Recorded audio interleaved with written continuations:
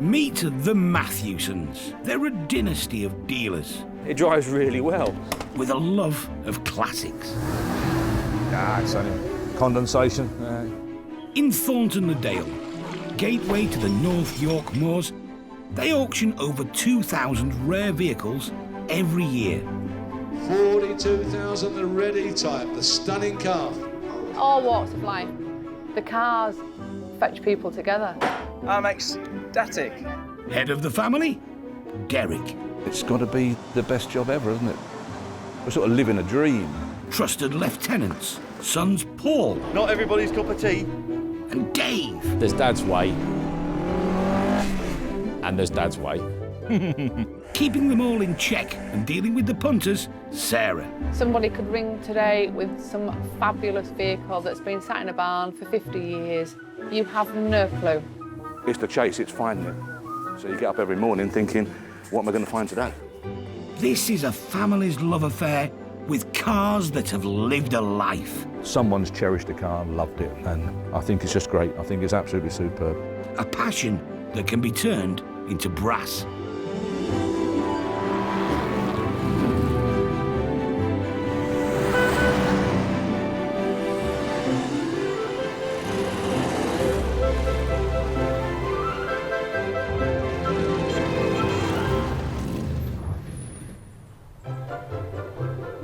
On sale this week.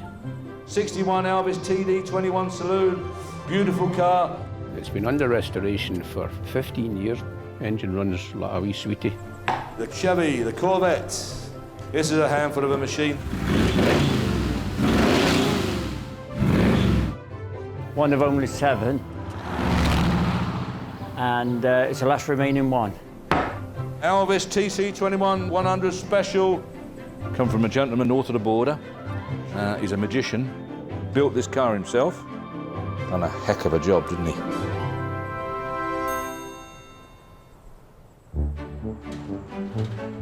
At Matthewson's, the family deal with vehicles of all shapes and sizes. Derek appreciates the pocket-sized ones.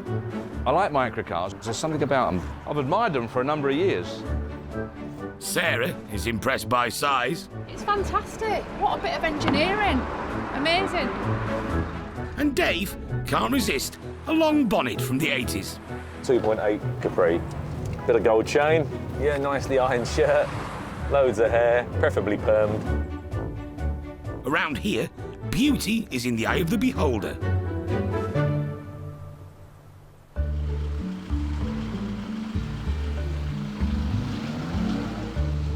Today, a distinctive-looking car is arriving at the garage. Morning, how you doing? All right, I think. This is an Alvis TB14 Sports Special from 1950. A very strange looking car. Yeah, Marmite car if ever I saw one. You like Marmite?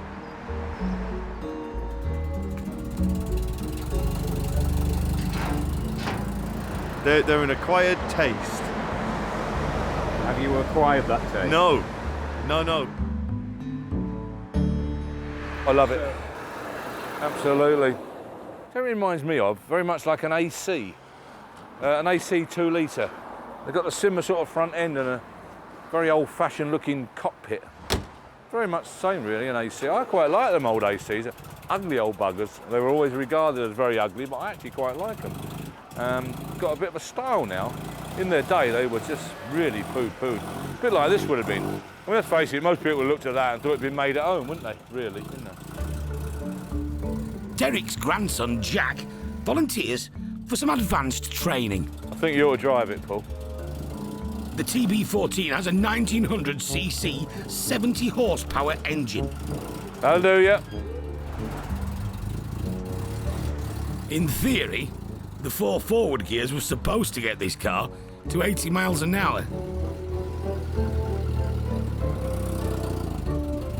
Give it a bit.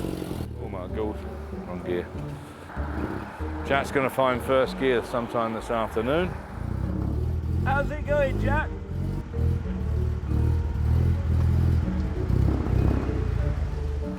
I think there's a knack to driving these old cars, then, Derek? There's going to be, isn't there? It's, I'll do it in a sec, leave it, I'll do it. I don't know, ain't got a clue. Alvis didn't do bodywork in the early days and relied on the many quality Midlands coach builders, craftsmen who turned out highly individual hand-built cars for the well-heeled. The war changed everything. The factory was bombed, but Alvis rebuilt and reinvented themselves. And with the TD21, they came up with an iconic car. An expensive, classy, fast and rakish tourer. The company continued making improved versions of a timeless classic until their time ran out in 1967. The factory site is now a retail park, but the cars remain a top-end tourer, still highly desirable and a sophisticated symbol of a stylish Britain. The TB14 could sell for up to 30 grand. What a cracker. Publicity is key when there's a narrow market, so the trick is to have other valuable Alvis cars in the auction. But this will involve a bit of a trek for Dave and Paul. So this is like a tracker that we have. So this is Paul and Dave. So this is our tracker system, just so that we know where the guys are and if they're safe, basically. This is a live update because they left here this morning. They're on the way to Glasgow, which is here. So they're probably there by now, having a little look. 1960 was a good year for Celia Clegg, and it was all thanks to an Alvis. I went to visit my friend who was married, and her husband had recently gone to work with a chap called Dennis. And she said he's got a vintage car, this 1932 Alvis. Her husband wanted him to get it on the road. So, and he said to him, if you get that car on the road, I'll fix you with a nice girl. So the first holiday weekend, we went out Tuesday, Wednesday, Thursday. We're in a grotty pub in Bolton, and he asked me to marry him. So we've been married 58 years. Dennis passed away last year. The car he left was another Alvis, a beautiful TD21. Produced from 1958 to 1963, the interior was crafted by Park Ward, the coach builder owned by Rolls-Royce. It's a lovely car, but now we're at the stage where it needs to go. Dennis and Celia's son-in-law, Steve, is helping to organise the sale.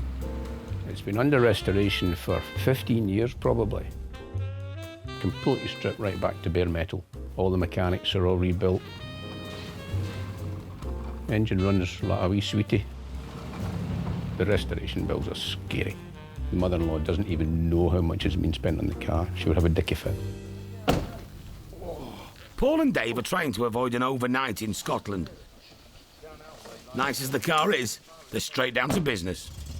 Are you going on? I'll take one if you want, aye. It's up to you if you're confident. Aye, all right, aye. The Alvis comes with a hefty price tag. After trying to sell it locally, Steve realised he needed Derek's help. We've been advertising it up here at 29.5. He reckons realistically, from the pictures I've sent him, about 25, which would be okay. The TD21 has been part of this family for many years, and surprisingly, not always well received. He used to take the kids to primary school, and my youngest used to hide in the back seat because she wanted a car like every other mum and dad. Daughter Fiona has arrived to see it leave. It's a bit strange, yeah. I think my dad would be okay though about it. I think he'd be happy to know it was going to get used. That's the main thing. And it's nice to see that Stephen's dealing with it because they were so close. He'd be happy with that as well. It was coming to the point before he passed that he knew it had to go anyway. Yeah, he kind of knew that. He'd kid himself on that he'd be able to drive it, but he was 89 and he couldn't see over the steering wheel. I know. So, it's going to be fine.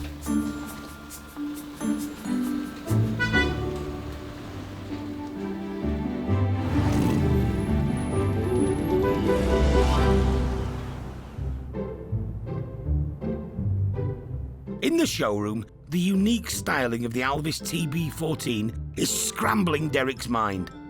I mean, God, it is ugly, isn't it, really? You know, if you gave a pen and paper to a 4-year-old and said, right, sketch out a car, he'd sort of come up with that, really, wouldn't he?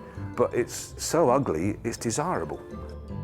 We're a bunch of weirdos, aren't we, really? I mean, let's face it, no one really should want to buy one of these, should they? But they do, and we do, because of it's outrageous, isn't it? Nobody can doubt the craftsmanship, though. It's had an extensive restoration, including an unusual paint job. It's hand-painted and rolled, so I used a roller, didn't spray it at all. He said this weren't done out of a gun, this was done by hand with a roller. I thought, that's damn good, really, like. It's odd, isn't it? But charming. Something about it, isn't there?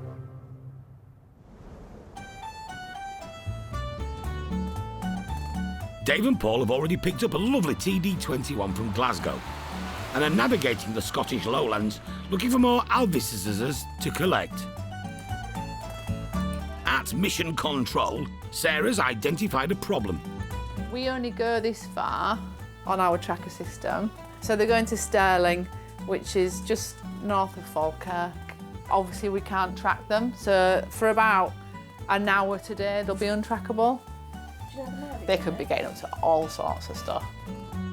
It's going to be another whistle-stop pickup, but they have a treat in store thanks to Max Lowry and his enviable Alvi issue.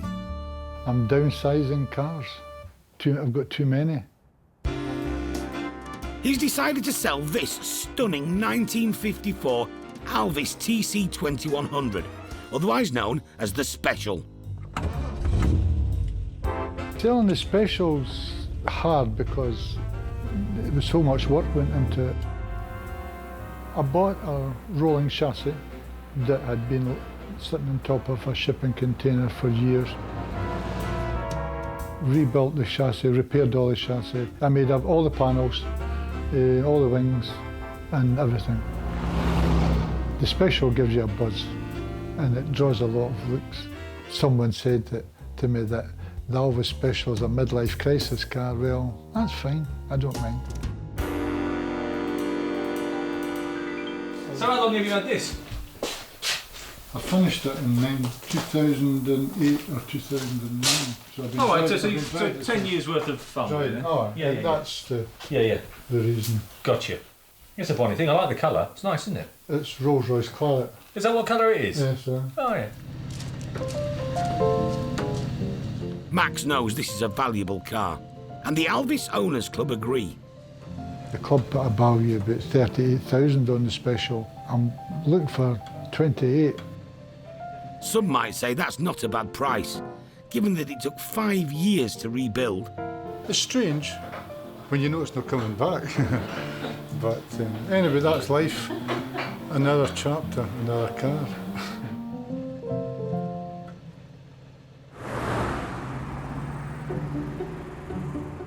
Back at the garage, beautiful cars come from all around the globe, available for viewing before the next auction.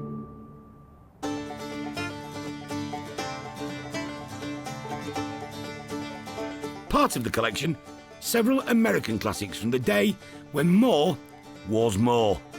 They've divided opinion. American cars, love them, hate them. I have no interest in them whatsoever. American cars, yes or no? Yeah! Big clumsy thing, aren't they? I probably wouldn't have one myself if I'm honest. If only I could afford one, I'd love one. Struggle with American cars, not easy to sell. But they're outrageous and they're great fun and they're ostentatious. I mean, you're up in that and it feels like you're in blooming a spaceship, doesn't it? Look at that in there. Big. Sexy. Today in Nottingham, one of the rarest examples of American muscle is about to be derobed. Paul Hawkins is the current owner of this very exclusive 1977 Chevrolet Corvette. Only 7 of this type exist. We just like American muscle cars. Just like something with a bit of power. Yeah, like a 5.7 litre V8.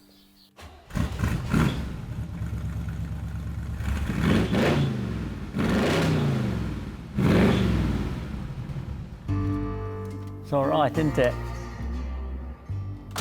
Also known as the Stingray, this car isn't just powerful, it has a very unusual backstory. Originally, the King of Saudi, one of his lads, was part of the dealership for Chevrolet, and they ordered all these cars, and they got too many. Some were just left in the desert. Now, engineers from Saudi Airways, they were going through the desert, seeing all these Corvettes. So, like that. Now, basically, cost them £4,500 in '79 for a brand new Corvette. The canny airline engineers wanted to sell them in the UK, but they didn't want to pay for the transit. Another clever deal was struck, this time with Saudi Airlines. They said, well, the only way we can do it is if we paint all the cars white, paint them in the Saudi Airways livery, and do a road trip. And so they did. The 7 Corvettes were loaded onto a plane in Jeddah and flown all the way to Athens. Then onto a ferry headed for southern Italy. From now on, the airline would recoup the freight costs through publicity stunts at major cities. The cars drove in convoy to Rome, then Genoa, Frankfurt, Amsterdam, Luxembourg, and then Paris. Their destination, Silverstone, and the 1979 British Grand Prix. Saudi Airlines sponsored the Williams Formula One team. The Corvettes arrived at the track with the same sponsored livery. And the F1 team won their first ever race. Over the years, all the cars got sold. I've got the numbers of the other 6, and I can't find the other 6. I've got the last one of the 7. It could be worth nearly 25 grand.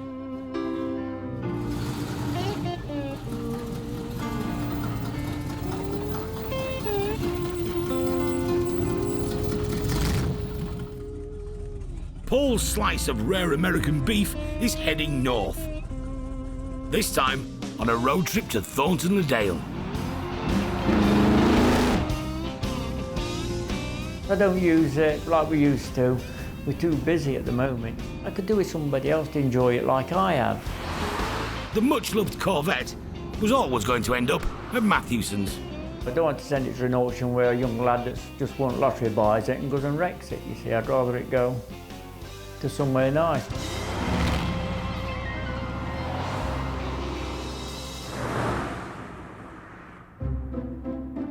The 2 Scottish Alvises are now safely at the garage and soon to be auctioned. As a fan of the marque, Derek is delighted to do his rounds. First on the list, the TD21. A lovely car. It's had a good paint job, very, very nice, very smart. Nice leather interior that's recently been coloured and treated. Nice walnut dashboard. They always remind me of cars being driven by James Robertson Justice and stockbrokers. Perfect guy for it at the moment. He's in the news all the time, isn't he? Jacob Rees-Mogg. It's not concours, but it's very, very usable. That's what we like. If someone was to be lucky enough to buy this at 20,000 or just over, they'd have themselves a damn good car. It would prove a good investment over the next 5 or 10 years, no doubt about that. Also having its condition assessed, the 1954 TC. Lovely. Red triangle again, as we can see. Come from a gentleman again, north of the border. He's a magician, absolutely a perfectionist. Built this car himself. Done a heck of a job, didn't he? I'm very, very impressed with it. 3 litre straight 6, twin SU carburetors. Beautiful power unit. But the main thing is, hand-built body. It would have all been produced on what's called an English wheel to form the panels, rolling it in and out, to gradually get bends here, wherever you want them, and contours and such like. It's gorgeous. You wouldn't have got any better panel fit than that if it had come out of a mainstream factory. So congratulations to him, very clever lad. Like I say, he's a magician, he's an artist, he's very, very good lad. Auction day. Potential buyers converge on Thorntondale. Many take a detour to sniff out some quality memorabilia. Oh, that is so nice. To go in our camper van, she's actually blues and creams, so this would fit in really nice with her, actually. It's going to go up probably in my downstairs loo. My dad was on the railway for 44 years. The memorabilia takes you back to what I grew up with, basically. But the stars of the show are the Alvises. The quality of the renovation work hasn't gone unnoticed. It is pretty straight. It's obviously been very beautifully restored. They've done a good job, and they should be very proud of it. I'm sure that's going to fetch a tidy price at the auction, but we'll have to see whether we can actually reach that bid, but we'll have a try. Alvis TC21 100 special, beautiful bit of kit, hand-built car, 1954. Whereabouts? Come on, 20, 20, 22, 24, 26, 26. Do you want 7? 26 on my right, you're missing 1, 26,000 on my right and submitting. Last time looking round, 26, provisional, 26. Highest bidders? Tony and Pauline from Sheffield. £2,000 under reserve. All gone through? It's gone, yeah, it's sold for 26,000. Yeah. It's a rare thing, it's got a lot of history to it, and I admire the car, and a friend of mine collects them as well. But he hasn't got one of those, so when he sees it, he'll be a bit jealous. This is the best thing on the car, the lady. All you can see is that, which is that.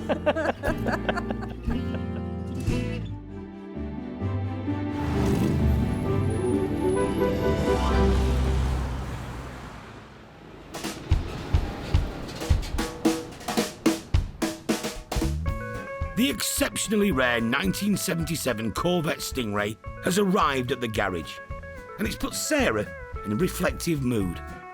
What I like about them is a lot of cars that we see in the UK, they are a status symbol, aren't they, really? Whereas I think if you see an American car over here, it doesn't have that. That's what I like about them. Dave's son Jack said he'd never want to own one, but he seems to be warming to the 70s Chevy. I think it looks a hell of a machine, and the sound of it as well. Can't beat that V8 sound, it sounds awesome. You look at it and you think it looks like a big boat and it's going to be a pig to drive, but you hop in it and it sort of all comes together. It's actually not a bad driving car at all. You only have to look at it and it looks like it's doing 100 mile an hour stood still. I mean, look at that. That is a really, really nicely presented engine bay.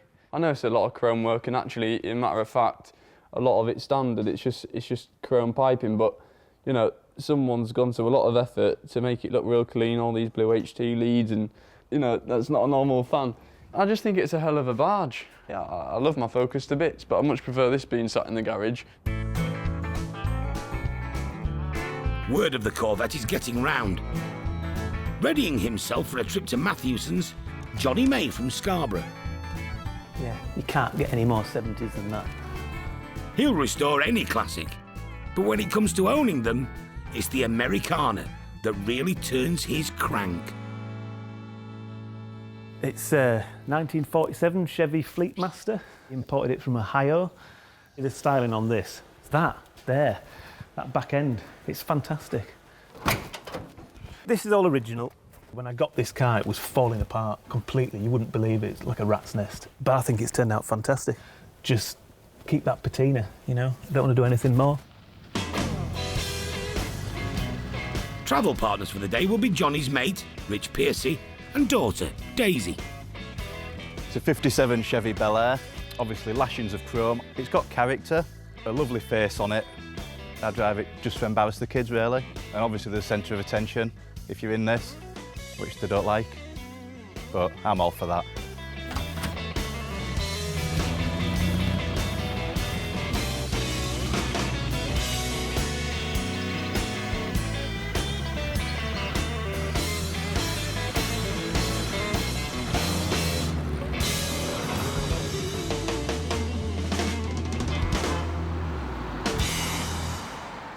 The showroom is open all day. Pre-auction viewings help to sell niche cars like the Corvette. Like the wheels. It's a nice looking car. It is a nice looking car, yeah. It's very unique. Loving the side pipes. Yeah, have a little sit in then, yeah. Crack on, mate, crack on. Oh, see, look, Rich, 8-track. With an 8-track. It's got an 8-track winner. You got one?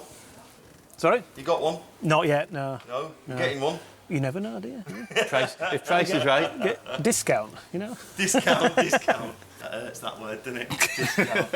Like. Oh, yeah.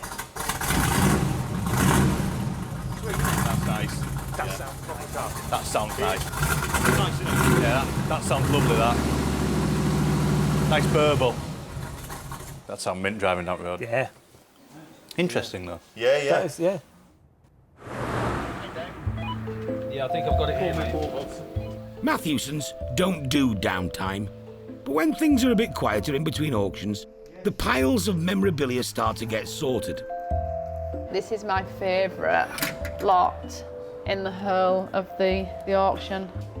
Whereas most women like shoes and handbags, just give me a cardboard box full of iron-on patches. I'm anybody's. Yeah, they're great. I got a badge from the 70s that was in one of the auctions previously with the space shuttle on, and it's brilliant. I put it onto a jumper and it's now my favourite jumper. It's great, it's really cool. Quite often, customers just drop stuff off and then leg it. Today, Paul's son Charlie has been given the job of figuring out what this box contains. I just think, by the looks of the instructions, it's a garage, basically. So it looks quite cool, so I thought I'd have a go at building it. Usually, there is some bits missing. But that's always the fun and games of it, really, isn't it? Trying to get it finished. I'm abandoning that. The flimsy but charming multi-storey Metoy Sky Park is made of printed tin and was first sold in the early 60s. So what have you been constructing then, Charlie? That. Oh. Don't touch it, please. It looks a little wobbly. Is it like a row of dominoes, you know? Yeah, Just yeah. Not one little thing and over it goes. Wow. Comes with the Trotter's van. Trotter's van. Watch it. You'll have it all over. These are supposed to be over. You dingbat! That has ruined it. Well, not really, is it? You'd have to just do it properly. I think he's done really well. Brilliant, isn't it? You know, it's great.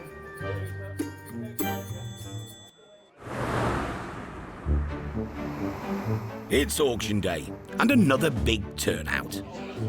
Yeah, what lot number?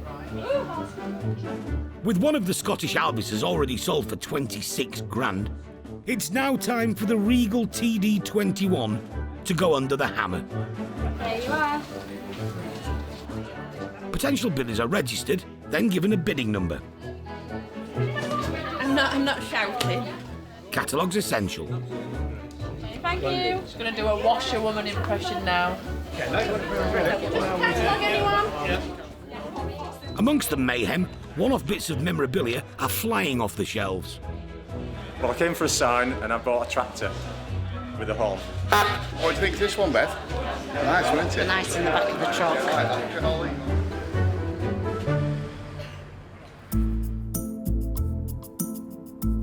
61 Alvis TD21 saloon, beautiful car. Where then? Whereabouts? 15, 16, 17, 17, 17, 17,000, 18, 18,000, 18,000 a TD21, 18,500, 18,500, can't do it, 19,000, 19,000, in the seats it is, 19,000 provisional, 19,000, we'll talk. A phone call to the sellers confirmed the sale at 3 grand under reserve. And new owner Stuart Watson has form when it comes to classics. I had a Spitfire when I was 18, and that appeared again on eBay about 7 or 8 years ago, so I got far too excited and bought that back on eBay, but that's it's been nothing but headaches, really. So I think cars are quite an expensive hobby. Yeah, I wish I'd get another one, to be honest, but he does love his classic cars. So.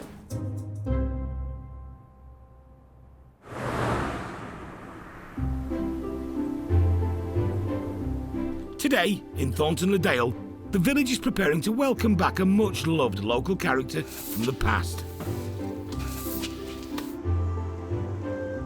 As a young man, Ken Ripley was an apprentice mechanic working in the old garage that is now home to Matthewson's. How do? Hi, how are you? Not so bad, a bit older. How are you doing? I'm not doing so bad. It's the first time I've been here for a few years. Ken grew up here. He's now 90. It's nice to see the old cottage again. Oh, blimey. But it's his old workplace he's really here for. Today, Derek is the garage junior. Good to see you. Nice to meet you. Nice to meet you. Yeah, Good. I started work in 1944 here. Wow, how about that? I was a young lad. Ago. Crumbs. Thought I knew everything I knew now. You soon learnt though. I did, yes. I lived in the village and I used to play with Peter Barnes, Right, the last owner of this. right. The man that we knew better and had a lot of respect for was Ted Inman. Oh, Ted Inman, he was a lovely lad. He was a brilliant lad, was Ted. Yeah. He was so knowledgeable, you know, right back to Model Ts and that. You know, he'd have the sump off a Model T up at Kirby Moorside on a Sunday afternoon and get it home. You know, he was that experienced. Yeah, I know, he was a clever fella. Much has changed at the garage since Ken was last here, but some things stay the same. I used to work on things like this. A 1926 Armstrong Siddeley and an Austin 16 from 1936 have caught his eye. Oh, it's got a dicky seat at the back, has it? Got somebody in the village had one of these. As children, they used to put us in the back to sit in it, and they'd sit inside the cabin. It was a bit drafty, but they never took us out in rain and snow and things. It was always a sunny day. It's bringing back memories. Ken left the garage in the late 40s to join the Royal Air Force as an engineer, working on Spitfires and Lancasters. But he's always kept the photos from his time in the village. That's the Beck Isle. It's well in flood. Yep. How about that? Flooding's not a new thing, is it? No. Keep on about global warming and all the rest of it, eh? Not a new thing, is it? That's me in the middle there. Oh, that's the idea. It's across the road here. Oh, look at the old bus. Wow, Yeah. That's lovely. Looks like an old Guy or a Dennis, that bus. I can't remember what It's it's. one or the other. And like, you're obviously messing about in the stocks. They didn't put you in there for the daylight. No, you could slide your feet in and out. Exactly, couldn't you? yeah. The village hasn't really changed a great deal. The road surface ain't a great deal better these days than it was then. Aye. Well, I really appreciate you coming down, Ken. Really Good. nice, and I'm glad you did. I think it's really important, isn't it, to come back and see the old places that you can relate to. And I just say I've thoroughly enjoyed myself today. It's great. I like to meet the old guys. I mean, they're part of the fabric of the firm and the village and the locations of the photos around the stocks and things, and the pictures of him and his mates and the little kids. I think that's marvellous, yeah. Priceless.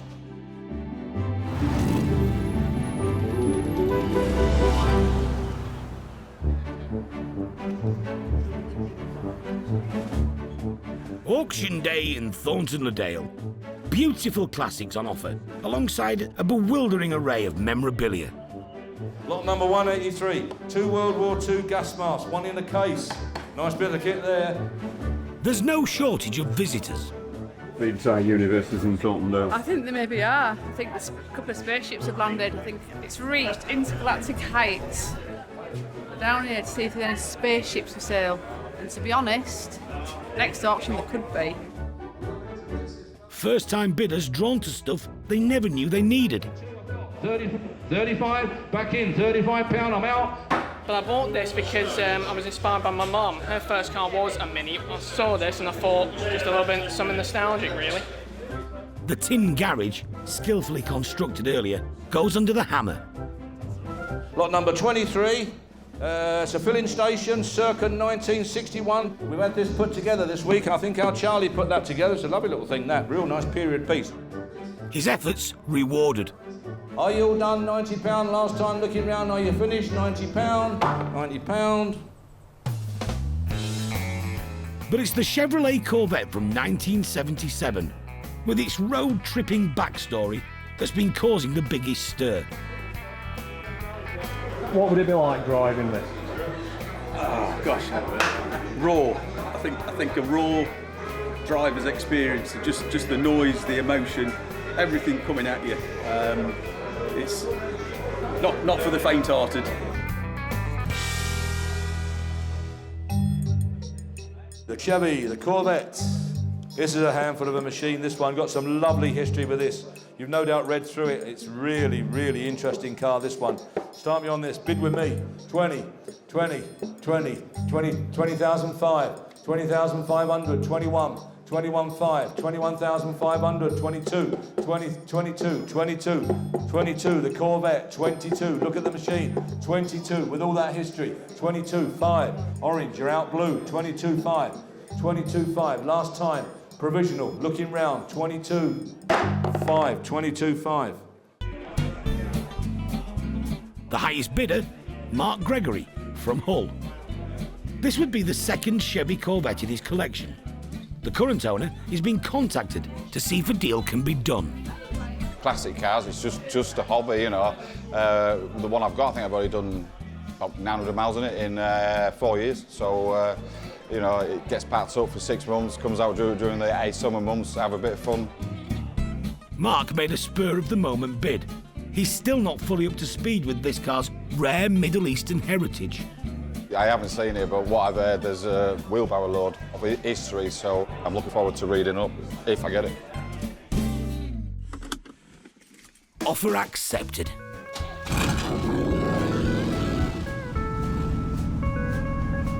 Turns out, Corvette owners do have a heart. The previous owner said the money was less important than the car going to a good home. I've always worked, you know, I've built a small business up, and it's just, I think it's a proud moment for yourself, isn't it? Because, you know, you've worked hard to get to this point. That's one of my ambitions in life, is to have an American muscle car that sounds like an American muscle car. Driving home, it feels good. It was an hour of bliss. But this might be the time for previous owner Paul to cover his ears. Unfortunately, I've already broken it because I can't get into the engine because I pulled the thingamabob and it's just came out in my hand. There's teething bits. I've already got a list, but they're just teething bits. I want to put my own stamp on the car now. The ex-owner, you know, he's done a cracking job, but you know, I'll be, over the next few years, I'll be putting my own stamp on it and doing my own little bits and improvements here and there. So. The Corvette was sold with its own luggage and a distinctive jacket advertising the Williams Formula One connection. But there's a problem. It don't fit.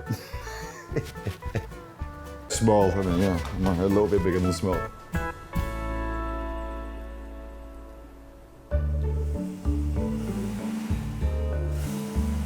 After the successful auction of 2 Alvises netting nearly 50 grand, there was one more to be sold. I mean, God, it is ugly, isn't it? The controversial TB14. Beautiful, it is. Absolutely beautiful. I don't know, it'd be just a dream. Somebody's dream anyway. It'd be my dream. Now, this is a tester. 20 is a start. 20, 21, 22, 22, 22, 23. 24. Bidding stalled. 25. We're a fair way off, but please come and talk. But there was a happy ending. A private admirer stepped in with £30,000, and this eccentric, beautifully built classic had a welcoming new home to go to.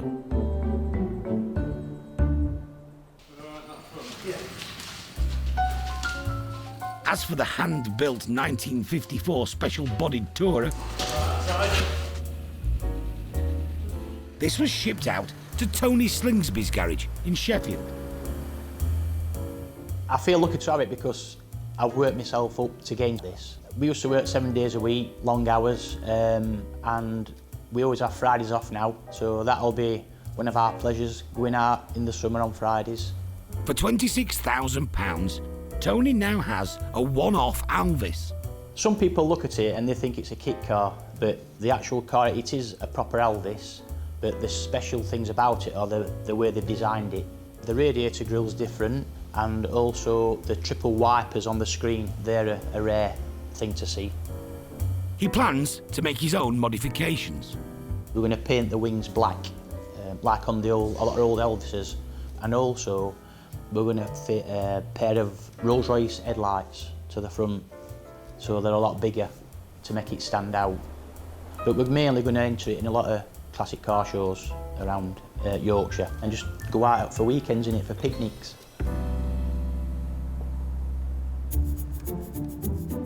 Also attempting to enjoy themselves, Stuart and Leslie with their elegant TD21. How's she running? Interesting question. Well, we picked it up from Matthewson's and I went and I picked up my parents to go for a day out, and unfortunately it broke down first outing and has gradually been getting more rattly ever since.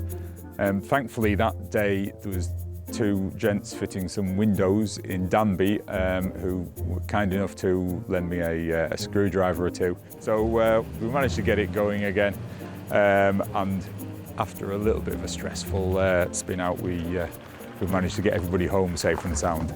It's got quite a lot of new parts on it, and I think it's probably not had a lot of miles since doing quite a bit of renovation work on it. So I'm hoping it's just going to be teething problems and tightening things up here and there. Stuart discovered that the car is too long for his garage, so he'll be renting somewhere to keep it dry. The hope was to do one further essential fix over the winter. You need arms like Garth to steer it at low speed.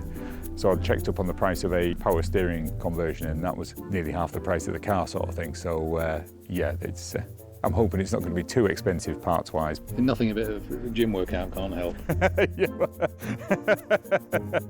I think at my age I'm past that, but yeah, it'll certainly keep me fit trying to park it anyway.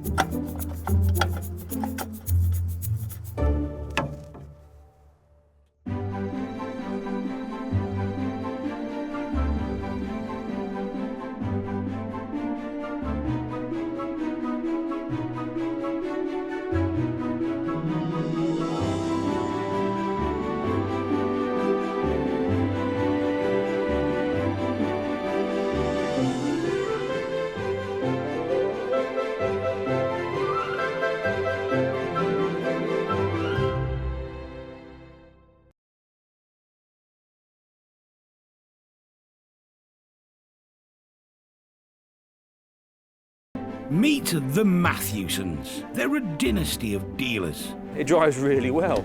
With a love of classics. It's only condensation.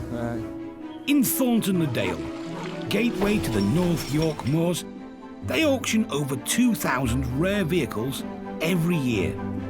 42,000, the ready type, the stunning car. All walks of life. The cars fetch people together. I'm ecstatic. Head of the family, Derek. It's got to be the best job ever, isn't it? We're sort of living a dream. Trusted lieutenants, sons Paul. Not everybody's cup of tea. And Dave. There's Dad's way. And there's Dad's way. Keeping them all in check and dealing with the punters, Sarah. Somebody could ring today with some fabulous vehicle that's been sat in a barn for 50 years. You have no clue. It's the chase, it's finding it. So you get up every morning thinking, what am I going to find today? This is a family's love affair with cars that have lived a life. Someone's cherished a car and loved it, and I think it's just great. I think it's absolutely superb. A passion that can be turned into brass.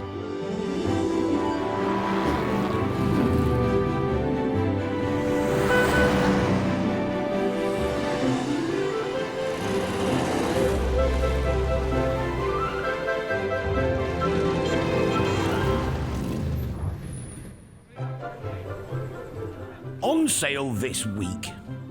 12 miles only, 1981. Probably the last opportunity to drive a brand new MGB GT.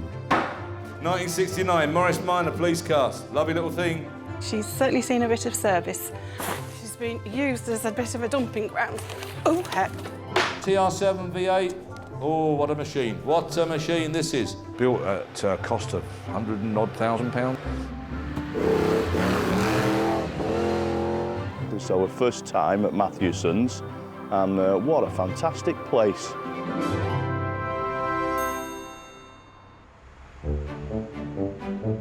It's the crack of dawn. What's in the pie, Derek? Sorry, mate? What's in the pie? Toenails. Good morning, Matthewson's. Sarah's dealing with a flurry of phone calls following an unusual shipment from Northern Ireland. Already causing lots of interest. Yeah. From? All over. It's all down to 3 seemingly ordinary cars. Not unusual to see an MG at Matthewson's, but... God, no. Hundreds of MGs, John. Hundreds of MGs. But unusual to see these. Yeah, with such low mileage. I think one's 12, one's 17, and one's 112. So, yeah, they're unusual. That's not thousands of miles. That's actual miles.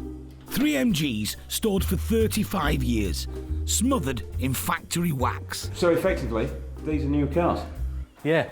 So 1970s cars with delivery mileage, which, yeah, you don't see every day. The MGs are being sold by the family of J.J. Smith from Ballymena, who passed away recently. Sarah has been arranging the sale with his daughter, Jackie. But a lovely lady, and I suppose she just wants to see them going to a good home, really, because her dad just loved them, adored them. And I think more than anything, she just wants to see them going to somebody who will love them the same. That's the feeling I get. The collection is made up of a 1981 MGB GT limited edition. Yeah, that's fab in there, isn't it? That is just super duper, isn't it? A 1975 GT Jubilee. Look at that, even got the original seat cover still on, John, look. Which is nice, isn't it? And a midget from 1979. I think the little midget will be the easiest one of the bunch. I haven't taken the lacquer off, but from what you can see, I don't think the midget will want any paint at all. Yeah, look at that. This would make a stunning looking car. This is a unique sale for Matthewson's, but Sarah is confused. Why would you want to keep it in that state? I can understand you preserving a bit of history, but I'd want to get in that car and drive it. What's the point in keeping it locked away? A bit like you, what's the point? What's the point in keeping me locked in here? I could be out there causing mayhem. Is something like this going to cause a lot of interest? I think they will, yeah, very much so, John. I do. Because of the mileage and because of the history and the story behind them, and the fact that they're both limited edition models, the Bs. The Jubilee comes complete with a piece of time warp memorabilia. November 1977 floor mat. Citroen Diane, Datsun 120Ys. Yeah, that's great, isn't it? Look at that. The Lada, 1500 estate, £2,357.26 on the road. Drive away, Lada estate. Wouldn't drive very far, would it? No, but at least it got off the forecourt, perhaps. Out of sight, out of warranty. These oily relics fall into a different category to most of the classics that go through the auction. If a fully restored GT like that model came through the sale, then the chances are it would probably fetch 10 or 12,000 quid. But it wouldn't be new. This is the thing, this is the subtle difference. So we all know that they want some paintwork, but at the end of the day, you still wind up with a mint new MGB GT, not a mint old MGB GT. And that, to me, is worth a lot of money. A restored car never drives the same. No, never does. I think they'll do 15,000 quid each, these two. Yeah, and the little midget, I think, will do a bit less.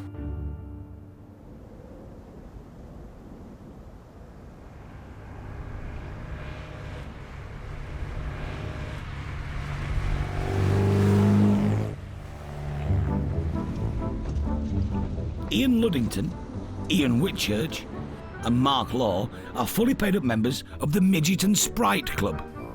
My car is a 1958 Austin Healey Mark I Sprite, which was the precursor to the Midget. It's very, very good. It's been properly restored, but it is used. It does get cleaned. It does get bounced underneath on the roads around here because it is quite bumpy. Ian and his friends are keen to see the new old MGs at Matthewson's. But really, it's just an excuse for an outing. This is a 1967 Mark III MG Midget. It took me 3 years to clean, repair, replace, polish and re-chrome and assemble it. MG Midget 1500. A lot of enthusiasts aren't keen on this model because it's got the huge black rubber bumpers. But you usually just drive around with a grin on your face. They're so much fun to drive. Oh, yeah, look at that.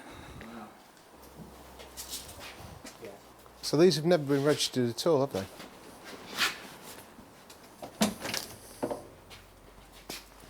Well, if you want one of these, where would you find another? This hood, because it's not had UV exposure, it's not perished. Which would be very unusual for something this age, wouldn't it? And this is what you got in your toolkit, plastic bag, unopened. Definitely interesting. Should they be kept as they are, or should they be brought back to running condition? Oh, you're going to bring that back to running condition without a doubt. Absolutely.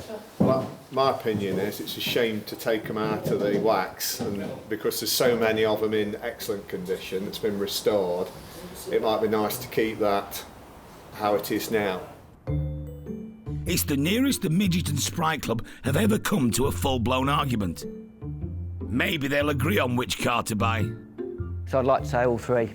They all tell a story, but I've always been a midget man. I'd have the GT, I think, the limited edition for touring then. Well, I think we've all been to a lot of car shows, seen a lot of shiny cars. Yeah, yeah. We've all been out and bought a car and seen some absolute rusty rubbish. Yeah. But to see the unprepared original car, Just as it you came out of don't get factory. that very often. No.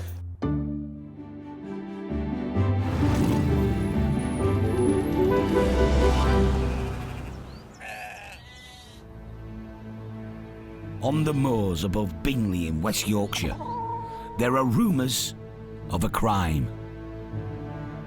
The local police have failed to come up with any leads and have been somewhat hamstrung in their efforts.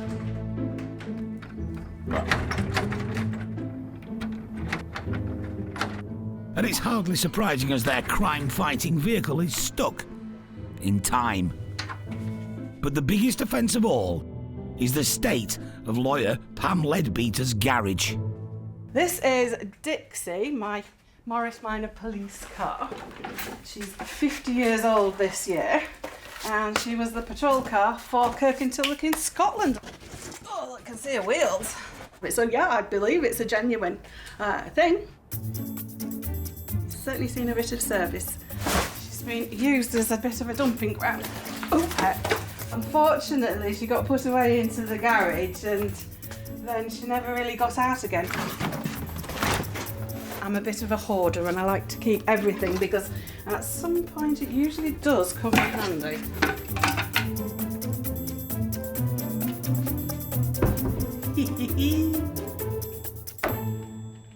There, ready for blue light action.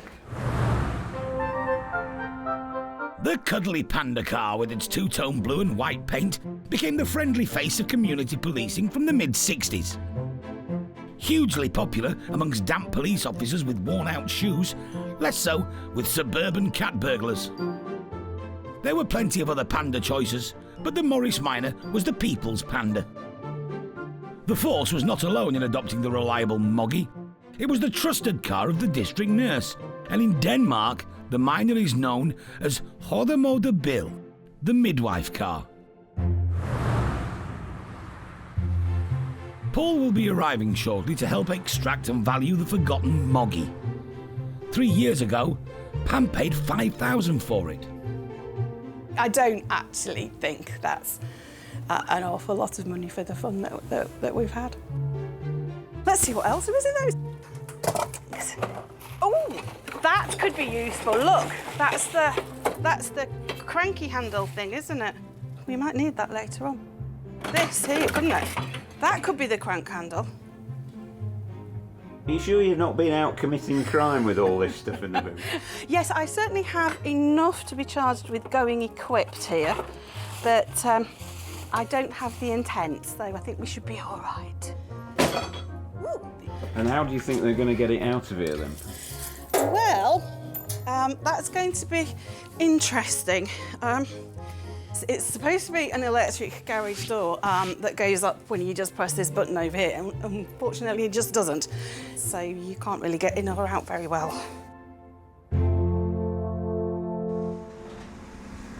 Paul's arrived, looking forward to another straightforward extraction. Oh my word, he knows what he's doing with that trailer, doesn't he? Hello, Pam. Hi, How are you? nice to meet you. I've made it at last. Yes, fantastic, thank you. Let's have a little look. Be prepared. It's a bit of a clambering over situation, right. but if you want to have a little peep, she's there.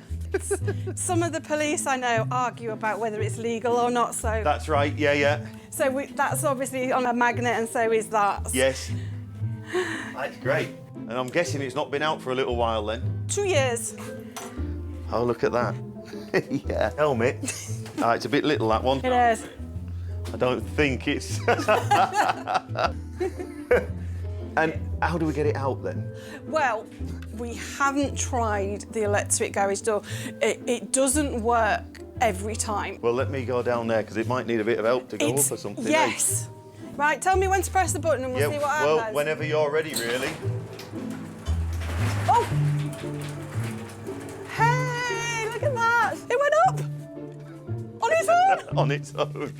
Fantastic. And look, we can see her now in all Yes. that dustiness. Yeah, do we push it out there? Ooh! Ooh! It's not actually that free, but it is free. You are so strong. Well, you get used to it. Goes with the job, you know. Oh, it's a bit icky underneath. There she is. She's so dirty. It is. Dust sheets, you know. Yeah, I look at all that lovely space. Well, it's not really lovely, is it? But it's space. Poor neglected little thing. Oh, bless. What sort of reserve shall I put on? I won't want less than 3. No. I was half expecting you to say 3.5 to 4. Right, I'll put 3. And any special notes, if there's anything that we should know that you know. Well, like she's called Dixie. There you go. Dixie. It's from Dixon and Dot Green. But she's a girl. Heard of it, but oh, no. Come on. No. Oh. I'm a youngster, you see.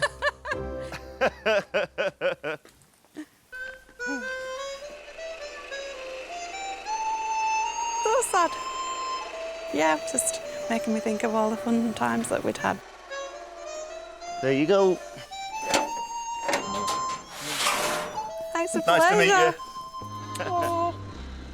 Paul will do his best to find the panda a good new home. I would like somebody that can use a bit more regularly than we could, because she does make people smile, and it would be nice to see her out and about on the road a bit more than we did. Is this still the right thing to do? Can't change my mind now anyway, it's gone.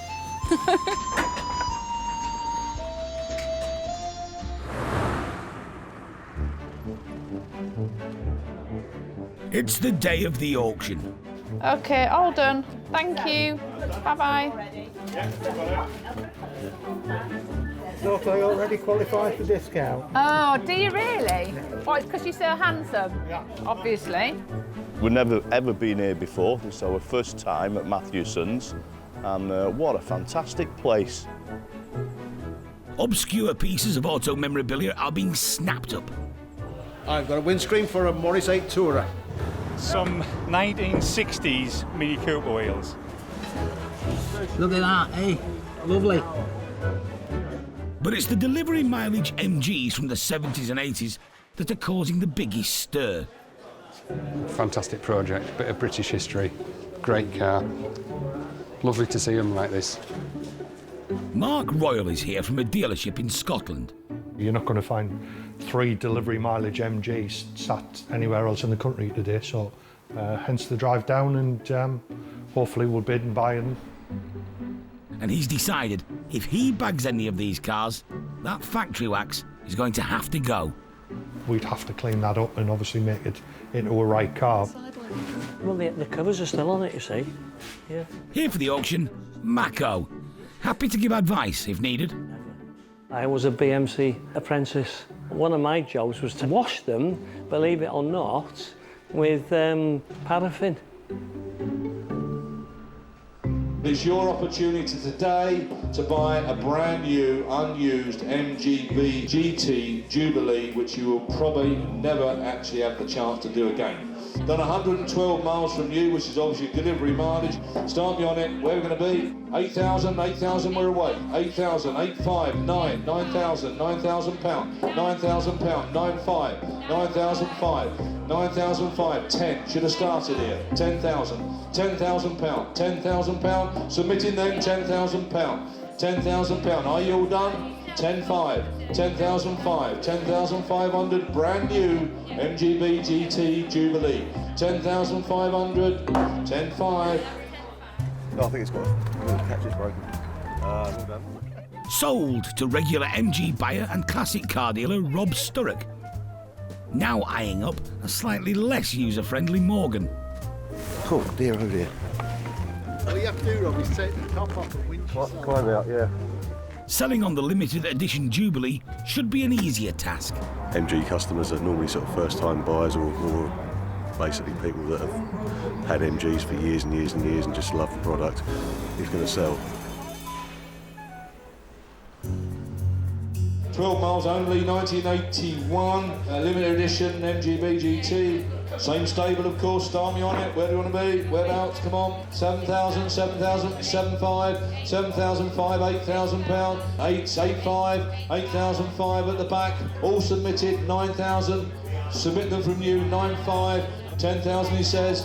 11,000. Paul's phone. 11,000. 11,250. Both out there, guys. Out on the other phone. 11,250. Submitted. 11,250. Sold to a phone bidder. Now, with one remaining, it's probably the last chance ever to buy a 40-year-old, almost factory fresh MG. 1979 midget, cosmetically probably the best out of the lot. Well, it's a start. £7,000 the midget, 7,000, 7,000, 758. 8,000, 8,500, 8,500 with a little lad, 8,500 this side, submitting it. Don't forget it's brand new, 72 miles, 8,500, 8,750, 8,750 there, 9,000, standing £9,000. 9,250, 9,500, 9,500 he says. 9,750, 9,750 on the phone, 10,000 pound. All done, £10,000 and going, £10,000 all done, last time looking round, are you finished? 10,000, 10,000, thanks for your bidding. Lost my phone. Sold to Danny Vernon and a future investment for his son George, now one of the country's youngest members of the classic car fraternity. We like the British Leyland cars, and we have a collection of very low mileage cars and delivery mileage cars. George has a plan. But first, a meeting with Jackie Scott, daughter of JJ, the man responsible for storing all three of the MGs. I know you said they was all parked in the same building for 30 years. Yeah. Yeah, all in my dad's workshop, so well looked after. We'll send you a photograph. I'd appreciate that, that'd be great. What are you going to do with it now that you've got it? Keep it original. Well, he's just answered. Oh, wise boy. Keep it as it has been, and obviously look after it and cherish it, along with the other cars that we have. Because you could restore it and drive it. No. Yeah. I mean, luckily in this business and this classic car business that we're all in, people are now understanding that they can only ever be original once, and that is where the true value lies.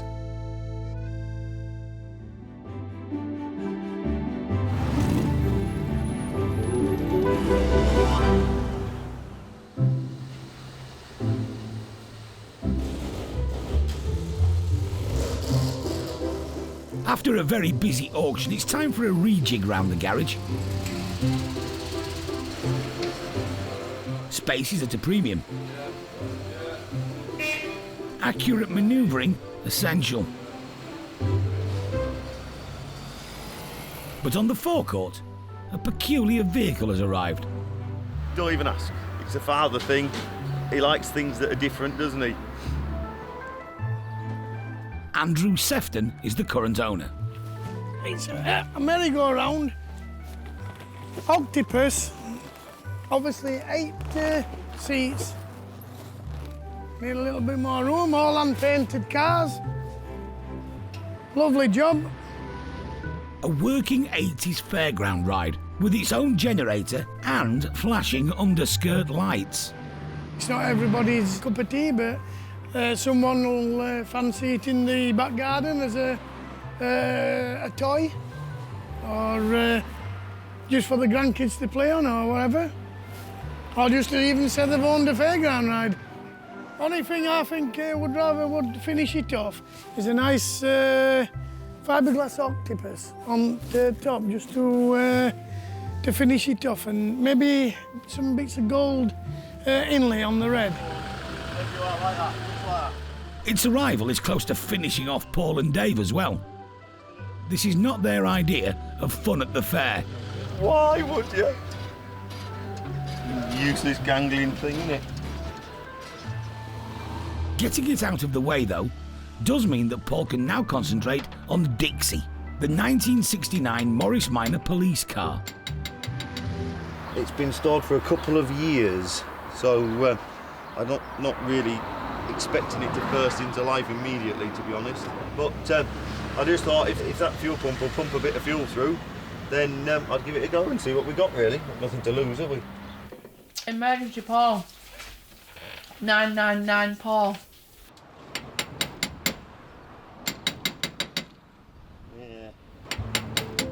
But after Paul's brief attempt at resuscitation, there's still no output.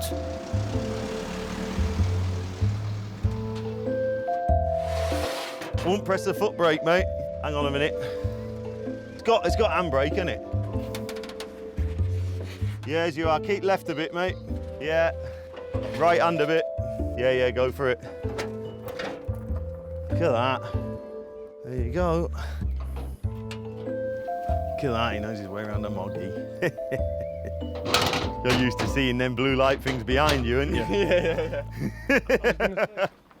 Apparently, Derek was never stopped by a police panda car, but someone did once give him a theory on its colour scheme.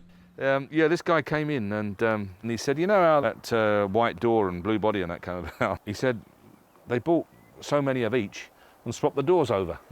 And I'm not sure that I can believe that, really. Because I've only ever seen them in this colour. I've never... you can't open the door now. You're going to get out and chase someone. You've had it, you've got to go out the other side. But I can't believe that was the case. The colour's actually a little bit wrong, I think, really. But anyway, and I think it's great. Bit of novelty, isn't it? Bit of funniness. And I don't suppose it'll make a fortune, really. It will sell. Bit of rot round it, as we can see. Shifting a car like this needs a good understanding of the market. Well, I think it suits them guys that have got the old fireman and policeman fetish, haven't they? They would never pass the medical, but they might just get themselves a replica car. All they want now is a uniform. In fact, there's a uniform down there, as it happens. There is a fireman's uniform down there. Oh, a two-tone upholstery, that's a rare one. Look, can you see that? You don't see too many of them.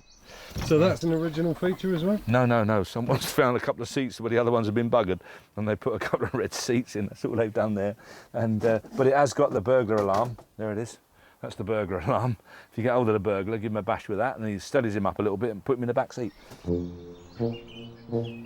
Ideal, isn't it? Have your own vigilante group with that, couldn't you?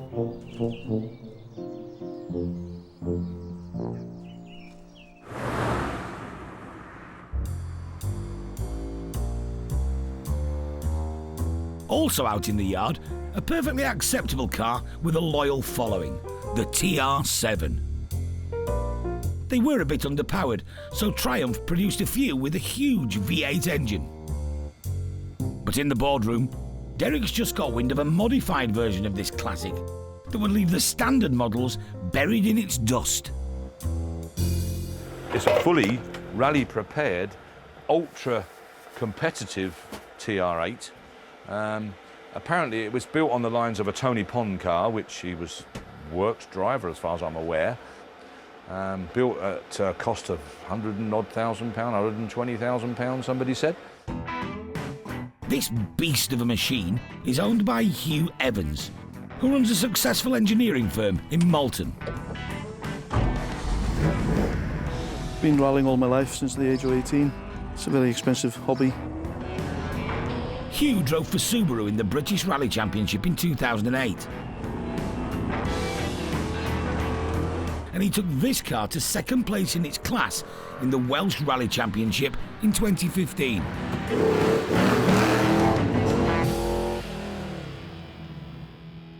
The body, apart from the arches, is totally as it was. The shell has been strengthened. There's roll cages, as you can see from here. Even if we roll, the roof won't cave in on us. So safety is paramount. We also got these bucket seats and harnesses, which locks you firmly in the seat, so you hopefully don't get whiplash injuries. We also have fire extinguishers, which automatically comes on if we crash. We put this lovely, powerful engine in it. 320 brake horsepower V8 engine, same as they had in the days, but much more engineered to a high spec. It's got what we call quad carbs. You've got 1, 2, 3, 4 carburetors on every side. We have a removable steering for health and safety reasons again, because it is quite tight to get into this car, as you can see.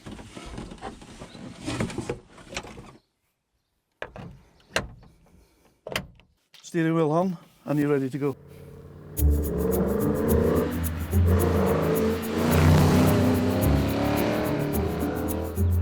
Hugh has decided his future lies in fly fishing. He's hoping to get around 40 grand for his ultimate spec TR7. It's a shame that I've got to let it go, really. I'm leaving rallying behind. It's just age that's brought it to an end.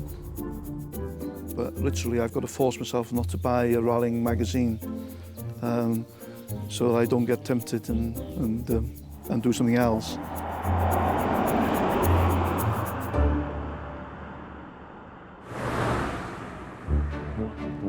Auction day. Hundreds of people have turned up. It's called Lucy on the hop. So many people here. Sold out catalogues at 10 past 11. 360, 80, 380, 400.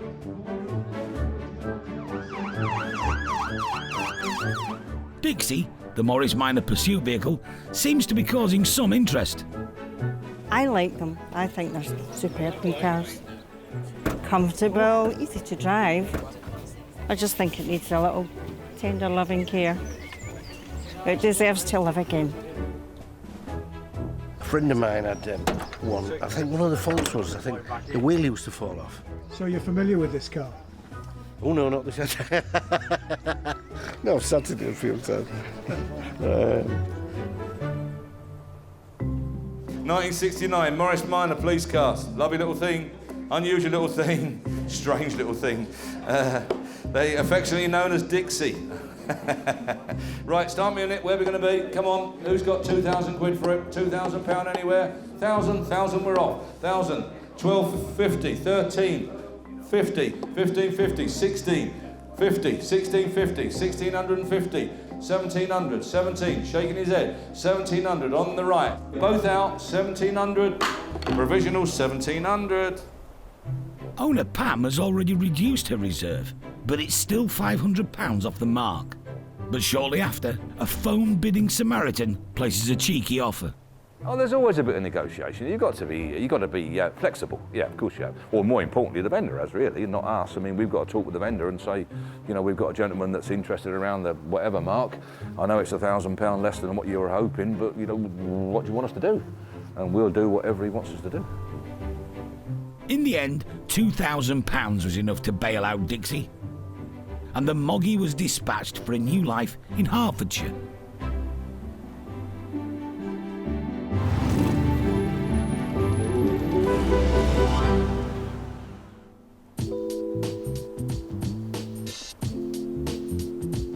After a successful auction of the 3 Irish MGs, one of them has ended up in Leicestershire, and it's in good company.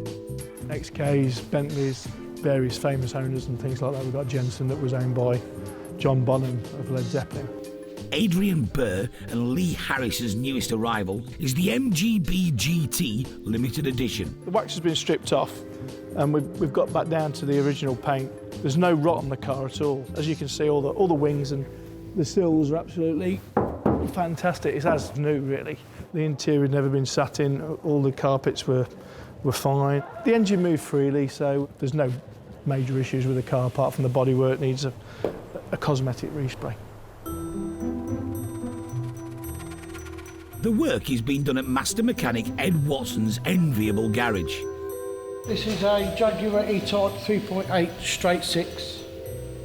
This is a cylinder block off an XK 150. This is a WO Bentley Speed 6. This is a Ferrari V12. We're currently stripping down, ready for a rebuild. Ed keeps in touch with other experts, and one of them knows this car backwards. Ed's located the guy who was the original British Leyland paint shop manager, and he also knows the exact mix or the exact consistency of the paint that was used on the LEs, so we're waiting for him to do the spray job on it and hopefully put a little bit more than BL did originally. They only used to waste about half a cup on this, so we need to put a nice thick covering of the original paint on, so it's a great story for the restoration of it. But this is a personal project for Adrian. He's bought it for his wife. Well, sort of. It was my first car, and I went courting with my wife in it. It just came up, and I thought, well, if I'm going to spark her interest in classic cars, maybe getting the one she used to like that when I had it as my first car, and it was a lot of nostalgic memories, and hopefully she'll enjoy driving it when we get it. If she doesn't like it, we can always go back to Matheson's, can't we? One of Paul and Dave's least favourite vehicles eventually went under the hammer. Fairground, Octopus merry-go-round. Good money to be earned out of these. Derek, ever the entrepreneur, was always impressed with it. You're missing a money earner here. I'm going to sell it provisionally. You're both out, £2,000. But the highest bidder, Warwick Romans, won't be using it for profit. I bought this waltzer to go to shows and galas, sponsor the money what I take back to help the heroes. That's the idea. So if you just visualise that, you get 12 children on here and you charge them £1 a piece. You're there for 4 or 5 hours. You'll soon get a few quid for air ambulance or cancer research or something like that, or all for a good cause, you know what I mean? It doesn't look as though it's been knocked about though, does it? I mean, it's an old checker plate, you know what I mean? I wouldn't have thought this has done a lot of work, to be honest with you. Yeah, very happy, Dave. I'm quite happy with the subject bid of 2,000. The trailer on its own had fetched that. A few weeks later, and having had a health and safety check, the Octopus was ready for action. We've had to do things to it. One of the chairs collapsed. 90% of the nut and bolts wanted changing. Not because there were anything wrong with them, but they were rusty, because it had obviously been stood a while. As far as the mechanics on the turntable and on the spindles, everything was sound. This stabilises the machine, these bars that go from one arm to the other. So I'm checking to see if they're tight and that the chair works.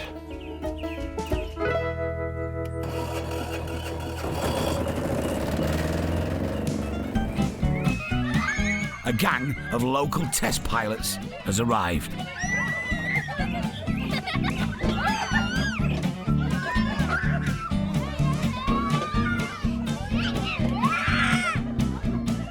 Right, she's gone up a notch. Cranked up the speed a bit. Yeah. All is good though. This is familiar machinery for Warwick. I actually worked on a fairground from being 15 years of age, full fairs on Scarborough front. Couldn't test it any better than that. Chuffing hell, the way they've jumped about it should have been wrecked by now. Happy days, yeah.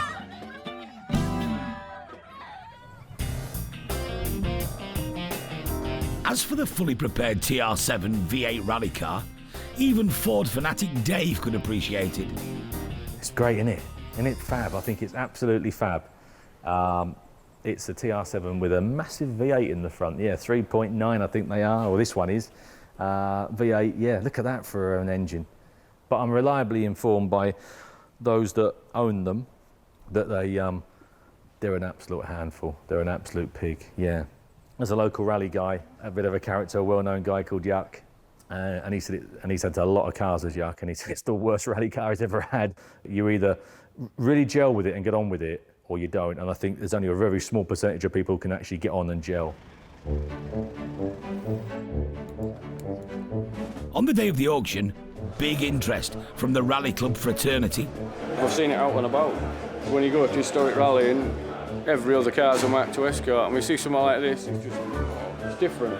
It'll be worth quite a penny or two, that I would think. TR7 V8, oh, what a machine. What a machine this is.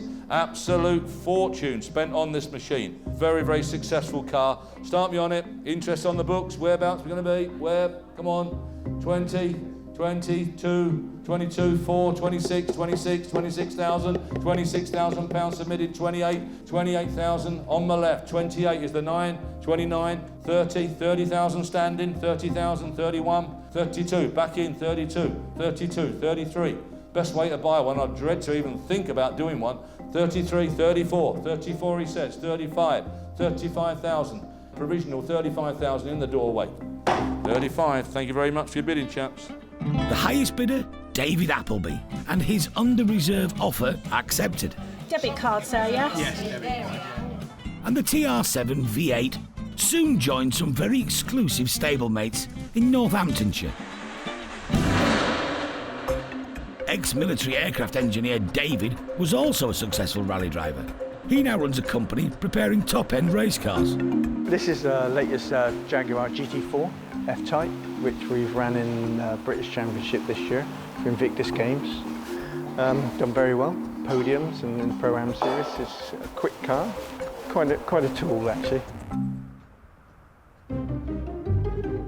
David started his rally career in a TR8.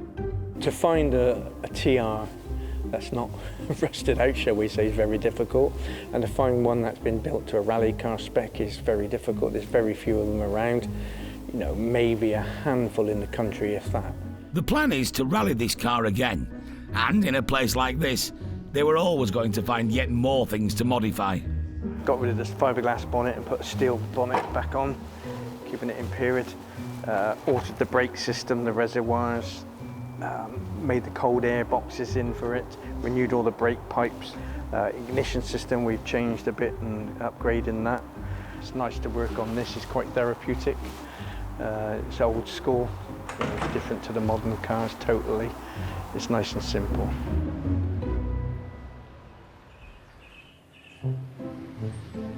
Panda car Dixie didn't sell straight away at auction, but she caught the attention of the appropriately named Gary and Lynn Skidmore, a couple with a passion for police pursuit vehicles.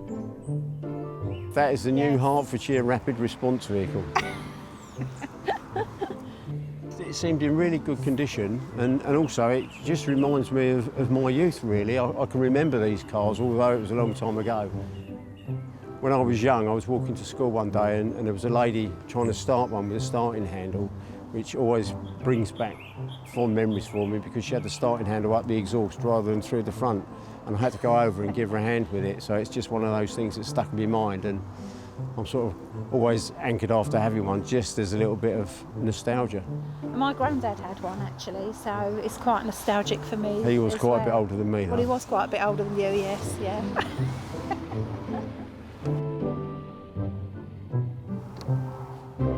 I've always been a fan of the Blues Brothers film, and in that they use a 1974 Dodge Monaco police car, so I've got one of those, and which we take to shows. And I thought it might be a good idea if I get an English police car for Lynn to drive, something a little bit more sedate. Too sedate at times, probably. Yeah, and it's not exactly a rapid response vehicle. The engine in it's only 1,000cc, so it's about the same as the wiper motor probably in the Dodge. So it's the ideal vehicle for her, really.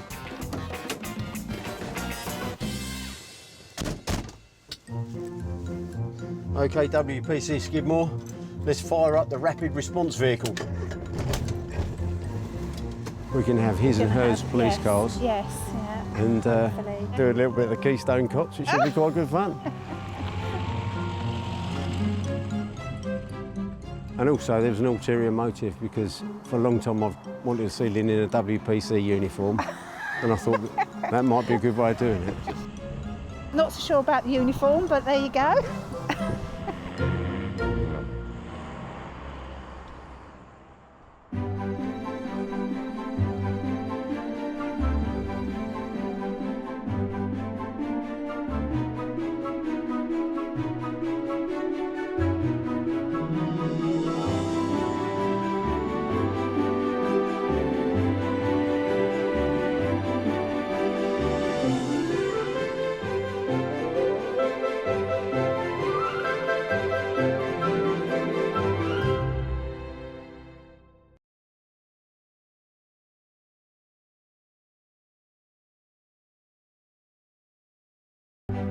Meet the Matthewsons. They're a dynasty of dealers. It drives really well.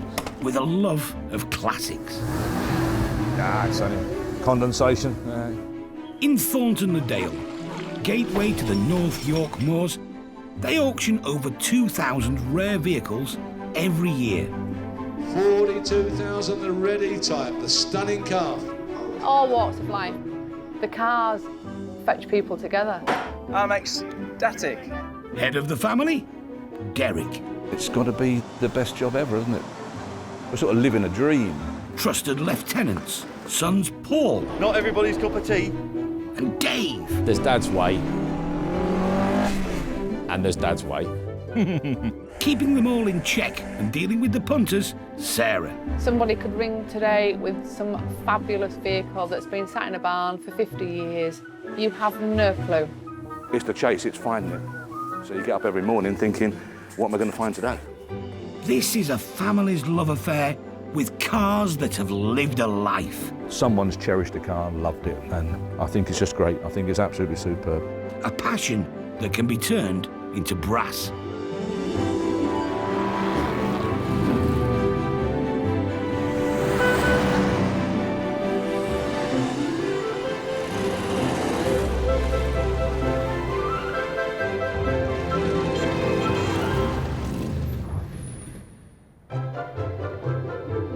On sale this week.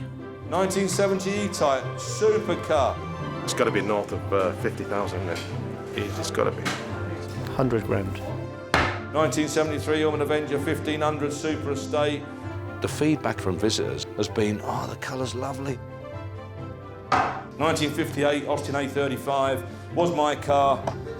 My dad had one. He always used to boast he could drive all the way to London and halfway back before he filled it up with petrol again. So I can't say to you, it's lovely, it's immaculate, because of course it's not. Are you still there?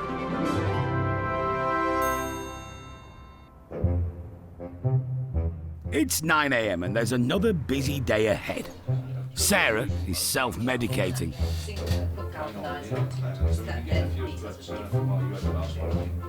She's been waiting 2 months for Derek to complete a simple task. Dates for next year.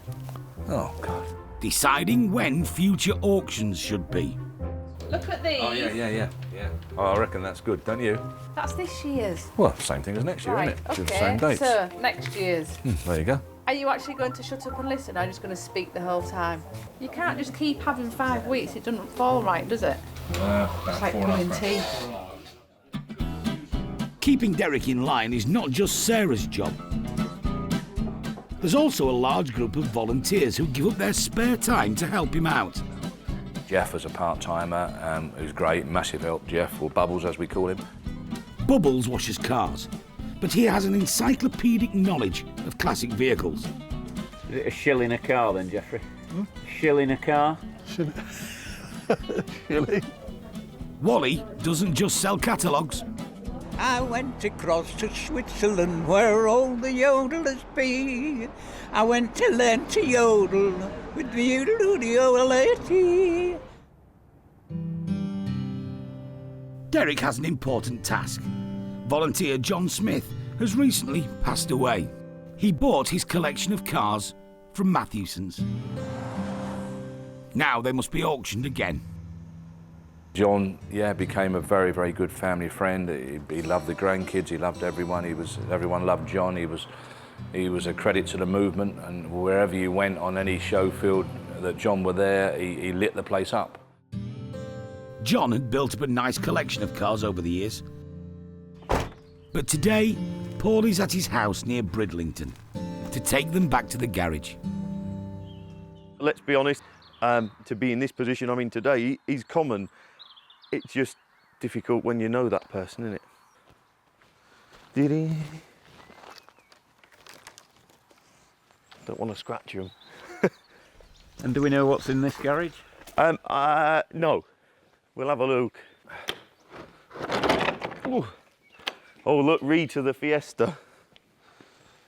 John would name them all.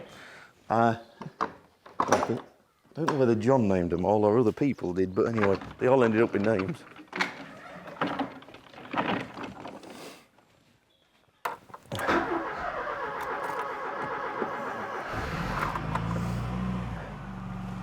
Not a lot wrong with that, is there?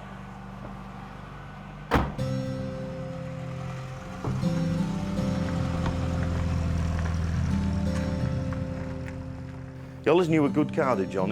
He maybe didn't buy the best or the best model, but he knew a really good car, you know, good history, and as solid as a rock. And he would use them all the time, you know, weather permitting. He would jump in them and tootle off out in them, you know, all on the button. He lived to talk, or loved to talk. And he was very knowledgeable, extremely knowledgeable man. There's your first one on.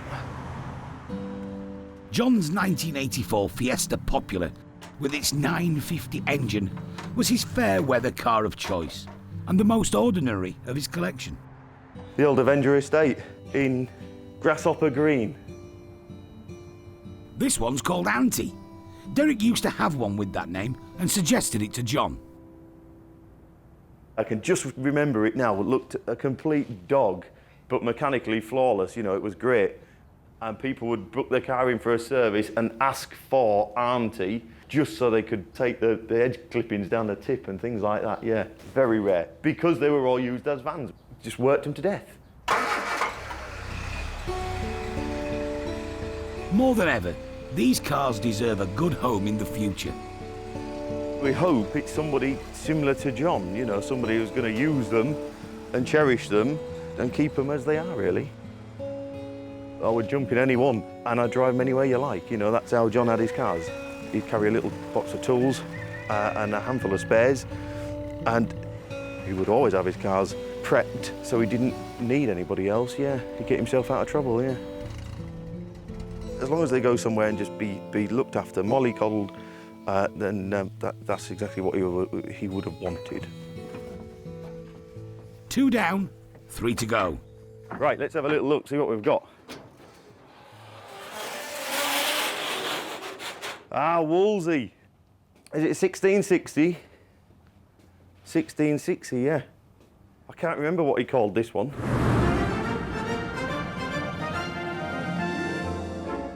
Formed when tank builders Vickers decided to make cars, the Wolseley Tool and Motor Car Company was Britain's biggest car manufacturer after the Great War.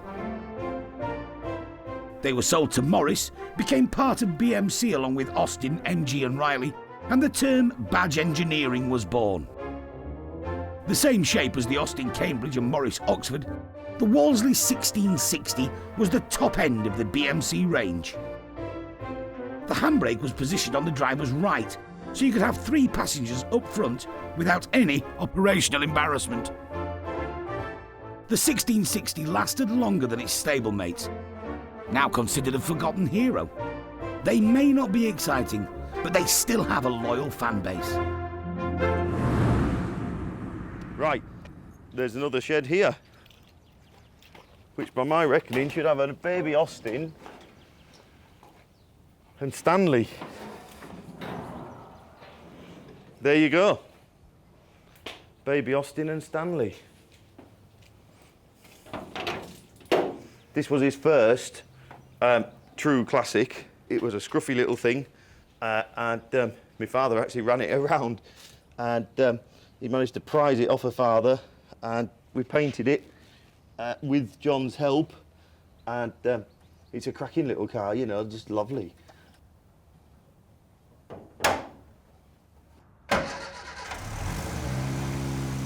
John's porcelain green A35, named after its 34 horsepower engine, rolled out of Longbridge in 1958.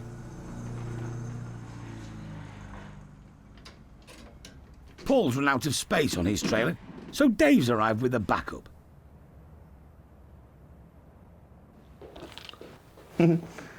Homemade tax disc, you see it? To pick up standard Stanley, the Vanguard and last to leave. But he doesn't seem to want to go. Well, that's a mystery, isn't it? I was going to prime the petrol up. If you were a bonnet catch, would you be round here? Maybe not. Manually priming the carbs helps avoid flattening the battery on startup. But if you can't get to the engine, that's not an option. I think this would have been maybe his last one he bought, I think.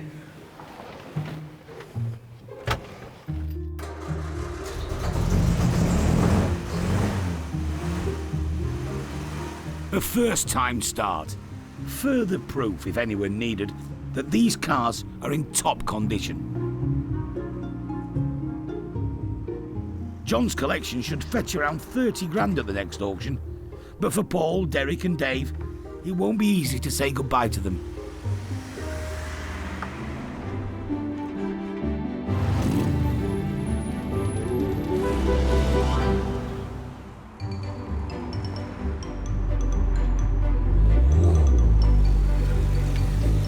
Derek's grandson Jack is arriving for work in his new car, a 300 brake horsepower Ford Focus ST. Lucy and Sarah are impressed. Oh, look at this. Can we get that one, Sarah? This is fantastic. It's a 1973 Bond bug, 29 brake horsepower. Have you been bitten by the bug? Oh, this is beautiful. Beautiful. Isn't it? Absolutely stunning. Yeah, I love it. Love it. I can't get out of it, but I love it. I'm not so keen on that though. You actually would prefer to run around in that though, wouldn't you? Yeah, I prefer that. You genuinely would go around in 10 that. out of 10, that, every time. Over that. Jack, when you got it, why did you decide to paint it bomb bug orange? I don't know. To be honest, mate, I wouldn't leave when it's dark tonight, because you might get in the wrong one. That's what I mean. Yeah. Especially, I'll have to. I like these stripes. Oh, there we are. Yeah, there we are. I get that stripe on it. Maybe, you know, what, like, through there like that. It wants to be a bit longer, look. Like that, yeah. Yeah, that's it. There you go. If you stand here, it's like, they sort of merge into the same car, don't they? There's absolutely no difference, is there? No. When you drive past all them girls waiting at the bus stop in Fallsgrave. We went down that ST, that thing where Dagon and Banger. No one would take a second look at it, would they? Wouldn't bother about it at all. Millions of them about, common as muck. Go down in that little Bond and they'll all be, Jack, I'm here. It's that one. It is. That's the one. The wheels are nicer, headlights are good. Yeah.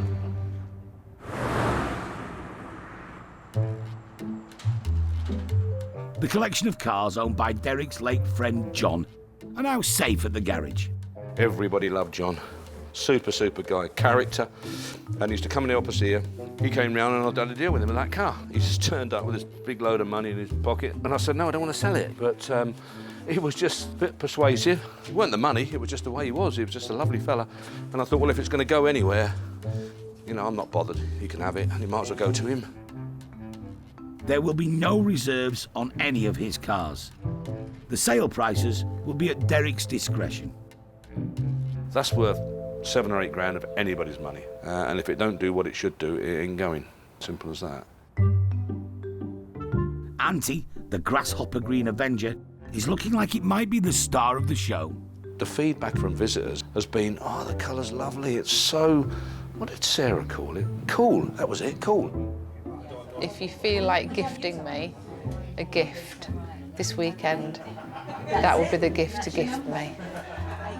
That car has done more shows than any of his other vehicles, and probably more shows than most vehicles that I can think of and know. He's been everywhere showing that old car. Everyone knows it, everyone loves it. So someone's going to have a lovely car there. Really lovely low mileage car. But they are with all his stuff. The Wolves is a lovely car, the 1660, go on forever. You know, can't break Farinas, a supercar, aren't they? The auction will be a rare opportunity for bidders to pick up 5 near-perfect classics. But for his friend John, Derek will be keeping a close eye on the price.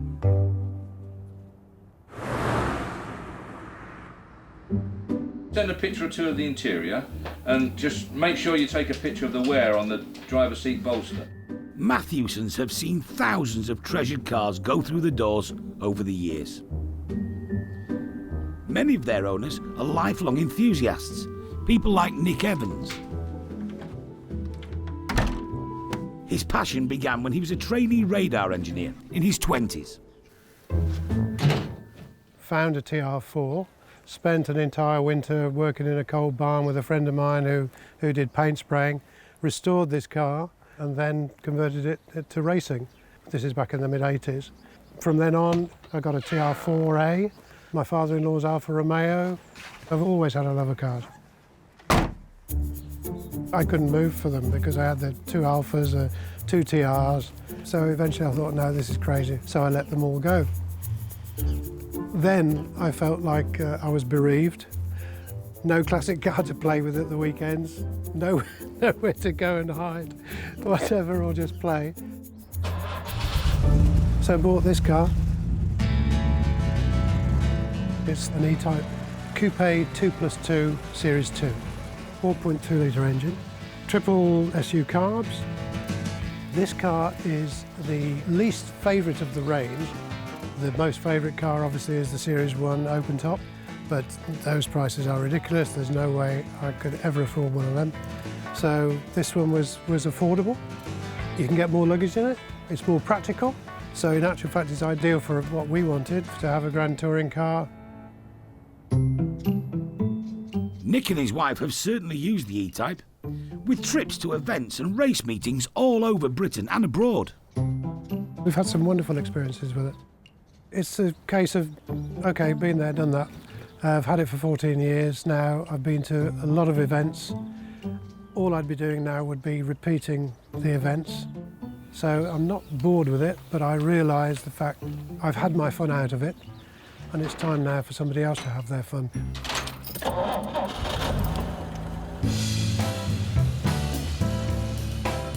It's easy to drive. Once it gets going, once you get on the open road, steering becomes very light. The sound of the engine, just everything, the whole aesthetics of it, it lasted the test of time and it's still a joy to drive. Nick's heading to the garage so Derek can give it the once-over.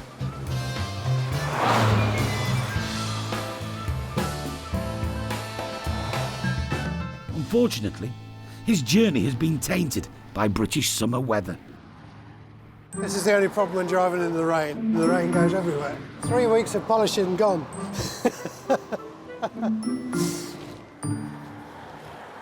Right, clean up nice, that Jag, wouldn't it? Elegant old car, aren't they? This is nice. It's a bit like an MGB GT with a sunroof, isn't it? A lot better than a Roadster. Never been raced or rallied? Remind me what he said. You've got a cut-off switch in there. Right, which one? Where it says off. Oh, I see. So that's your cut-off switch. And this is a kill switch for the ignition. It was more or less complete, apart from the interior and a few bits and pieces under the bonnet. Yeah, it's lovely, isn't it? I think the purchase price is the first thing, isn't it, really? They're a bit costly, aren't they, really? But yeah. I think they've steadied up a bit, Nick. Yeah, fair, haven't they? They went silly, didn't they? And the coupes obviously are cheaper. Yeah. Most people are they're very... buying something like this for 30 or 40 grand and trying to get 99,000 quid for it. I mean, it's ludicrous, you know. I've seen it all before. That's verging on criminality in actual fact. Well, that's verging on, that's theft. Well, Derek's got it in the auction for between 35 and 45, so I'll be happy anywhere within that range.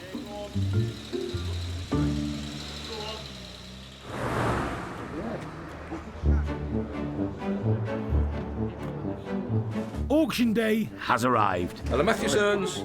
The office is inundated with inquiries. Hello. Lots of last-minute people, always last-minute people registering to bid. I'll get it. So I can't say to you, it's lovely, it's immaculate, it's concours, it's beautifully been rebuilt and all that sort of thing, because of course it's not. Are you still there? If they found it on the website, why could they not see the price on the website as well? Good morning, Mathesons.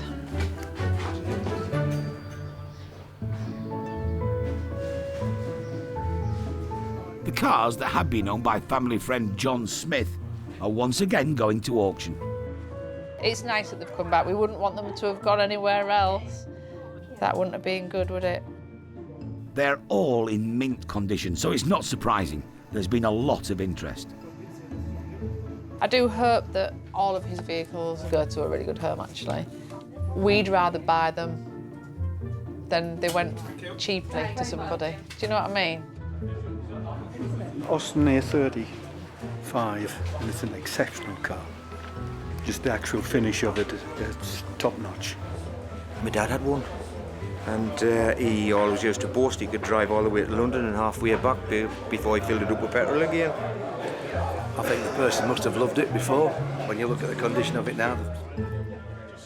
1958 Austin A35 was my car. We painted it 10 years ago, sold it to John. Shan't say no more. Start me on it. Everyone wants to buy it at 5,000, 5, 6,000, 6,000, £6,000 5, 6,500 on my left, 6,005, 6,600 behind you, 6,600 immediately behind you, 6,006. You want 7M? 6,600. Are you sure? 6,006. It's going then.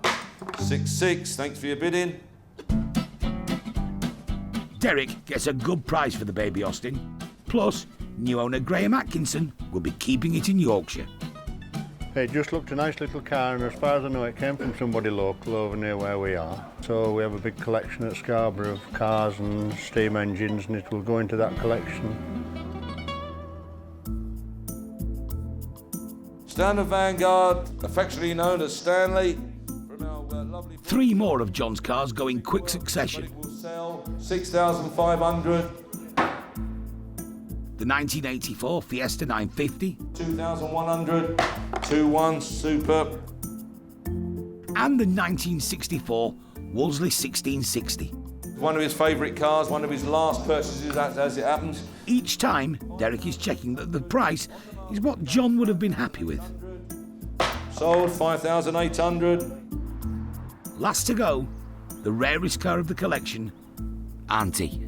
Auntie's my favourite. I'd love to own Auntie.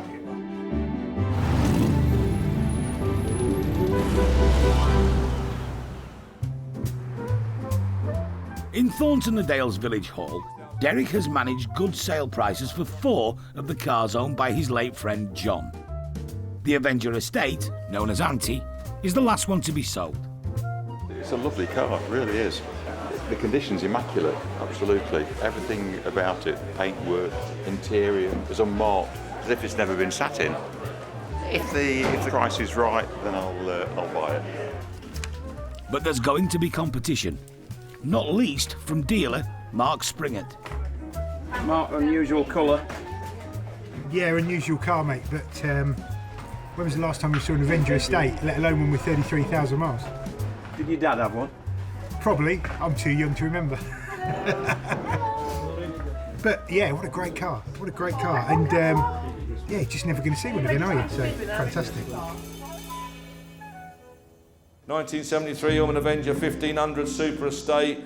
There's never going to be another one. 33,000 miles. Bought it myself many, many years ago from the only family, the family that bought it from new, shall I say.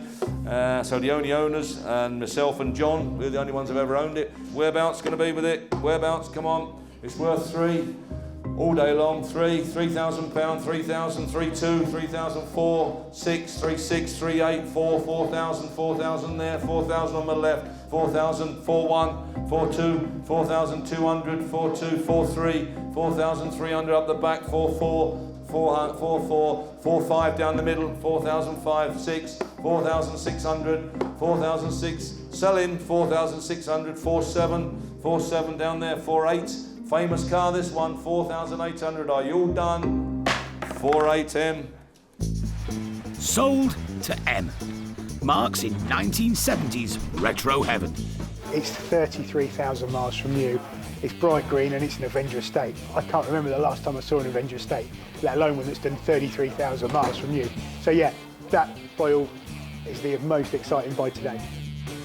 Total sale price for John's much-loved collection, £25,800.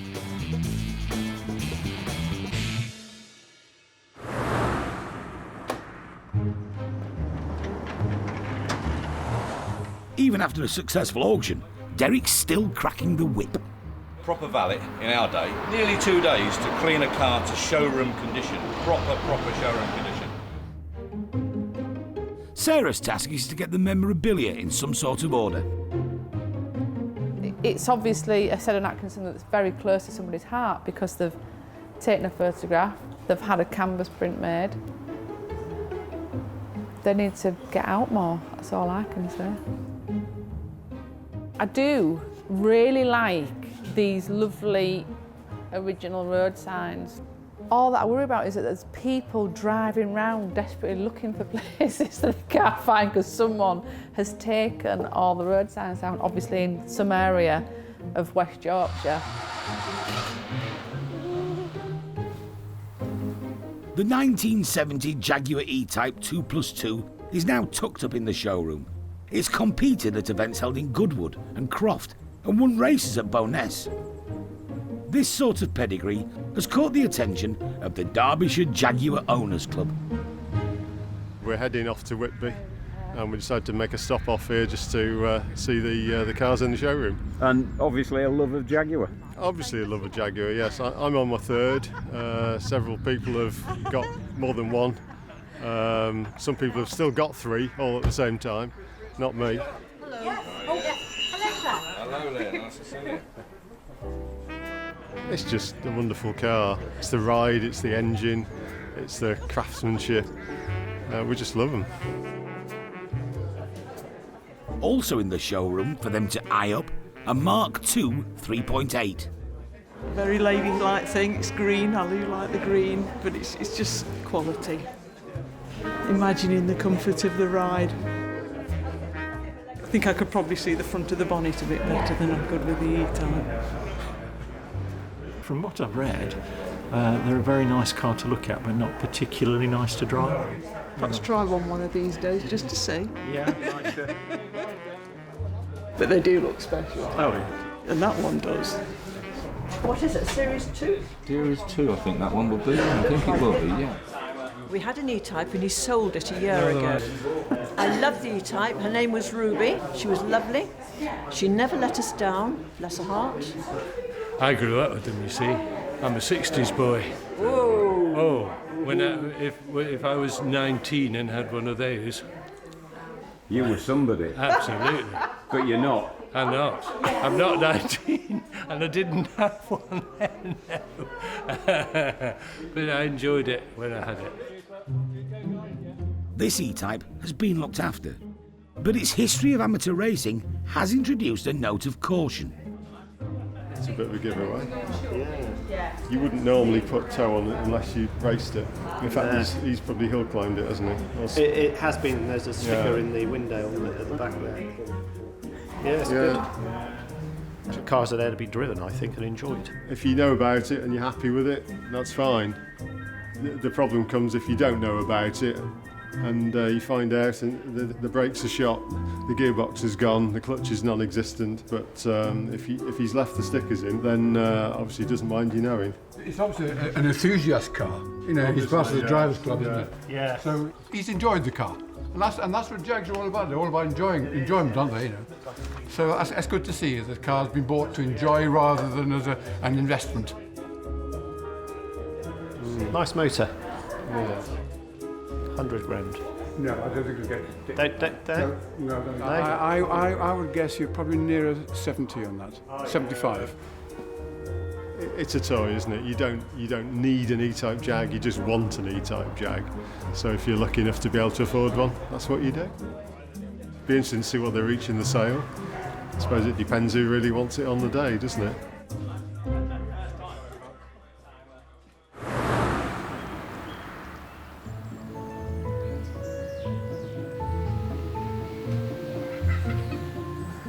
Thorntondale is an undeniably beautiful part of Yorkshire. But just recently, it's upped its game to another level. There's a horticultural prize at stake, and the villagers have got the bit between their teeth. We thought we'd just do Village in Bloom, and then we decided that, well, we might as well go for Yorkshire in Bloom. Let's go for the full hog and see how it goes. I think we've been doing about 12 hours a day for the last week. This is our sensory garden. They've really got themselves together and we're all really excited. Nothing is spared a repaint. Sweeping is happening in unlikely places. And pondweed is a no-no. Are you good at life-saving? No.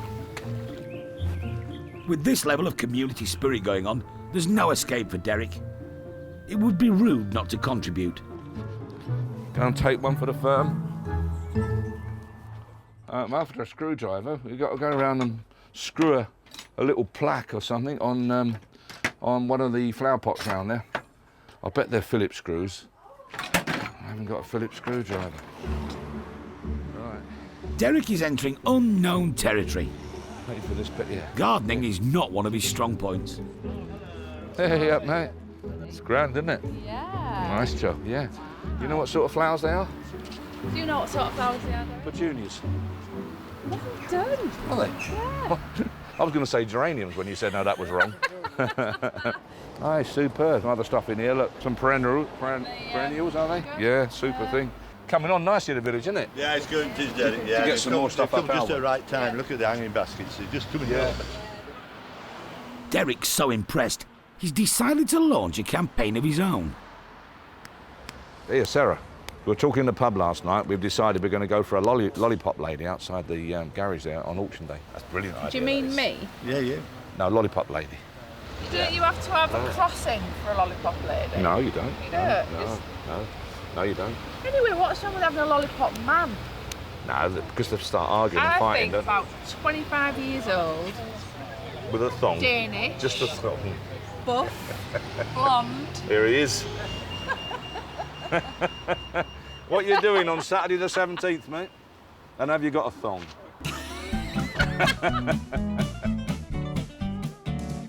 This is the last screw going on our plaque for our planter that we've supported the Thorntondale in Bloom, and we're very pleased to do so because the village looks fantastic. Would you like to take it the last way? Oh, Just thank you. take it in all the way there. There you go, that's it. It's beautiful. Super job, Well isn't done it? to everybody. Well pleased with that, yeah, lovely. And I'll tell you what, I'm pleased with the sighting. It's nice here, isn't it? Because everyone walks past this, don't they? You know. Cheers with that, you're welcome.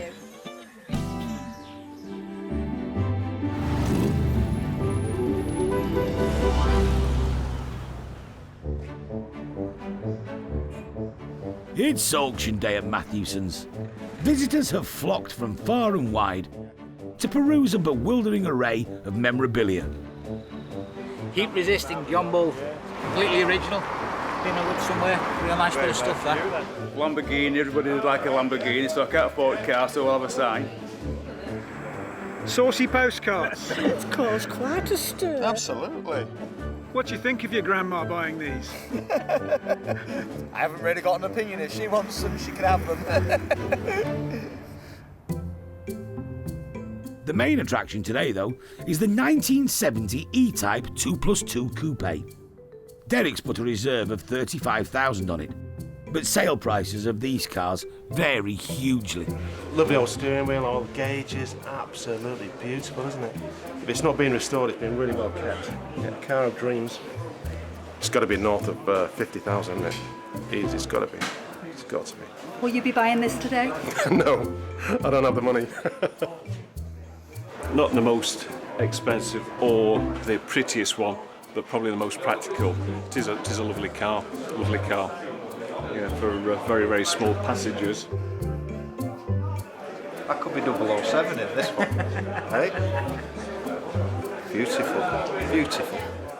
Someone who agrees with that is Nick Evans. But after owning this car for 14 years, it's time to say goodbye. Been great. Thank you very much. We've had a lot of fun. I've spent an awful lot of time on my back, on my knees, underneath it, around it, fixing things, make sure that it's right, but it was worth it when it got on the road.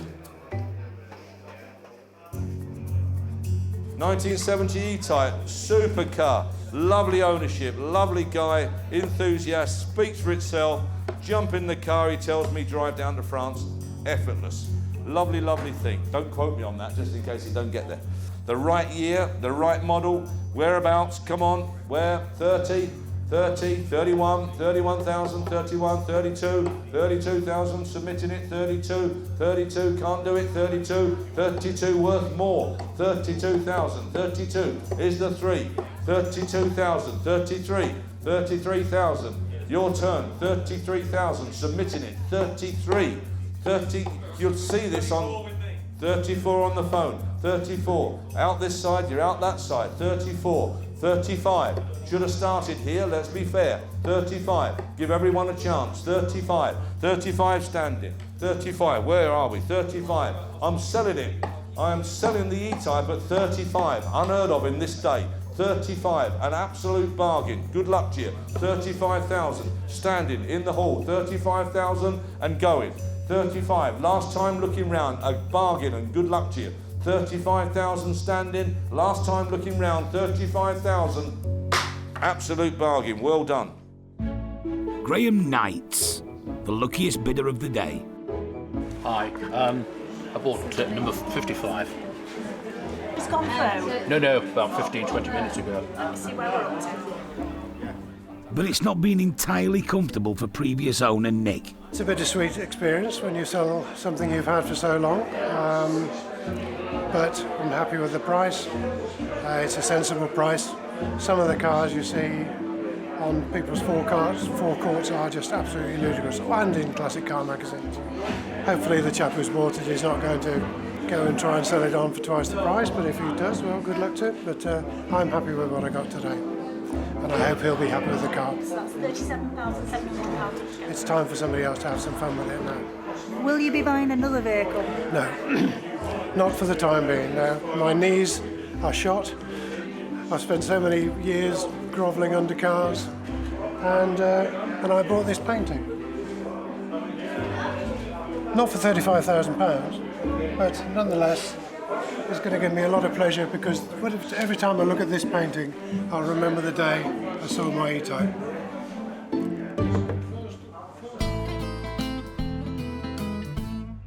New owner Graham's happy though. It's been a waiting game. The right one's never around, and this just ticks all the boxes. So, yeah, I felt the deal was good. I think I would have gone to 40. It's absolutely straight and clean down both sides. It's a perfect example of the 4.2 E-Type. There weren't as many people bid as I thought. There was 2 or 3 sort of semi-interested, but it was just down to me and another guy at the end. And I very nearly missed it. I've been to hospital this morning, I've got this swollen lip, so I was quite lucky to get back in time before it came through the auction. Having already bid farewell to the E-Type before the sale, Nick is still struggling with his goodbyes. Here we are, this is it. The final goodbye to an old friend. We've had a lot of fun, Thank you very much, and cheerio.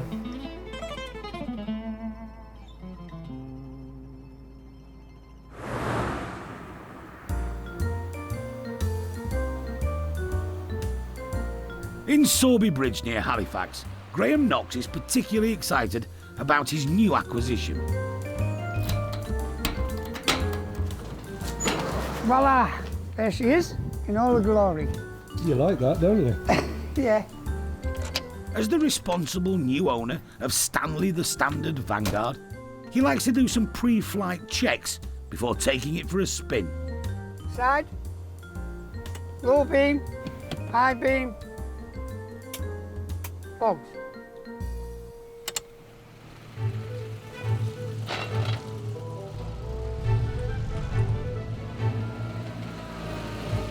I am exceedingly happy with it. So I intend to keep hold of this for a good while. I mean, it's only done, I was just reading 59,000 now, so it's not done a great deal of miles. There's not a lot to go wrong with them like today's cars. I mean, you lift that bonnet, all that's under there is a starter motor, dynamo, battery, block, and not a lot else really. So, you know, there's no electrics on it to go wrong with them. So it would be fairly cheap to put right anyway, as long as I do my bit, try to look after it. Mechanic does his. There's no reason why I can't hang on to it for a good while, you know. Yes, so you know, I'm enjoying it at the moment. Like boats, they say you should never rename a car. But since we last saw Stanley, he's had a change of gender. This is a 1960 manufacture. And unfortunately, we lost my mother in 1960. She was only 4 years old. So we decided to call it Elsie after Mum. So, Elsie it is. And Graham loves her. It takes me back to my childhood. It's just a pleasure to drive.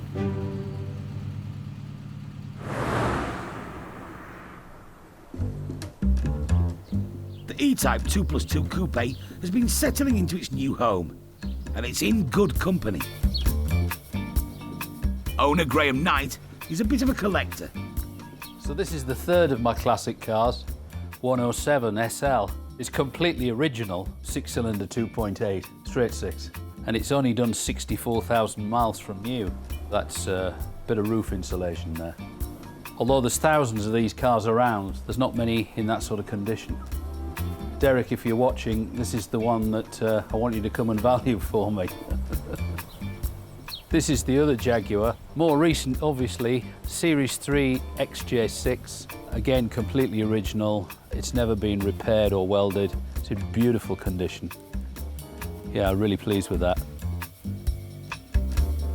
You're just a sucker for a bright red Jag. Yes. That said, Graham's got a little secret. I shouldn't say this, but if I'm totally honest, I'm more of a Merc man than a Jag man, really. Looks speak for themselves. It's absolutely gorgeous. And it's red with black interior and chrome wire wheels. You know, it's every boy's dream, really, isn't it?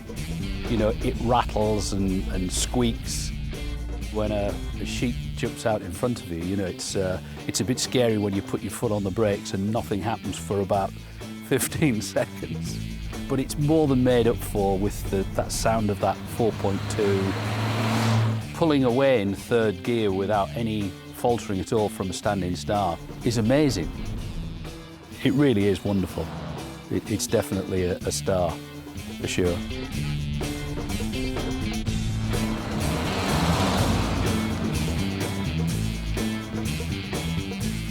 It's the investment side of it as well.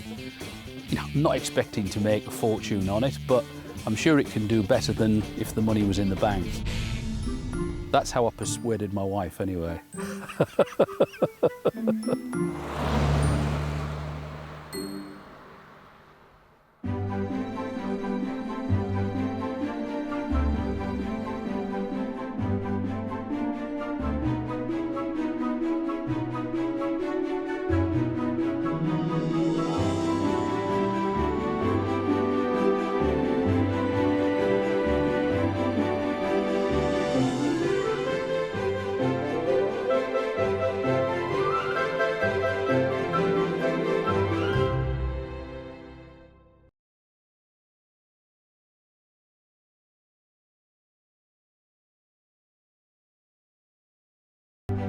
Meet the Matthewsons. They're a dynasty of dealers. It drives really well. With a love of classics. Ah, it's only condensation. In Thorntondale, gateway to the North York Moors, they auction over 2,000 rare vehicles every year. 42,000, the red E-Type, the stunning car. All walks of life. The cars fetch people together. I'm ecstatic. Head of the family, Derek. It's got to be the best job ever, isn't it? We're sort of living a dream. Trusted lieutenants, sons Paul. Not everybody's cup of tea. And Dave. There's Dad's way. And there's Dad's way. Keeping them all in check and dealing with the punters, Sarah. Somebody could ring today with some fabulous vehicle that's been sat in a barn for 50 years. You have no clue. It's the chase, it's finding it. So you get up every morning thinking, what am I going to find today? This is a family's love affair with cars that have lived a life. Someone's cherished a car and loved it, and I think it's just great. I think it's absolutely superb. A passion that can be turned into brass.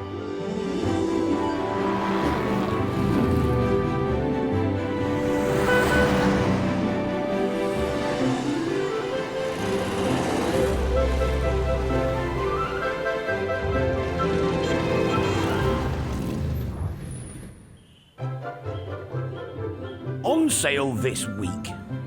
Sunbeam Lotus. Closer you get, worse it is, unfortunately. Yeah. You want a bit of weekend work, as you can see, but it won't take most of you long to do that. Coventry Climax trailer pump. They were quite an important piece of machinery in the Second World War. Walk steady. Be no good us going to a fire, would it? 1966 Morris Minor convertible. Beautiful car. If that turned up on a transporter outside my house, I would be highly delighted. Well, no, he's not strict enough. It's enough You with the want women. to see strict, I can do strict. Yeah. Bend over.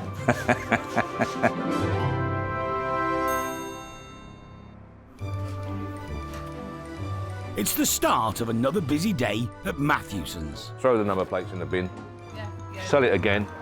Job done. Derek's catching up with admin. I'll just do this email for you, Joe. I didn't realise you did emails with a pen, Derek. Oh, I do. Oh, yeah. Dave's got a treat in store. Collecting a car similar to the one he drove at 14. You remember with great fondness, don't you? It's put everyone in nostalgic mood. I was driving at 8. I was still at school and a Jeep CJ7 came in here. It didn't run, didn't look pretty, wasn't nice. My first car was my dad's A55 Cambridge Mark 1, 1958, and cracking car. If I could buy it back today, I'd pull out the stops and buy it back, no question at all. Jake the Mini. There's me, 20 years old. That's cool. Okay? Dave pimped an 80s shopper car to look like a rally-inspired high-performance machine. Talbot Sunbeam 1.3. I took the 1.6 engine out of the Avenger and popped it in the Sunbeam. Today, he's off to collect the real thing. Ripper this morning, Talbot Sunbeam Lotus, which has been resting outside the guy's back door for something like 29 years. In its day, the Sunbeam Lotus would leave everything but supercars standing. Farmer and current owner Simon Leroyd was brave enough to take it on. Is it a bit of a scary car then? Oh, very, yeah. Yeah. I've lost the back end at over 70 coming out of the corner. Unfortunately, though, Simon's rare Lotus has seen better days.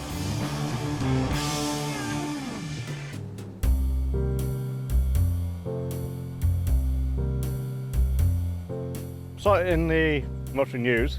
That would be 86. Must have been in my mid-20s then.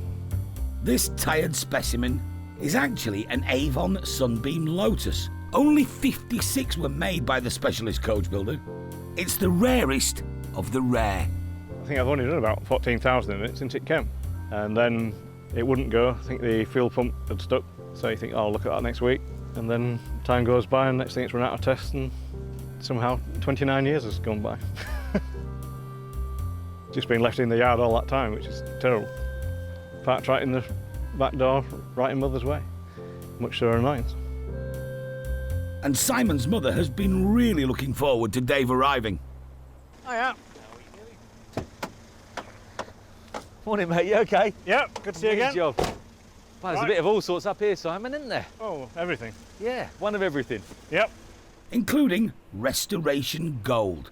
Possibly the last unused Sunbeam Lotus body shell in existence. Fab that, isn't it? So what was the story behind the shell then? Job lot. It was a damaged car on Shell, and that was down in Wales. And this was all 30 odd years ago, I think. I came back, put it in here, and that was that? Yeah. Just about. Fab. Shall we have a look at the car? Yeah. How long have you been here then? 52 years now. Have you? Oh, and there she is. And that's it. Closer you get, worse it is, unfortunately. Yeah. Woohoo. The chassis is actually better than I thought it was. Partly because I reinforced it. Did you? When we repaired it. Got the bonnet catch? Don't have to bother with the bonnet catch. 2-part bonnet. Yeah, 2-part bonnet, yeah.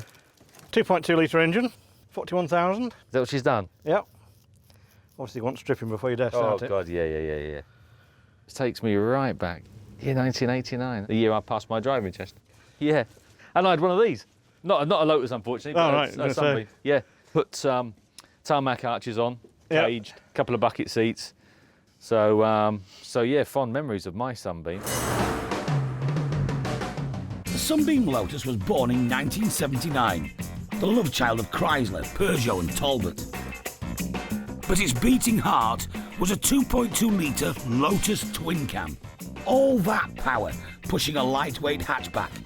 In the hands of fast Finn Henry Toivonen, it beat off the Audis and the Fords, and for a short while was top of the world. The upstart won the heart of every rally enthusiast. And if you wanted to do the shopping quick in Chelsea, this was the car of choice. Right then.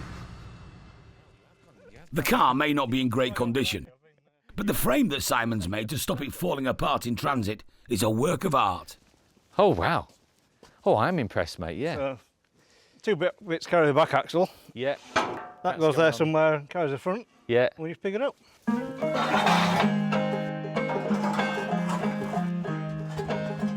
If I was a betting man, I bet you have to pick that up just this side of those 2 tubes, you know.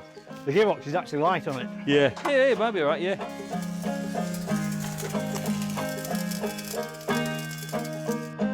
Down a bit, mate, down a bit. Yep. Yep. You there? Right, moment of truth. Still heavy. I told you. I've lifted loads of these though, so I knew for a fact that the forks, your front fork wants to be where that seam is, and then they lift up about level then. Yeah. But we'll get there nice and steady. That's it. Yeah, we're now up. Just up a little bit, Simon. Yeah. Oh, spot on, they're down at that. Yeah. Brilliant. Yeah, that's fab.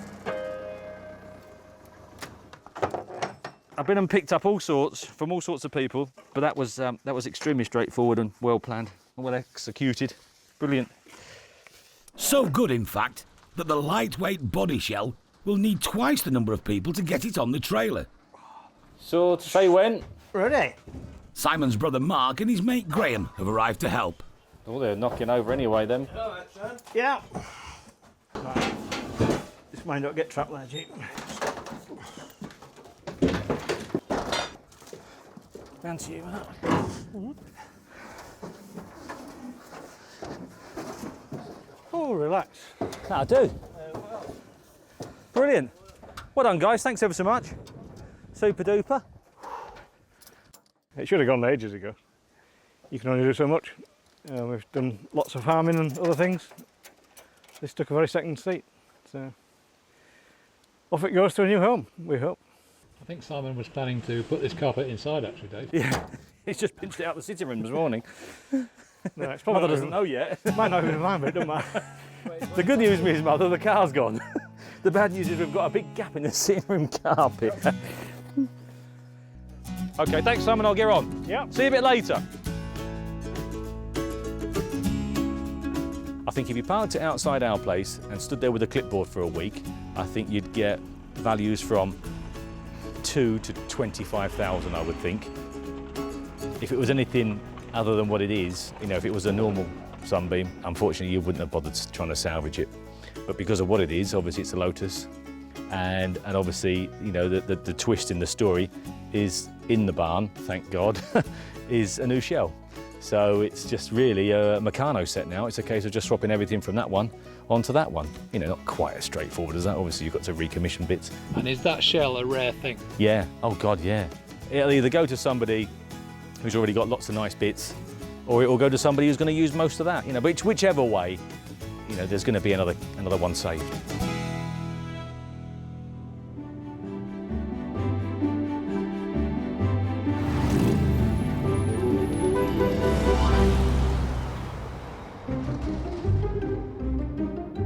There's no end of classics from yesteryear on offer in the next auction. Simple, understandable, pre-digital engineering. But in the office, it's a different story. Oh, it's useless. I know, can't get on with it. Vehicles are advertised on a website. It's a step too far for some potential customers. Right, so if you go, you've found your search box at the top, yeah, and press return. Right, at the end of your row of keys, you've got your QWERTY keyboard, ends with P. There's a really big key at the side. Yeah, you found it. No problem. Derek's had enough. It may be late, but he's off on the hunt for a pristine, highly sought-after classic. Well, here we are, late as usual, to go down to North Lincolnshire on the coast. We're going to the seaside. We're going to pick up a Morris 1000 convertible. So I'm looking forward to that. Also on the list, a rare and auction-ready Second World War fire pump. It's got a Coventry Climax engine, which a lot of them had, which is basically a Hillman imp engine. They were towed around in the Second World War, just, you know, behind any vehicle. Taxis used to tow them to put out incendiary fires and such like. They were quite an important piece of machinery in the Second World War. Hello. Hey there, P50. Cheers, mate. Thank you. Ta-da. The 1966 Series 3 Morris Minor convertible, owned by Stephen Wilde, is for many collectors the pick of the bunch. Trafalgar Blue. But this one has had some 21st century refinements. I put the 5-speed gearbox in it, but Yeah. it's got discs on the front, it's got servo, anti-roll bar. So it's a good upgrade. A 5-speed gearbox makes a difference, doesn't it? It does, because Tremendous, with the isn't it? standard gearbox, you Yeah. always think that you want another gear. Yeah, you do. This was the first million-selling British car, and there are loads still running well. Oh, lovely job. Well done. And Derek really likes this one. Can you see? You had a nice paint job done, Stephen. Very bronny. A little bit of right hand, just a touch. Yep. Charming old car, aren't they? And you get a nice one, well sorted. I mean, with that 5-speed gearbox, that'd drive lovely, wouldn't it? But I've got a little pickup, so it drives like new, and they drive lovely. You know, when they're right, they drive lovely. Well, I'll let you get back to your Barbie. All Thanks for putting yourself out. Sorry I'm late. No problem at all. Nice to meet you, mate. No problem. Well, when I walked down the drive and I saw the back of the car, I'm out of jowl, made the trip worthwhile. Beautiful car. If that turned up on a transporter outside my house, I would be highly delighted.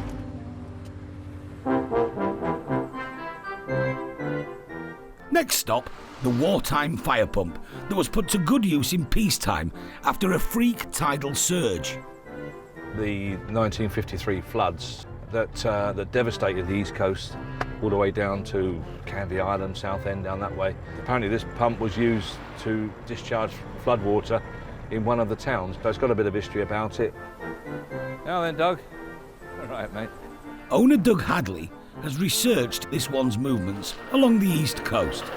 It was at Mablethorpe, and then they let Kesteven have it, and then when the floods came, they fetched it back to pump the cellars out. Did they really? Yeah. There you are, look, there's look at that. instructions. Wow. So it's a Climax, this one, isn't it? Yeah. Yeah. It's all been done, everything, all the rock holes, everything's been done properly. Yeah, it's nice, isn't it? You okay? I'm taking the weight off. Walk steady. Be no good us going to a fire, would it? Hey, at the other end of the village. Doug is slightly more qualified than Derek, though. I was in the fire service, retained here at Summercoats. If you see any fires, Started plenty. Derek thinks that this Lincolnshire fire pump is going to cause a lot of interest at the auction. Nice ones like this, that's all nicely complete, everything's with it by the looks of things. It looks as though it would go to work tomorrow. If it were mine, I wouldn't sell it for less than £1,000.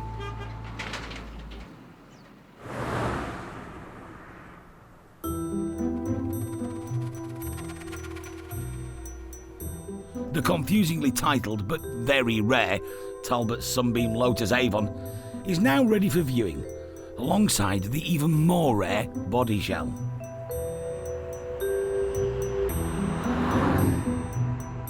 And, as if to rub salt in its rust, a perfect example of the Avon arrives at the garage. It's owned by Graham Lawton, chairman of the Sunbeam Lotus Owners Club. Talbot created a hatchback shopping car that could out-accelerate a Ferrari. That was Mum's car with a James Bond engine to me, so it was brilliant. And I've had a Sunbeam Lotus in my life since I was 21.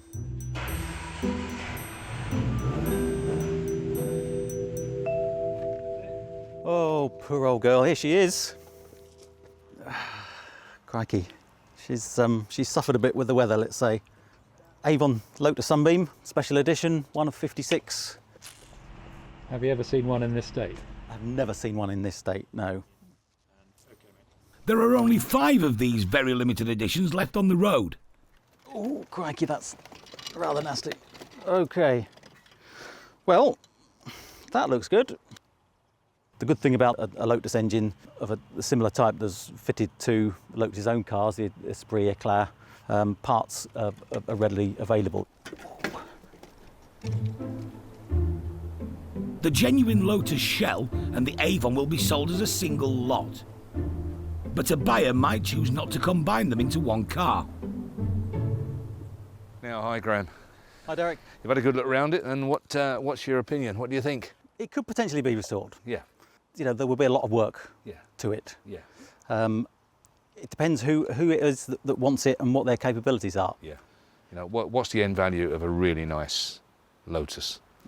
£25,000 plus. Yeah. But, you know, only recently a car from long ownership has sold for twice that. Right. Be interesting to see, wouldn't it? Yeah. It'll make a good auction.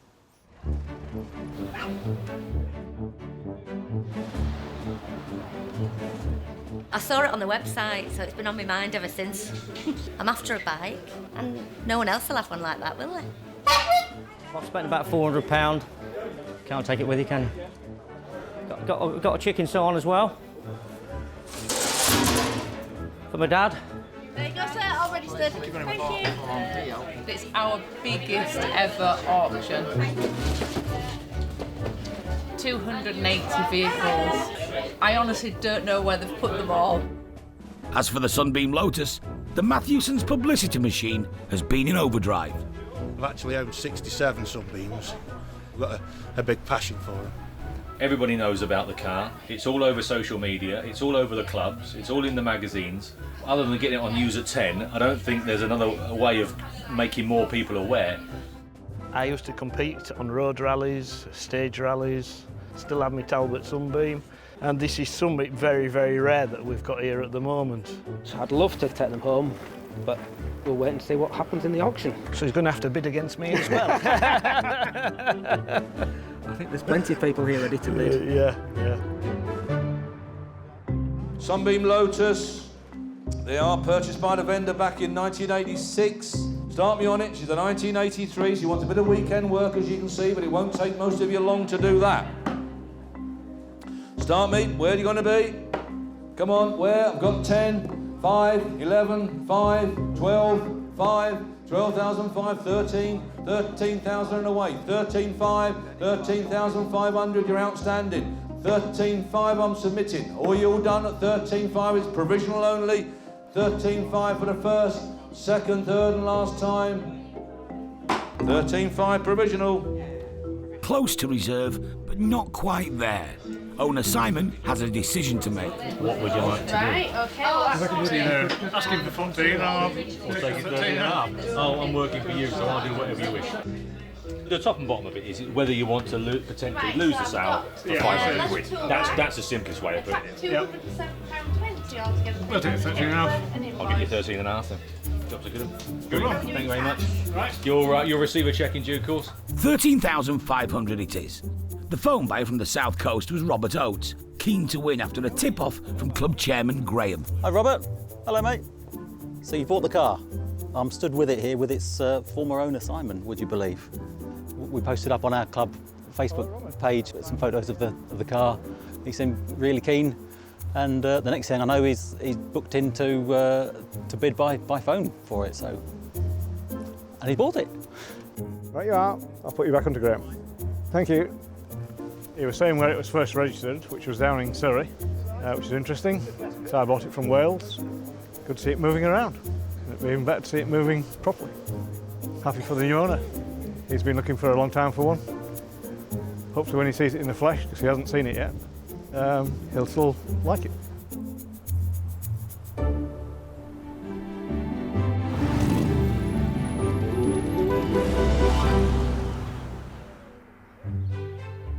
It's the day after the busiest auction Matthewson's have ever had. I reckon that's a right cool car, that. But Derek doesn't seem to be putting his feet up. Oh, that's a lovely car. That is a well-sorted car, that. I know it's not quite your cup of tea, but that's a nice sign, that. Nice sign, isn't it? Yeah. That is a nice sign, yeah. Yeah, of course. Yeah, it's a keeping car, not a selling car. Oh, yeah. That's the difference. It's like eating sardines and selling sardines, you know.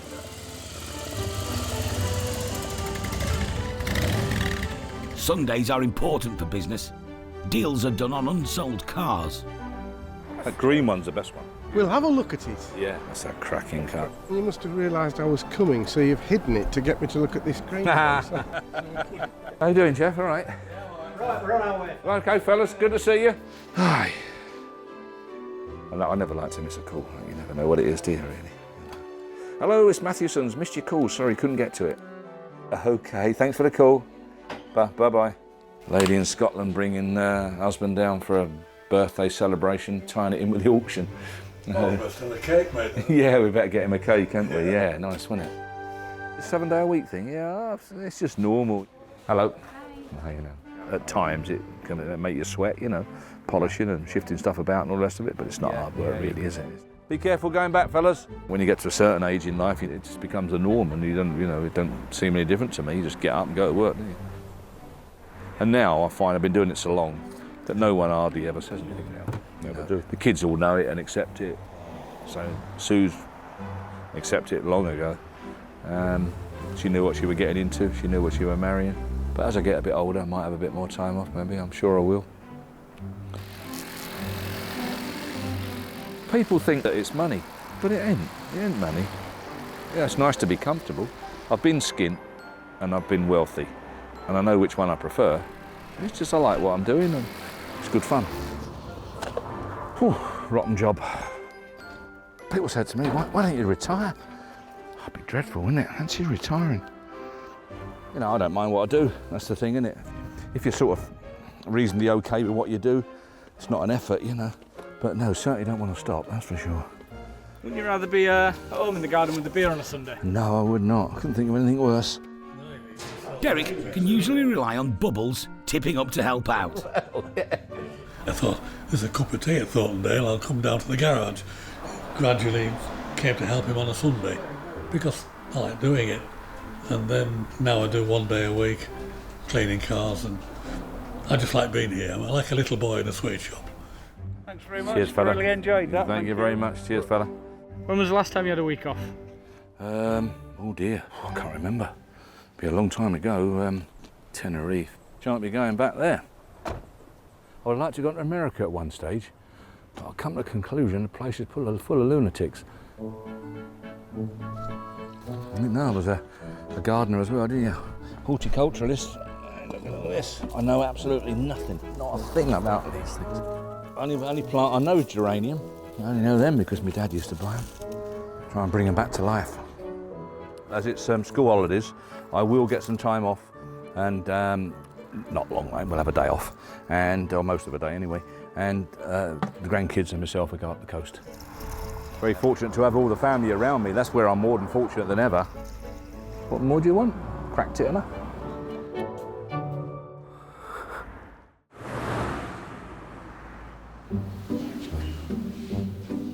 Monday brings a new batch of potential buyers eyeing up the merchandise. And as office manager, Sarah has been giving a lecture about the youth of today. Yeah, because I'm sick of it.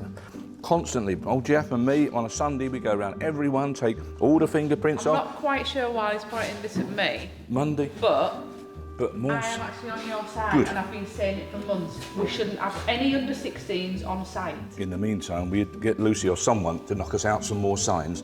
You know, I want signs on every one. Do not touch these vehicles. Don't care what you put. We're sick and tired of polishing them after you put your fingerprints on them. Do not touch them. Yeah.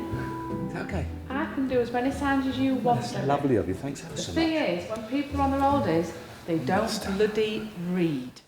Can't leave the spot for one day. Well, I think you'll find that this isn't my domain up here, Derek. I think you'll find that little office down there is where I belong. You need to be speaking to this guy. Bubbles? Yeah. Well, no, he's not strict enough. That's trouble. His trouble. He's not strict enough. If you with want the to see women. strict, I can do strict. Bend over. The Lincolnshire fire pump is going into the next auction. It's Derek's kind of machine. Coventry Climax, a lovely little engine. Got a little side valve engine in there, copied from the little Morris Minor side valve engine. And the novelty thing is a Pyrene fire extinguisher, which it carried and sat in there. So that all sits in there, and we've even got the bucket, proper fire bucket there, that they used to carry, of course, full of sand. That would be full of sand. And there's where you swing it, as you can see. That's your starting handle, if you like. You'd just find a water source. It didn't have to be a pressurised hydrant, apparently. It sucked and blowed.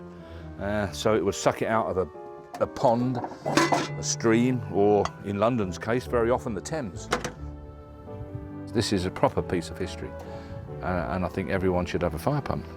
I think any serious car collector with a nice shed with 15 or 20 cars in or whatever like that, don't care what cars you've got in there, they'd be Maseratis, Ferraris, Bentleys or whatever. If this stood in the corner when you went in, everyone would talk about that pump. Everyone. In fact, the guy that buys this won't know that he wants it until he gets here. And then when he sees it, he'll want it. It's as simple as that.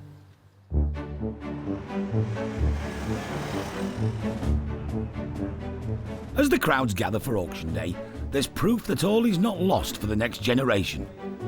Well, we've already got one classic car and we're looking at a little bit of a project that we can work on with the kids. Something small, a couple of minis that we're looking at. We love like fixing things and making like things new. We do. Like new. We've got our own little man cave workshop at home. There's enthusiasm for some bits of auto memorabilia. Bought with permission from my wife. There's a lot of people bidding on it, actually. I mean, look, on that dressing table, there's tiny little candles, and it's the best doll's house ever, isn't it? But scepticism for others. Michelin advert clock, highly desirable. I suspect copies.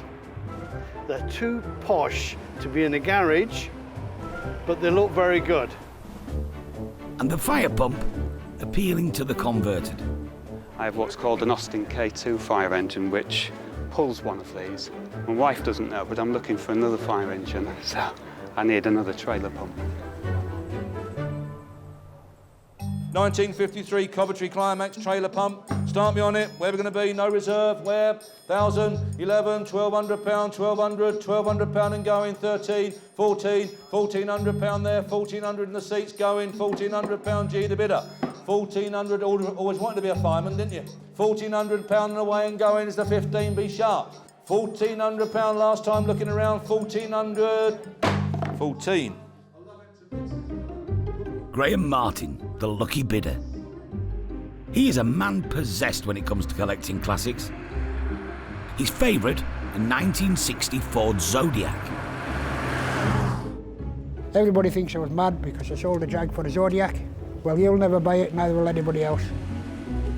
The Zodiac is my baby. It'll always be my baby and it'll go nowhere. Everything about it just screams class. Everybody loves it.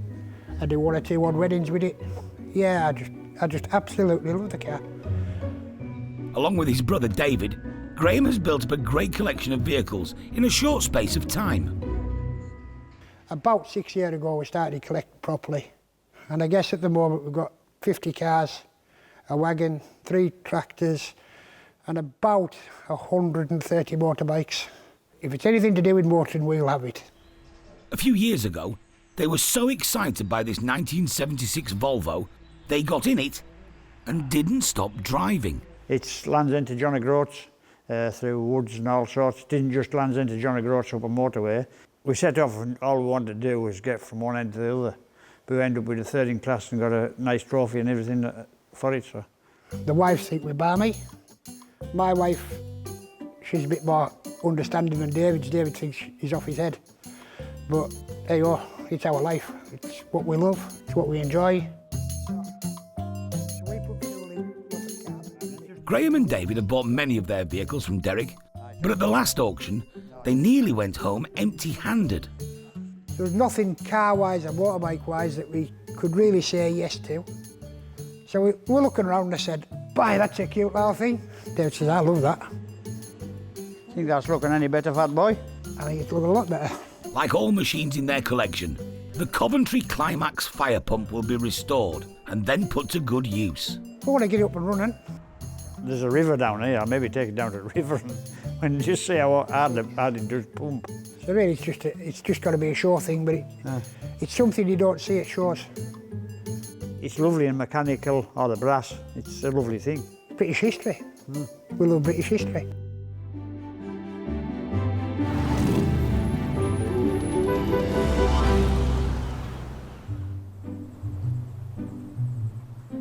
Now fully polished, the 1966 Morris Minor convertible is auction ready. There are good ones and bad ones, and Derek can spot the difference. Most factory ones, doors don't fit very well. They catch on the pillars and such like, where they have actually gone a bit and flexed a bit like that. But look at this, door fits perfectly. Beautiful car, really, really nice. Instead of paying Joe Bloggs down the road 650 quid all in, paint materials and everything for a repaint on his Morris 1000, he spent $3.5 grand on a proper job for his Morris 1000. He's wound up with an absolutely superb Morris that you're proud of. You wherever you go, it's going to be admired, shows and such like. It's retained its value because of the quality of the paint job, and now the proof of the pudding is going to be when it makes the money under the hammer, because it will. The car's worth £10,000 of anybody's money. You can't even begin to buy a good one, a sound one, and then upgrade it to this level, repaint it to this level, present it in this level for anything like 10,000 quid. So that is an absolute bargain for 10,000 quid.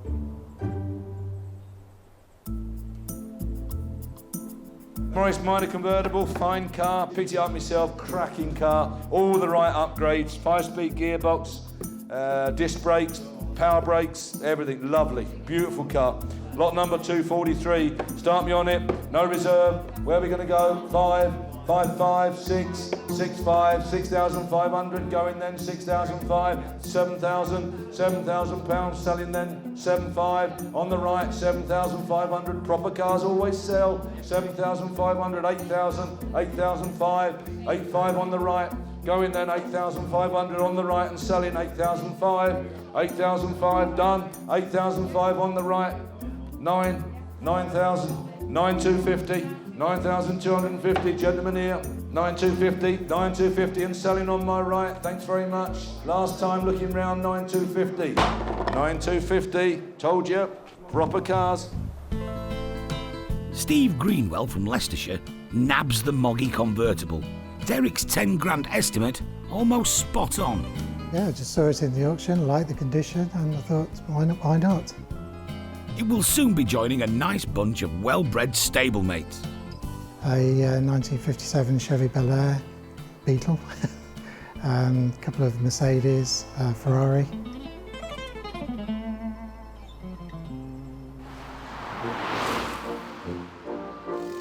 After the busiest auction ever, nobody could move for cars. Paul needed to get the Sunbeam Lotus out of the yard for collection.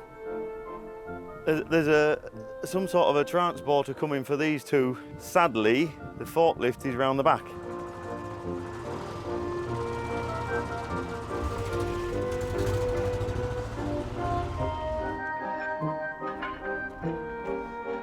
If the red Alfa gets pushed in that gap, then the Moggy will go down to the silver Merc. The BM will then go down behind it. The Merc will go down behind the BM. The white MGB will come forward. And then, I'm not doing so bad then.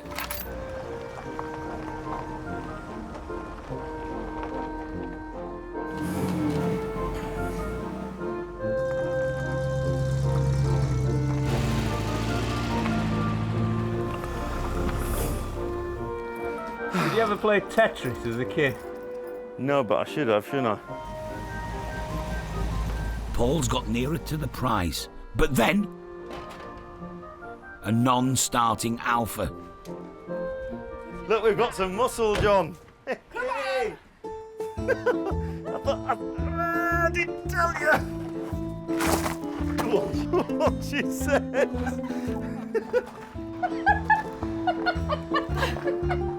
Come on, John. Can you remember what the outside's like, Sarah? Have you been out for a while?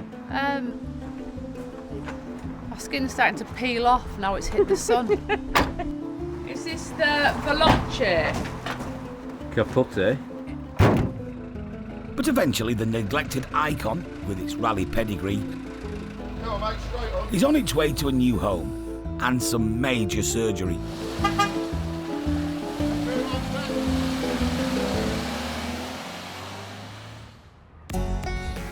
After all the faffing around, Paul's decided he and wife Angie should spend a few hours in Scarborough with the kids.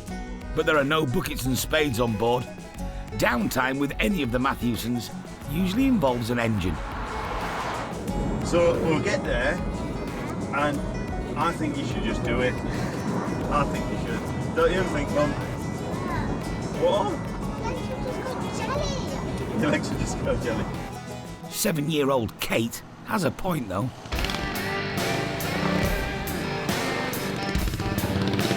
This evening's event is designed to be challenging. It's trials night. We look forward to trials night. We try and come every week and have a practice. We do manage most weeks. But 6 nights a year through the summer, they do a Wednesday night series, which is really for the kids. This one's only just turned 4. They encourage the youngsters to come and have a go. Hence Kate on a little peewee, it's her first one. Come on, young man. Oh, don't lose your britches. Have a shot. Not too sure how she's going to get on. She might have had an hour on it. Maybe she won't have had 2 anyway. Kate has a 50cc beginner's bike.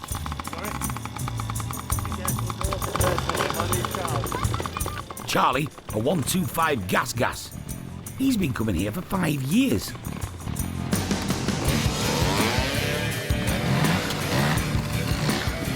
Trials biking is a technical precision sport, and some of the greatest riders of all time have been from Yorkshire. You have 7 sections that you have to do 3 times. If you put your foot down, that's a point. So the less points you get, the better you do.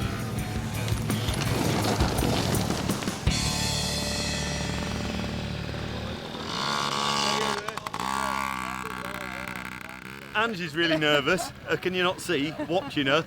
I just let her get on with it, yeah. The best way of learning is to fall off, isn't it? You know, we've all been there, we've all done it. Hopefully she'll fall in love with the motorbikes and forget about the donkeys or the horses, you know. She's got this thing about a pony. Ooh. So with a little bit of luck, we'll steer her into the motorbikes, yeah. You haven't got to muck them out, have you? And feed them and look after them every day, you know. You go home tonight, you wash them off, you put them in the shed, lock them up, and that's it till next time, isn't it?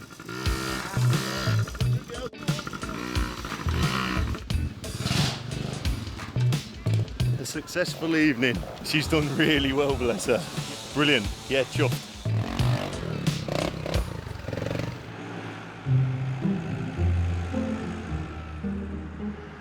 New owner Robert Oates's fragile Sunbeam Lotus has arrived at his restorer's garage. I already own a Lotus Sunbeam with a body shell that's probably as rusty as the Avon. The decision was to buy the body shell and then we could decide whether to renovate either the standard Series 2 or the Avon. At the end of the day, now we've got the Avon back here, even though it's in a very, very sorry state, we're going to make an Avon again. Garage owner and renovator Simon White has worked with Robert before. Try to retain what you can on there. All mechanical parts will be stripped, inspected. If it's serviceable, they will carry on. If it's not serviceable, it'll be refurbished. The newness is worn off a bit. Yeah, hang on. If we can open it, it's a bit rusty. Oh, hang on, it's falling off. That's the trim of it. A velour interior of 80s period. Avon took off the original material and recovered it in this blue velour. It's very nice. It's still got the original steering wheel on, which hasn't been robbed off. No. Period stereo in there as well. Yes, it is. Yes. It looks sad, but it's got the potential, hasn't it? It won't be ready for Monday. No, okay, all right. Hold on. The engine will be stripped down, the cylinder head will come off, the bores will be measured, making sure there's no damage in there. You never know if you've had water ingress. It's not a basket case where somebody started to restore it and lost half the bits and pieces for it. Pretty much the car is all complete and you'll be able to get the car, when it goes back into the new body shell, pretty much as original as everything was with it. Buying it unseen, absolute madness. I agree. But the lads are very motivated, very enthusiastic. It's another harebrained scheme and I don't think his wife will be talking to him for a week or two after this.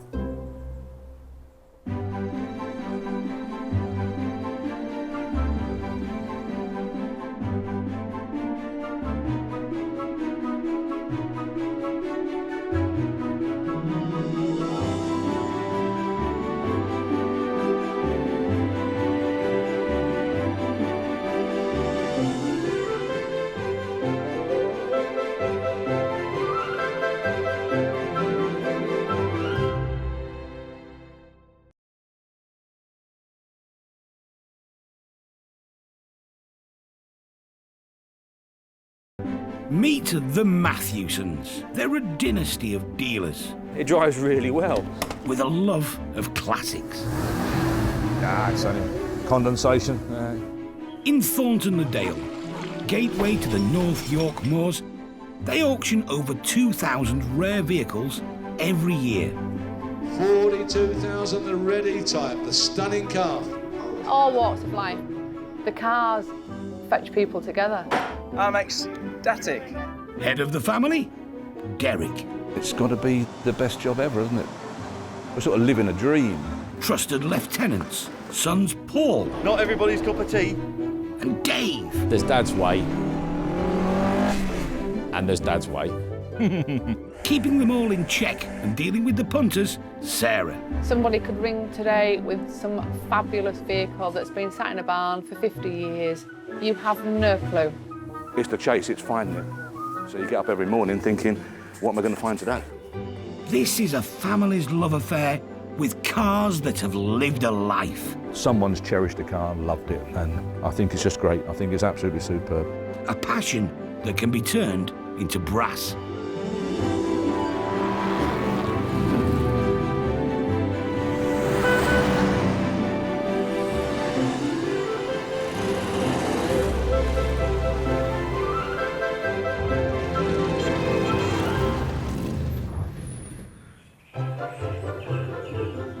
On sale this week. Bentley S3, 1964. Picked it up myself, went over to France with a lorry. A very nice car. I asked a friend to contact a possible seller. Matthewson's. Bonjour, monsieur. It's not a practical vehicle. Mini Moke. Now then, find 2 of these today. Obviously, it's got no sides on it or anything like that. Ford Fiesta XR2. Beautiful, isn't it? This car has been like a wife. It's given me many headaches and many frustration, and many issues and problems, but you work through them.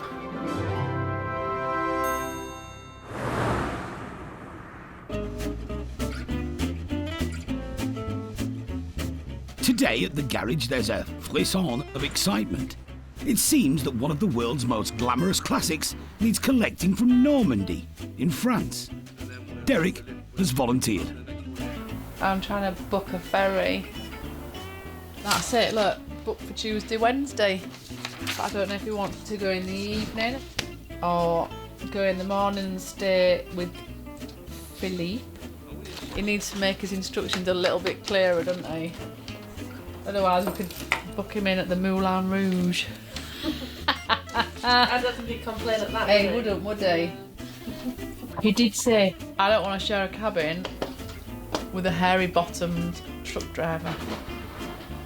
So, what I want to know is how he knows that most truck drivers have got hairy bottoms. The car in question is a majestic Bentley S3 from 1964. She's beautiful. Everybody looks good on a photo though, don't they?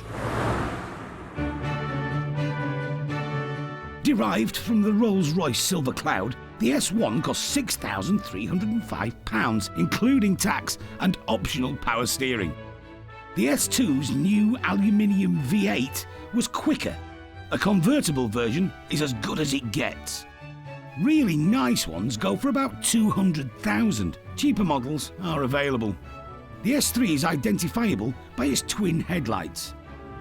Peter Sellers was a serial buyer of a car so classy it had a special padded bit to stop you hitting your head on a forest of walnut.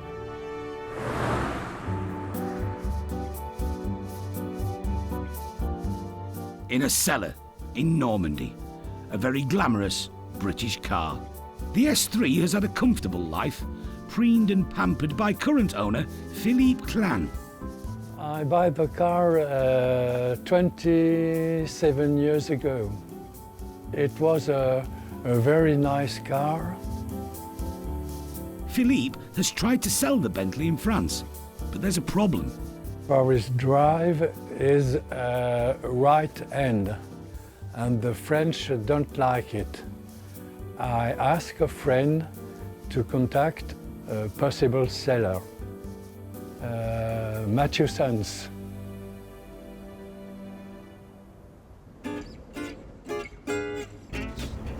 We're going to Portsmouth and jumping on the Q3 boat, ferry to Cairns. Cairn, I'm not too sure how to pronounce it, Cairn I think.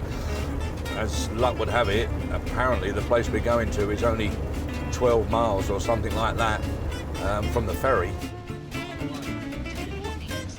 It's all going so well, it's like someone's actually planned the trip.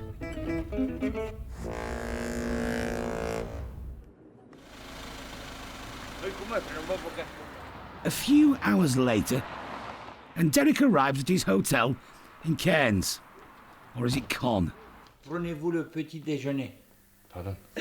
Vas-y. Are you going to have breakfast tomorrow? English breakfast. No. No, yeah. Sausages, bacon, eggs, tomatoes, fried bread. Les 2 jours? For the both 2 days? 2 eggs. Two, yeah. It's gonna be like boiled, right? Boiled eggs? Yeah. Yeah, thank you. Bonsoir. Bonsoir. Thank you very much. Good night. I will see you tomorrow. Yeah. Right. Bonsoir, bonjour, get mixed up.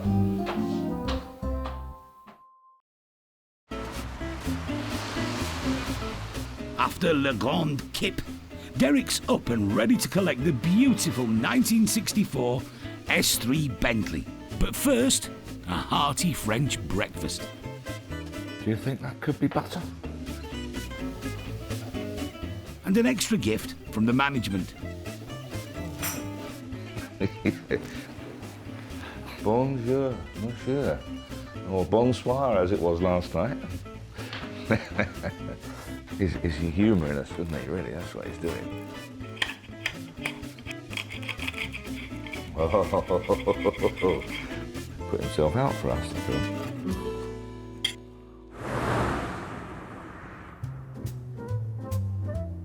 Back in Yorkshire, and Derek's Kingdom of Classics has a new head of cars. Younger, dynamic, Dave. My dad always used to have a few Fords kicking about, and they produced the poor man's sports cars, didn't they? So if you wanted a sports car back in the 60s and 70s and 80s, really, you had a Ford if you could, you know. And if you couldn't, now is a good time to make up for it. Dave's off to collect one that has a permanent place in the Hot Hatch Hall of Fame.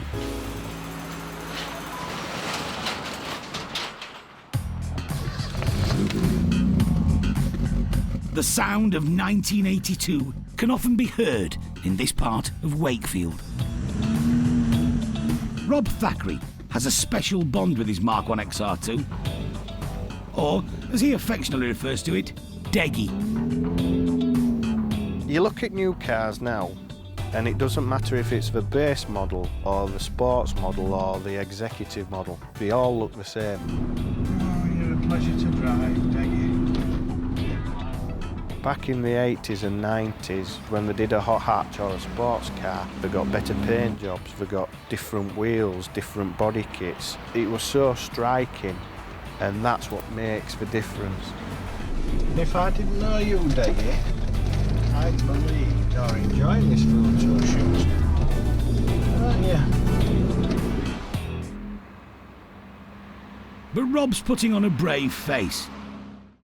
He was responsible for bringing Deggy back from the dead.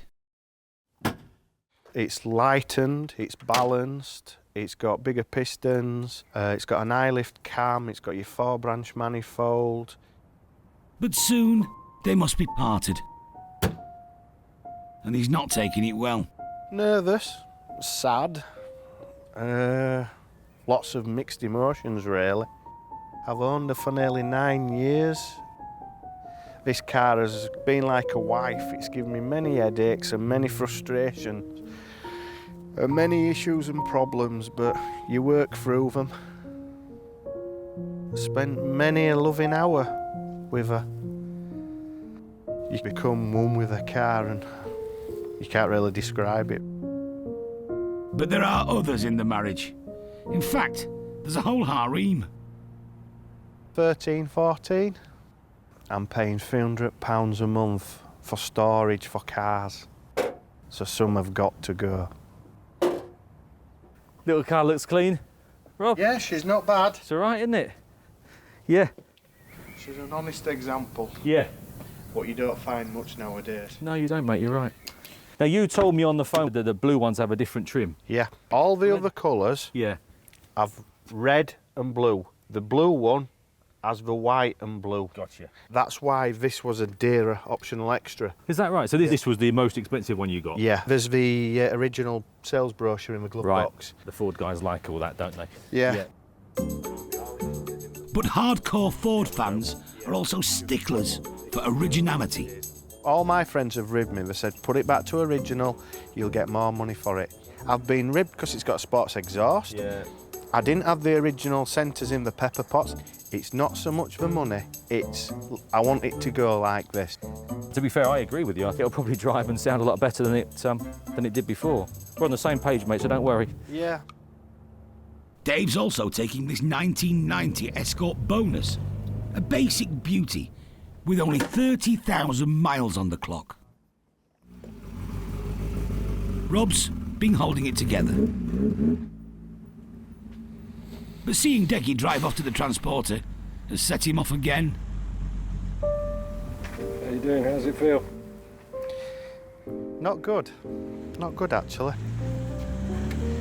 I suppose it feels like when your child moves out or gets married. Yeah, that wasn't a good minute just then, watching that go.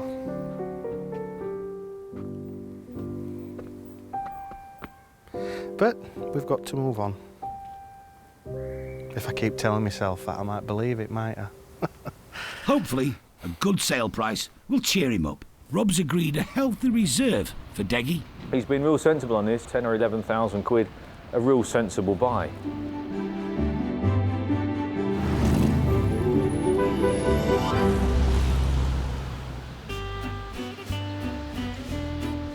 Normandy, France.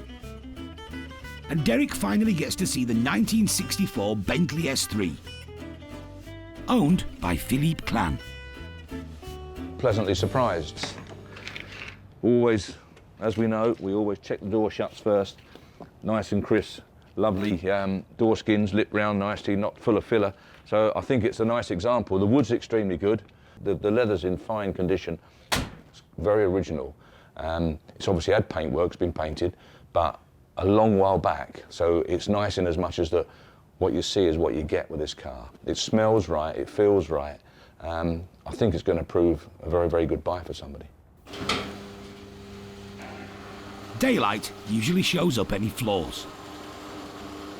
A nice colour scheme, I like it very much. I'm not over keen on the very wide coach line. I like the more pinstriping like this one, but it suits it. It doesn't detract from its appearance. I think it looks extremely nice.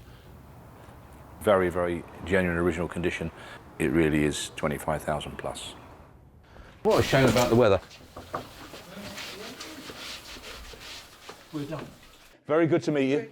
Very nice to meet you, Philippe. Very nice travel. And we will, and we'll keep you informed of what goes on and how we go on. But we'll talk on the phone. Okay. Thank you now. Bye-bye. Bye-bye.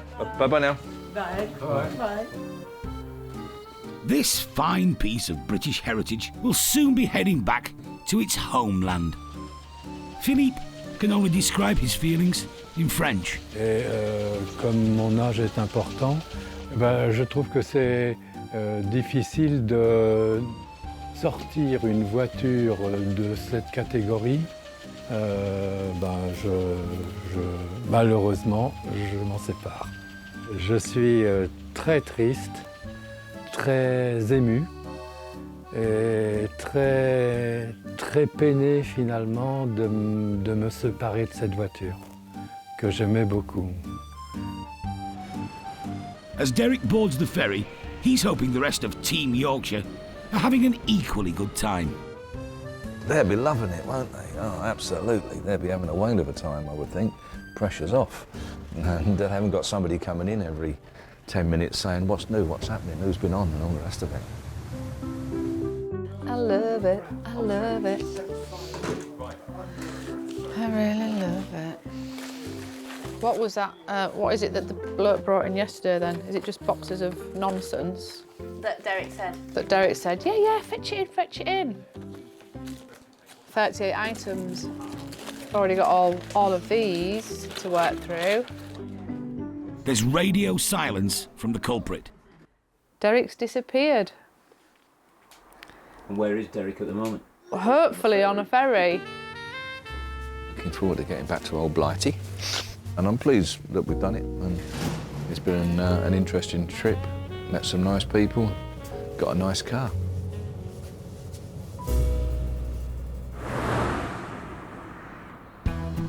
Today, Paul has got an unusual collection booked in. His task? To head north for one of the world's quirkiest vehicles. I'm just south of Newcastle to pick up a little mini moke. I don't actually know a lot more than that at this stage, in all fairness. We've only ever had two, I think, that I can recall. But they're very popular. They've got a big cult following. They're like a 2CV. The moke played a starring role in the surreal 1960s television series, The Prisoner. I've heard about it. I've never seen it before my time, I'm afraid.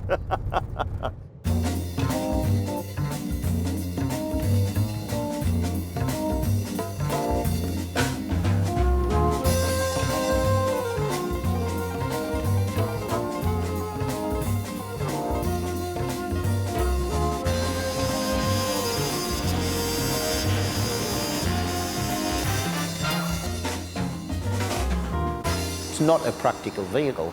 Obviously it's got no sides on it or anything like that. Other than putting a crook lock on the steering wheel, there's nothing much more you can do. Mike Hutchinson bought the moke just 6 weeks ago.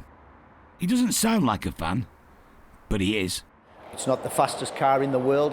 You couldn't go up and down the motorway on it, that's for sure. But if you've got a car like this, you could park it next to a Ferrari. They wouldn't take pictures of the Ferrari. You would have a crowd round you within 5 minutes. You could probably buy 4 of these for what you could buy an E-Type Jag, and it would probably give you just as much pleasure. First produced in 1964 and named after a dialect term for a donkey, the moke was designed by Sir Alec Isigonis, just like the Mini. The thought was the army could chuck it out of planes on a parachute, but its poor ground clearance made it a total disappointment when it landed. The flimsy ute fared better as a beach buggy.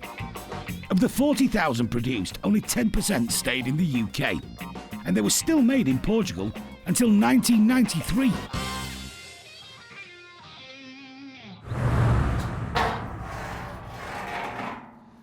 No, it looks lovely though, doesn't it? It does.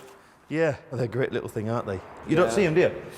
You don't. You know, no, the guys that follow them, of course, they'll see them, won't they? Yeah. But the rest of us, you know, you just see them once in a blue moon, don't you? Yeah. Before it leaves, a quick modification to prevent the roof ending up in the Tyne. Should we drop it down? Yes, if you pull the ring. Whoa, there's look, finger trappers and then you push that forward, Paul. Yeah. That's it. That takes the tension off. That's all right, isn't it? And then you just take these off here, right? Yeah, and them, do we? And that one, yeah, that's your tensioner strap, I think. They all fall down together. Yeah. Oh, there you go. Well, that took in there. Yeah. That's better. It won't flap about so much. Yeah. Shall we get it on? Yes. Right.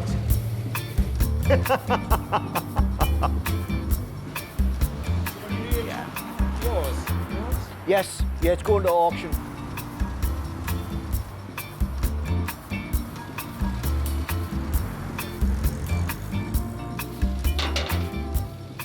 Mike's Moke could net him 15 grand, but he plans to use the money wisely by renovating another one for summer.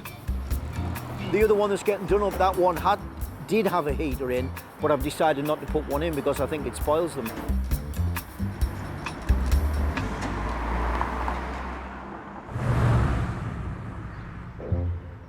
Derek is back in Blighty in time for the next auction. He's convinced that standards have slipped whilst he's been away. It's 7 o'clock in the morning, and where is everybody? Search me. They're all laying in bed, aren't they, the lazy blooming devils? Derek needs to put his foot down, show everyone who's the boss around here. Time to deploy the Bentley S3. Wonderful bit of kit. You drive a normal car, you travel in a Bentley. That's the difference. In them days, you basically made it. I think that was the fair way of summing it up. You'd made it. And Your waves become very regal, Derek. I can't help it. It's daft, isn't it? I've become very, very gentlemanly. So you've perfected your wave, and you're holding your head up high. Yeah. Well, you've got to look down your nose at people, haven't you? The peasants and that sort of. If there's any peasants about, then I would obviously look down my nose at them now, and just give them a cursory wave. You know, just basically get out of the way, really. You know, that's about it. Because I'm not stopping. It's a Bentley.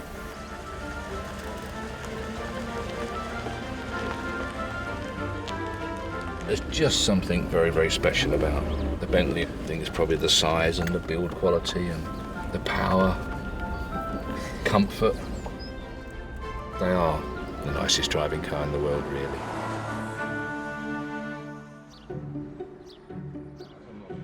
As auction day begins, prospective buyers weigh up what's on offer. When it comes to the S3, all 5 senses are needed to really appreciate the quality.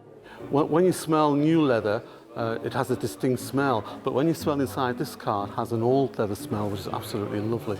It also shows that the car's been well kept. You know, you can't smell any moisture or anything like that, so definitely a car worth looking at, this one. Owner Philippe's friends, Alf and Linda, are here. They've been driven in this Bentley many times. Philippe, who owns the car, has kept it polished, so it's in #1 condition from a shiny point of view, you know. Hopefully as soon as it's sold and we get a price on it, I'm going to ring him and say, there you are. Bentley S3, 1964. Picked it up myself, went over to France with a lorry. Lovely, lovely people. So your chance to buy it today. We've got some interest on the books, start me on it. I want 20. 20, whereabouts? 18 then, 18, we're away. 18.5, 19, 19.5, 20, 20, 25, 20,500, 21, 21,000, 21, 21,500 down the middle, 22, 22 on the phone, 22,500, absolutely genuine, 22,500, 23, 23, I should think so, it's an S3, 23,000 submitting it, 23.5, 23,500 submitting it, 23.4, 24, 24,000 pounds. Submitting it then, 24, is the 24.5, 24.5. Let's not forget it's an S3, 24.5. It's a Bentley, not a Rolls, the one we want. 24.5, 24.5, 25, 25,000, 25,000. I dare sell it. I've got discretion, I dare sell it. 25,000, 25,000 pound going. 25.5, 25,500. Sold, 25.5. Thank you very much for your bidding. Lovely car, lovely. Ah, bonjour Philippe, ça va? Yeah, nous avons 25 500. Ah oui? Ah oui, très content, très content. Ok, au revoir Philippe. Au revoir. Bye-bye. He said he'd hoped to get more, but that's the way it is, isn't it, you know? I thought, ideally, if it had got to the 30, it'd have been okay, but 25,500 is okay. On the day, it's okay, you know.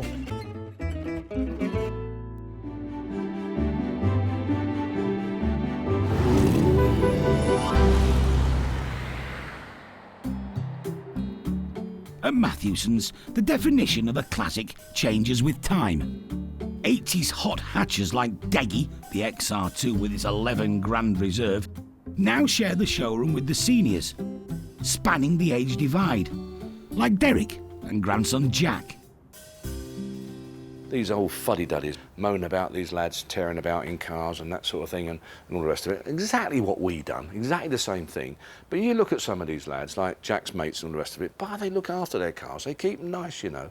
And I think it's brilliant. And as long as those guys keep looking after a vehicle, I don't care what vehicle it is, you know, as long as they appreciate it, I think it's brilliant, don't you?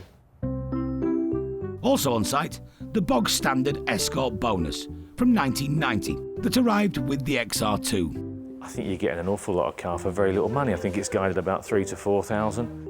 I love this little base stuff. It's just great, isn't it? I mean, there's nothing. I think it's got central locking from memory, but probably not. So there's nothing. There's no power steering, there's no electric windows, there's no ABS, there's no traction control, there's no catalytic converter. There's nothing. Brilliant. Just basic manual choke, electric start. That's it. Yeah, brill. There's been a lot of inquiries about these two mint condition Fords. The final sale prices could be higher than expected.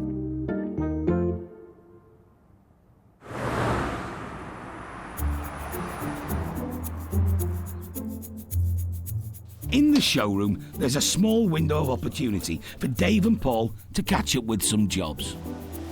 Yeah, go on like that. Go on. Go on. Other way. Yeah, round, round, round. Well, he's getting there, isn't he? Trouble is, he don't know his left from his right. But there's one chore they've been putting off for years. Replacing the gates of the backyard. The old ones have been in 25 years, something like that. They've had it, and we're all fed up with lifting the gates every day.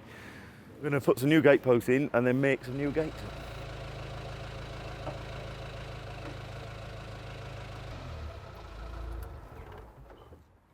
That's made a mess.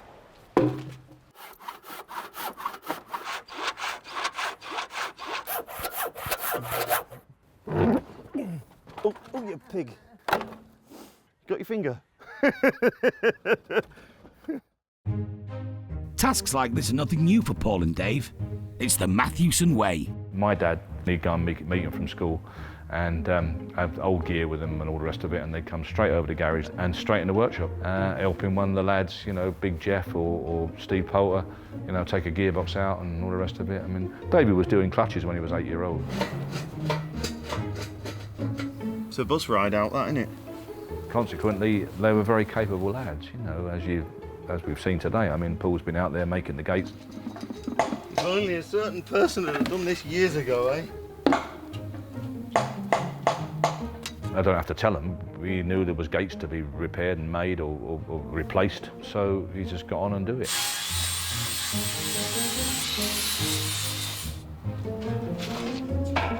If everybody gets fed up with cars, you can do this for a living. Yeah. I wish I'd have done years ago. Good job David ain't doing it. He'd be taking all his nail varnish off, wouldn't it? And we'll have to advertise. The site's having a massive revamp. Reminds me of those nightclub refurbs. They used to have it in Scarborough, didn't they? And they have a bit of black emulsion and a new carpet and they have a £1 million refit, don't they? You know, we love it. We've never got to rely on anybody very much to do anything. And it's a big plus, I think, in life, not only this job, in life. Paul's probably saved about £5 grand doing the gates himself. First to go through them, a beautiful 1936 Austin shooting brake.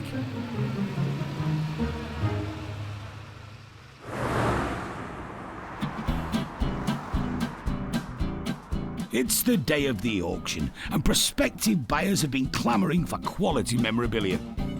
It's a box of hammers. Box of files, worth a fortune. I used to make ice cream when I left school, and obviously I've seen this, and why not? Don't forget when you sell those post boxes to announce that they come with the keys. With the keys. Okay. £600. God, they're not heavy. I carried one round. It's a late 1920s, early 30s AA sign. This was £250. It was quite a collector's item. But the star attraction today is the XR2 from the early 80s. Expected to go for big money, but you can never be sure. Just don't know on the day, do you? You just don't know who's going to turn up, who's going to be here, who's going to be on the phone. You just don't know. Owner Rob is here, though. He's anxious to find the love of his life a good new home. You guys are crazily fanatical and they're like your babies. And you want someone to nurture that baby the way you nurtured it. It's a little bit odd. The restoration of it is bang on. Thank you. Why have something 80% when you can have it 110%? But first, Rob's other car, the Escort Bonus. I wanted to do this before, but I thought I'd get me caught. In the 90s, considered basic transport for the senior driver. When I was a kid, you know, I had all the Escort RSs and, you know, the Ford XR2s, XR3Is. So it's a car of my generation, and the condition of this is pretty outstanding, you know. Lot number 57, 1990, Ford Escort Bonus. Rolls back the years, this. When you think how many we've sold, good grief, sold hundreds, thousands of the damn things. Mileage 30,000, looks right to me, smells right, looks right, feels right. Most important thing, it smells right. Start me on it, whereabouts, 2.5, we're away, 2.5, 2,750, 2,753, £3,000 on the left, going then, £3,000, Andrew's the bidder, 3,250 on the right, 3.5, selling it, 3.5 on the left and going, shaking his head, thanks Nick, 3.5 on the left, selling it, 3,700, sold, sorry, 3,500. I am getting above myself. For £500 over reserve, the telephone bidder gets a slice of 90s conservative motoring. It's a good start for Rob. But all eyes turn to the XR2. Yeah, that's mint. Brings back memories. Yeah. Memories of what? Of other people having them and not me not being able to afford it. But now we can. This is when we come into our own. Racing cars for the boys. Rob's sales chat seems to have done the business. I think we're going to have a good bid on it. Yeah, it'll be well looked after and it'll join my classic car collection. But there's going to be competition. Ford Fiesta XR2, lot number 70, 1982 she is. Ooh, look at this. Ooh, have you seen this? Ooh, boy, oh boy. Oh, dear me. Beautiful, isn't it? Ooh. 1982, Ford Fiesta XR2, start me on it, where are we going to be? Where everyone wants to give 10. 10, 10, 10 1, 10 2, 10 2, 10 3, 10 4, 10 4, 10 5, 10 6, 10 7, there you go. 10,700, submitting then, 10,700, 10 8, 10 8 there, 10 8 out the back, 10 9, 10 9, 11, 11,000 on the left, 11 1, 11 1, 11 1, come on Stuart, you got loads, 11 1, 11 2, 11 2, 11 3, 11,003, 11,004, 11 4, I'm selling it, make no mistake, 11 4, 11 5, 11,005, 6, 11,600, 7, 11 7, 8, 11 8, 11,800, 9, 12,000 is going, 12,001, 12,100, 12 1, 12 2, 12,002, 12 250, 12 5, 12 5, 12,500, 12,005, 12 6, 12 7, 12,700, 12 7, 12 7, he's got nearly as much money as you.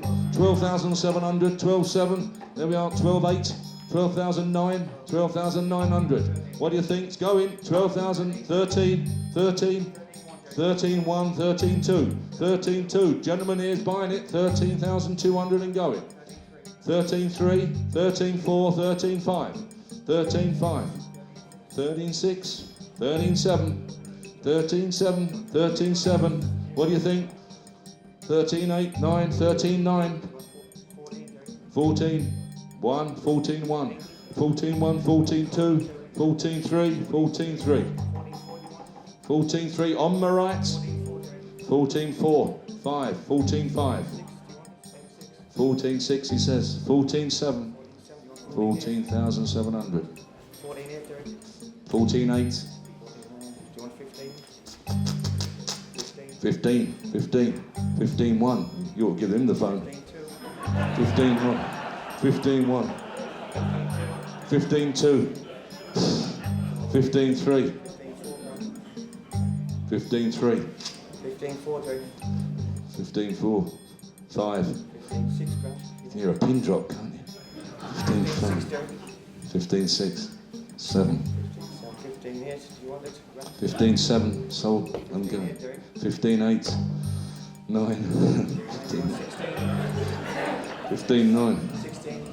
There you go, mate. 16 1. 16 1 and away and going. Are you sure? 16 1. He's finished, though. Well, he's to be congratulated. Tell him thank you very much. 16 1, you got it. And more importantly is that man there. Well done. Good lad. Neil Tetherton wins the day. And there's a good reason why he paid £5 over the reserve. Apparently, it's one of the previous owners what's bought it back. Rob is keen to verify the rumour.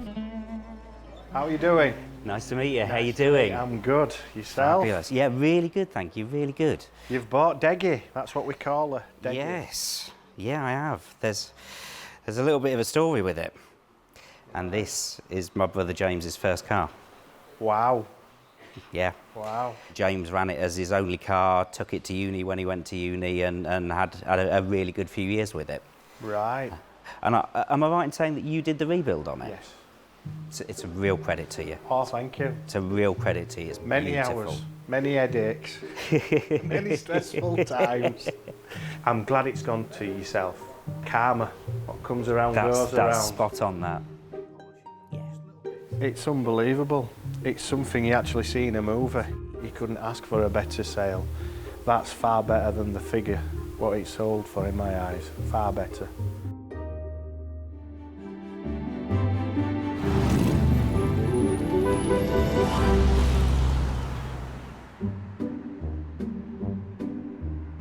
After a trip down from Newcastle, the Mini Moke is now safely in the showroom.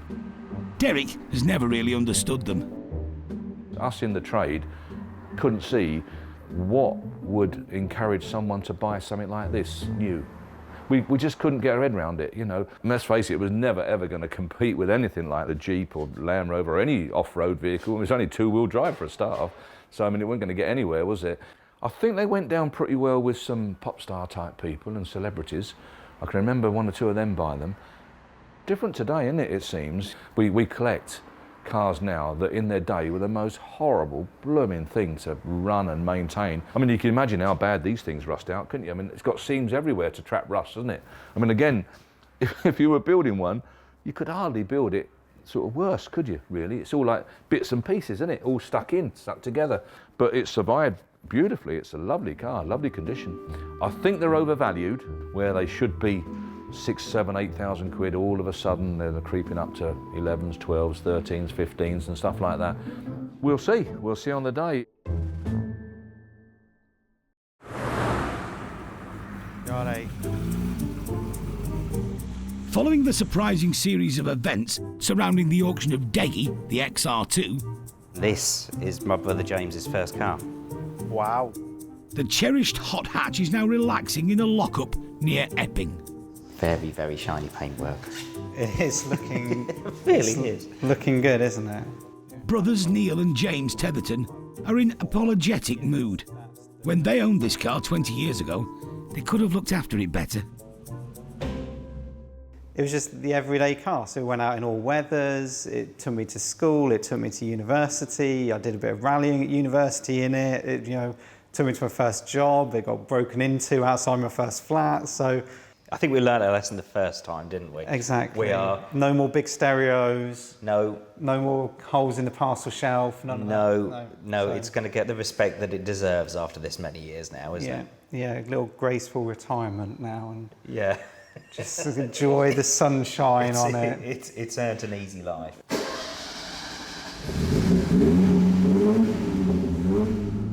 And with that in mind, maybe a gentle and restrained drive down the local B road.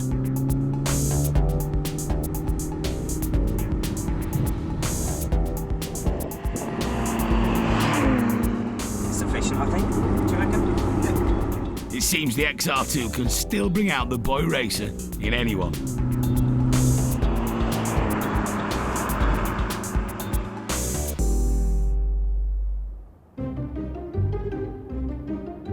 So what news of the impractical and increasingly rare Mini Moke? Prior to the auction, John and Peter were hedgy about their interest in the car. Very collectible now. Collectible. Not many made, so they command a value. But when it comes to Matthewson's... What's not to like about it? It's brilliant. It's brilliant. We've been to many auctions in the time, but this is the always one that stands out. It's been a very nice auction, this one. Mini Moke. Now then, find two of these today. Who knows his Moke? The bidding starts at 10 grand and climbs quickly. On my books here now, 12,500, 12,600, 12,600, 7, 12,700, 8, 12,800, 12,900, 12,900, 13, 13,000, 13,100, 13,100, 13,100 going. We'll talk 13,100. Are you sure you're done? Provisional 13,100. A provisional sale. But after some negotiation, Gary Bruce bags it for a mate. He lives in the West Midlands, and he says, buy it, wherever he goes for it, buy it. So. Now that's a committed Moke fan.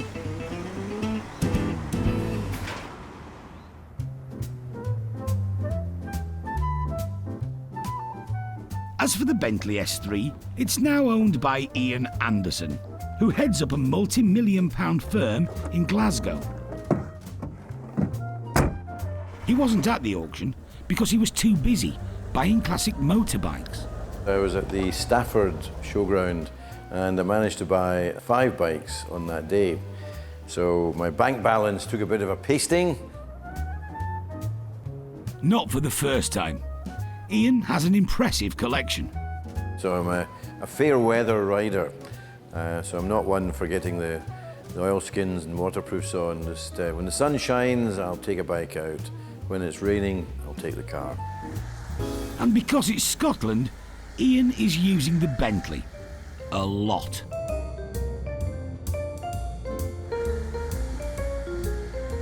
It does have a great deal of presence, and I think it's a very elegant car. It's just the lines I particularly liked. I don't think it's overstated like some modern day cars. It just it glides along the road the way it should have done when it was built in 1964. It's actually quite comfortable. I believe the early Bentleys used to have a bench seat, and then they changed to single seats. Accommodates my large bottom quite well. And it's beginning to have that Bentley effect. One feels a bit superior. Haven't given the royal wave yet, but maybe I should do that. The only thing that's missing, John, is a flag. I think we have to get a little flag somewhere fluttering, you know, I'm not sure what flag, Union Jack, or maybe a St Andrew's flag would be better. Or, in honour of Philippe back in Normandy, maybe a French one.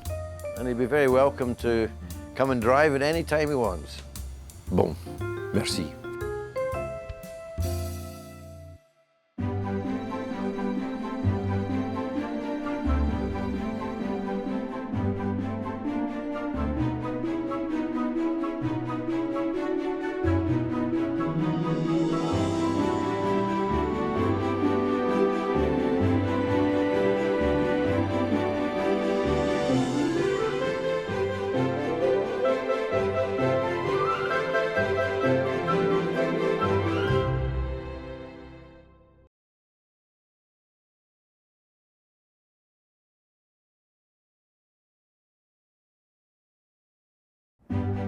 Meet the Matthewsons. They're a dynasty of dealers. It drives really well.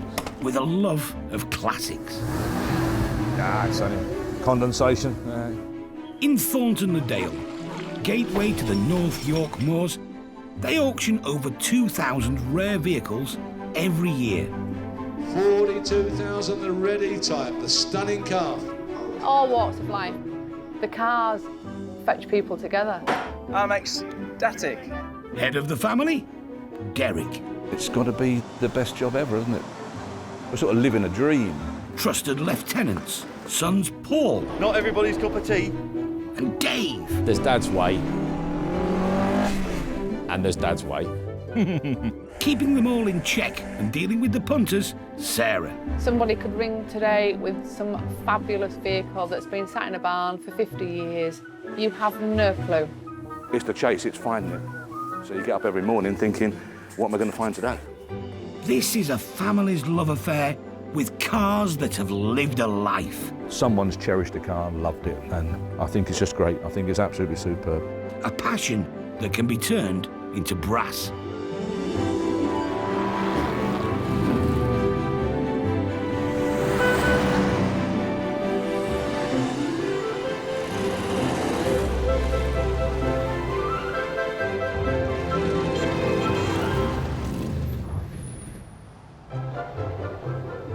On sale this week.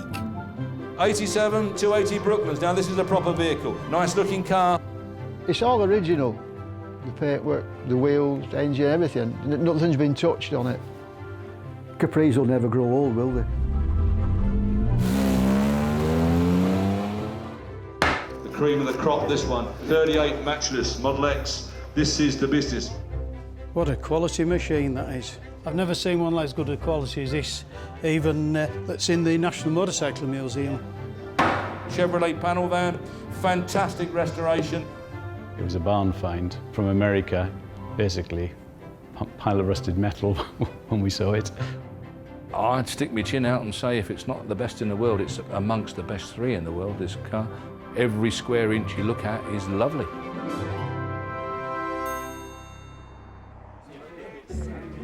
I'm looking for a car. Have you got any? Matthewsons have never been busier. We've got an offer on the table of 14k for your little truck. The total to pay is 15,260. 18. More vehicles are going through the auctions. Thanks for his bidding, 9,350 sold. Lots of cars to collect. Right. Derek has no choice. He must occasionally travel outside Yorkshire. We're off to Wales today, Anglesey to be more precise, and then down the coast somewhere else to a place I can't even begin to pronounce, with a load of L's and a couple of W's, plenty of E's, and then finished up with a load of O's. So that's where we're off to, and then play it by ear, because we've got to come then across and down, or back to, Ramsbottom. It's an epic voyage, an epic of epic proportions. There's a rare modern classic on the list. But first, some Americana. A lovely, lovely thing, a Chevy van, about a 1950, I would think, which looks on the photos to be stunning. It currently resides in Criccieth, in Gwynedd. Gary Jones has spent £30,000 on it. It's a Chevy half-ton panel van. It was a barn find from America, basically a pile of rusted metal when we saw it. We bought it, and then we had it done up by a professional restorer of American cars. It's been restored to the original factory spec, and all the bits on it are original. You know, there's nothing modern on it, you know? The popular version was the pickup. So these panel vans are quite rare now. I think there's only about 3 of these in Europe.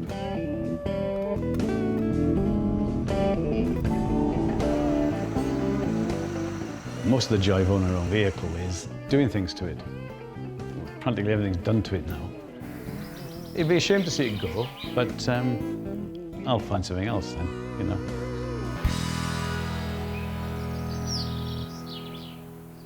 There are several cars to collect today, and Derek should have arrived 2 hours ago to pick up the Chevy. So you're looking where Wales is. I'm trying to find Wales on either part of the map. Doesn't bother me really, long speaking. Derek is pre-sat-nav. Well, there's Wales there, look. Oh, God. I think we're going down somewhere near Port Maddox.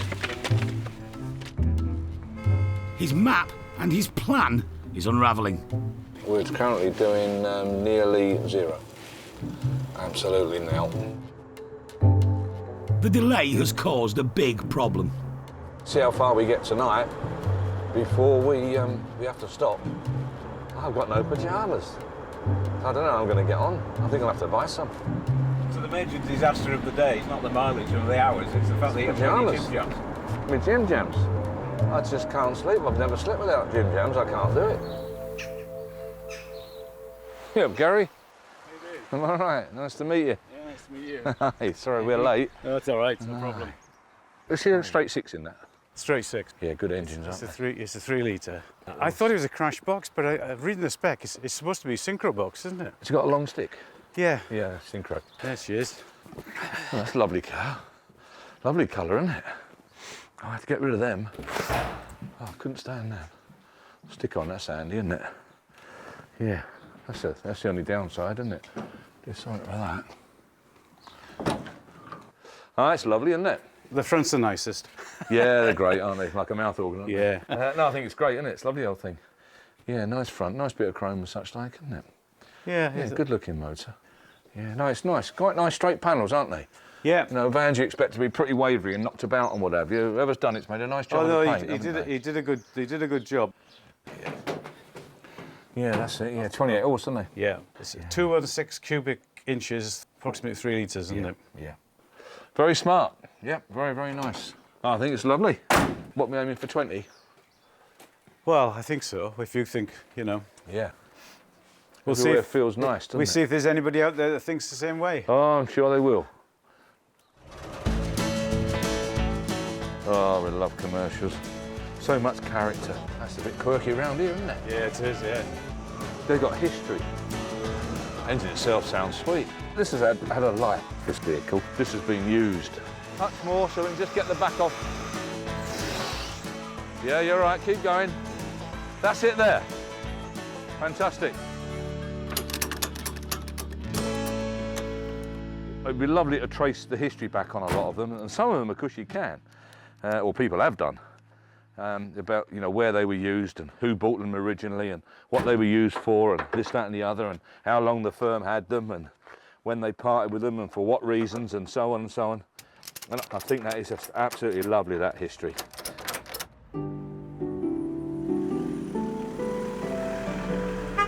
It's too late for Derek to collect the second car now. It'll have to wait till tomorrow. Sarah has found him somewhere to stay. Oh, look. Got a vending machine, so it'll be fine. As long as we've got like a pot pie in the vending machine, he'll be all right. I hope that wasn't breakfast, because there's no way, right, Derek is going anywhere near an avocado. I don't even think he knows what one is. He's got to have a room overlooking the car park so that he can keep his eye on the transporter. It's basically all Derek needs. That and some pyjamas. You're gonna have to go commando, John. What can you do? Not the sort of thing I like to do, a man of my age.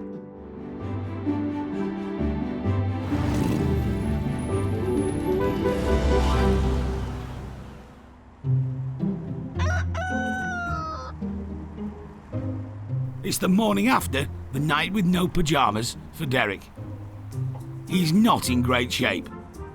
I've spoken to him this morning and I asked him if he had a good night's sleep, and he said no, he didn't. He was up at 3 and then up again at 5:30 to go out and check on the vehicles. But there's a consolation prize waiting in Ramsbottom near Bury. One of the most sought-after modern classics there is. Got to get over there and we've got to see a lovely fella with a superb Brooklands Capri. Supposed to be a stunning vehicle, low mileage, I'm sure it is, it'll be gorgeous. And we've got to settle on a deal and load her up and back to God's own country. Peter Hurley is the current owner. It's a Brooklands 280, limited slip diff, leather interior. They painted them all the same colour, they're all British racing green. They're classy, aren't they? They've got style. Cars these days are all alike. Capris will never grow old, will they? This one, it's got stainless steel exhaust on it. And it's did a break speed limit in second gear, wouldn't it? Well, I think it still will. I bought it to keep it, but needs must. So that's why we're here today.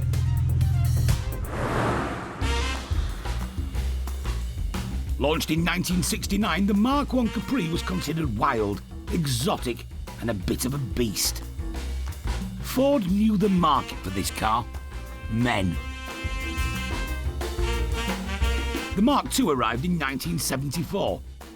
Better made, same price, so they said. It was still marketed at men, but with golf clubs. It was a hatchback. The Mark III really looked the part, and ones with 2.8 engines were reliable, quick, and easy to steal. The Brooklands was the end of the line, and at £12,000, dealers struggled to ship them. That's not the case now. For many men, they still are the car you always promised yourself. Turn left onto Bury New Road. Derek's in deepest Lancashire. Bury, as they say, Bury in Lancashire. But the adopted Yorkshireman likes what he sees. Proper old Lancashire mill town. Just look at that. Ramsbottom Station. A lovely old place. An old signal box with work of art there. What a star, boy. On arrival, thank you very much. A proper Lancashire greeting from Peter. Mint job. Oh, good lad. That's the way. Now you're talking. Yeah, a man of my own art now. Got to have a brew, haven't you? Got to have a brew. Good lad. I used to run Capris, so I'm heavily into Capris. Oh no, I love a Capri. And how long have you had it here? 28 years. Oh my word. And in 28 years, it's not done 1,500 miles. Oh God, it's like parting with a wife then. It's worse. Worse. Worse. I'll cry when it goes. Yeah.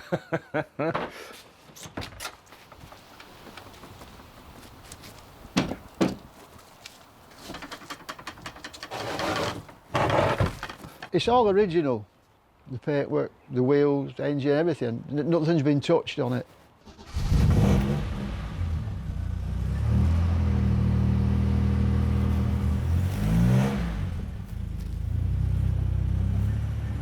That sounds sweet, John, doesn't it? But it's lovely condition. Nice one.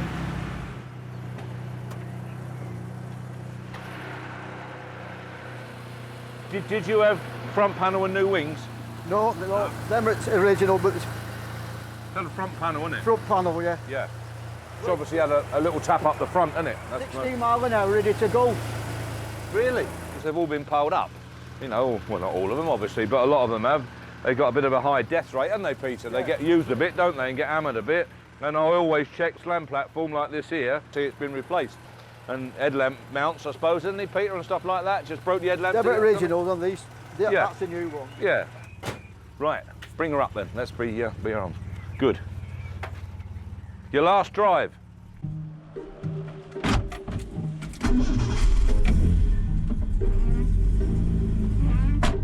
Lovely old car. I mean, something you've had for 28 years, no matter what car it is, if it's an Escort or something, it's still, you've got an attachment to it.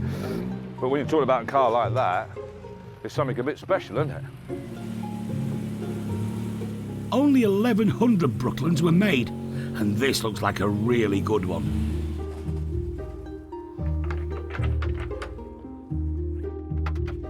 Lovely car, mate, lovely. Sounds beautiful. Oh, take it off, I'm not selling it.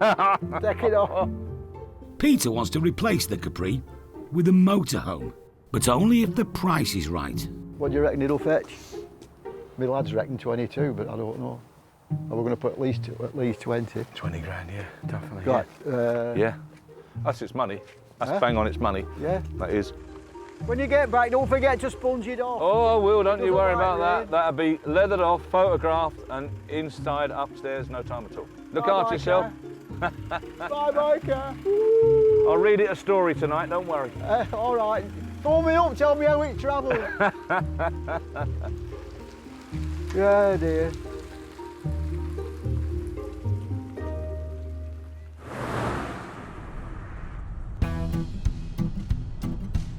Paul's on the road via a spectacular Yorkshire landmark, the Humber Bridge.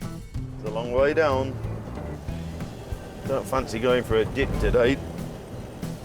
It's just a fair bridge, isn't it? We walked to the centre as a school kid. I should never forget, like. It's a long walk from that end to here. We are going to Lincolnshire to pick up a matchless Model X. They're quite a desirable looking bike, I think. Quite a rare bike. So we shall know a bit more when we get there. Normally, a bike would be put on the back of the trailer. Derek has insisted this one goes in the van. I'm assuming it's going to be something quite special. Matchless is one of the oldest motorcycle marques in the UK. Their first bike emerged in 1899, winning the inaugural TT singles race in 1907, averaging a colossal 38 miles an hour. By the 40s, the Matchless parent company, AMC, had bought out AJS, Sunbeam and Norton. Bigger V-twins and V4s were now in production, with the Silver Arrow and Silver Hawk proving popular. But one of its most famous bikes was the 1000cc Model X, later known as the Sports Tourist. These days, they can fetch big money. Oh, look at that. Oh, that is nice. Yes, absolutely lovely. The owner bought this Model X 20 years ago and spent 3 years fully restoring it. Very nice bit of kit.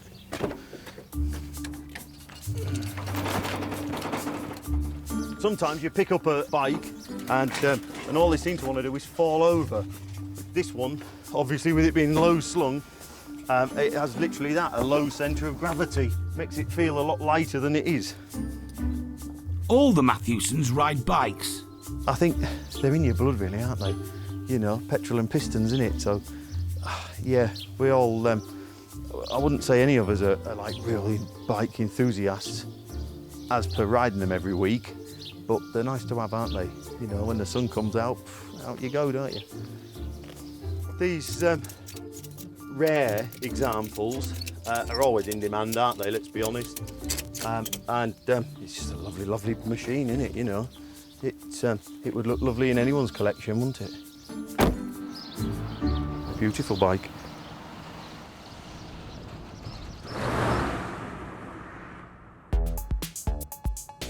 The Brooklands Capri is now safely tucked up in the showroom.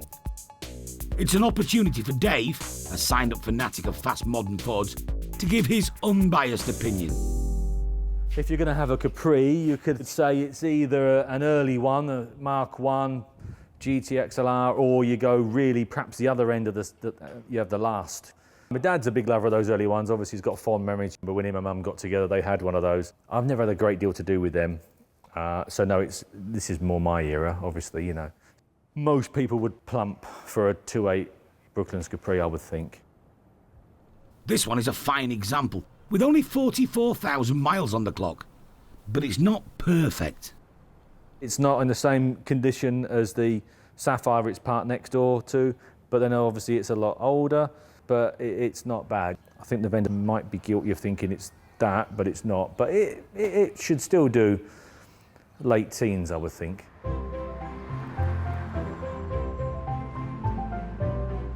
Today's auction has plenty of modern classics on the menu. But collector Mark Bro is here for one car only. Very nice. Just evokes a lot of memories, you know. When I was growing up in the sort of 70s and 80s, most are sort of geezers, if you like, or sort of TV heroes like Bodie and Doyle or Terry McCann or people like that. They always used to drive Fords. That's the closest we got to a muscle car in Ford in Europe. You know, you're driving a piece of history. Carl Wilson has driven nearly 300 miles today just to see this car. I've come from Southend today, and it's something I always wanted when I was like 19, you know, 30 years ago, and never could afford one. So now's the time. Rather than having money in the bank these days, buying a classic car is a good investment if you buy right. 87 280 Brooklands. Now this is a proper vehicle. Nice looking car.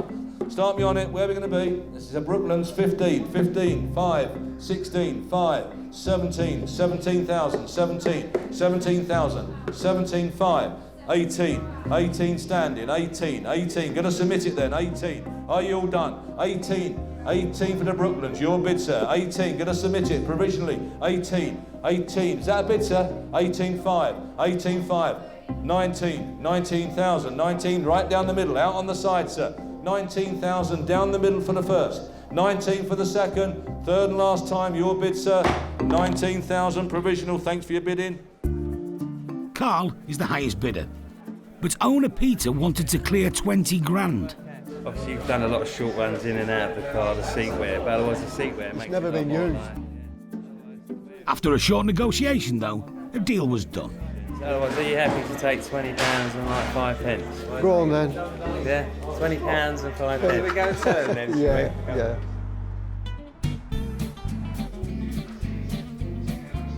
Going back to its neck of the woods, all the way back to Essex, when it was born. It's the Capri's 50th anniversary this year. So, and there's a meeting. I think it's the end of this month at the actual Dagenham factory. Visiting such hallowed ground will need an appropriate soundtrack. It's going to be Depeche Mode, Human League, it's going to be all the classics. It's going to take me way back. Yeah, cool.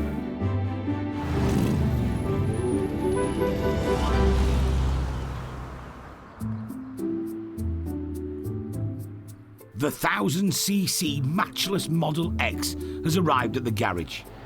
Gorgeous. Derek couldn't be more impressed. What a stunning machine. Everything's right, you ain't overdone it, it's got the right colour on the heads. You know, the crankcase is right, not all polished to within an inch of its life, it's exactly as it should be. I bet the balance will be absolutely lovely. You'll just be able to lean that about, never turn the handlebars, just lean with it and it'll just go where you want to go. It's just so stylish. Looks like it's doing 100 mile an hour stood still, doesn't it? It's just fabulous. When a machine of this calibre comes to the Matthewsons, word gets around. These experts are keen to have a look at it.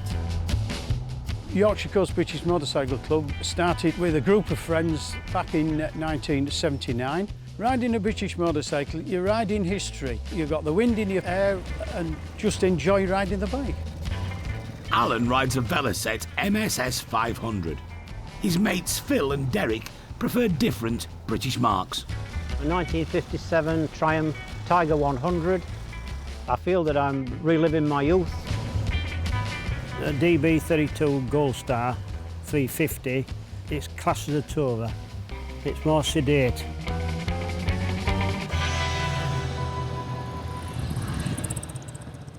Wow, just look at this, chaps. Yeah. What a beautiful condition. Wow. What a quality machine that is. and a pan- Absolutely yeah, fantastic. Somebody's made a nice job of it. They have really. They put the heart and soul into that. Yeah. The chap who's restored it has obviously kept it to a good quality detail. He's kept pretty well close to the original types, size of nuts and bolts that's used on the machine. Better than new, isn't it, really? Look at the quality of the chroming and the lining on the tank. It all makes a difference with chrome work. If it's had triple coating on, it gives you that extra depth of finish, doesn't it? And I've never seen one like as good a quality as this, even that's in the National Motorcycle Museum. Whoever gets the final bid, sure he'll go away very happy and smiling. I definitely would be.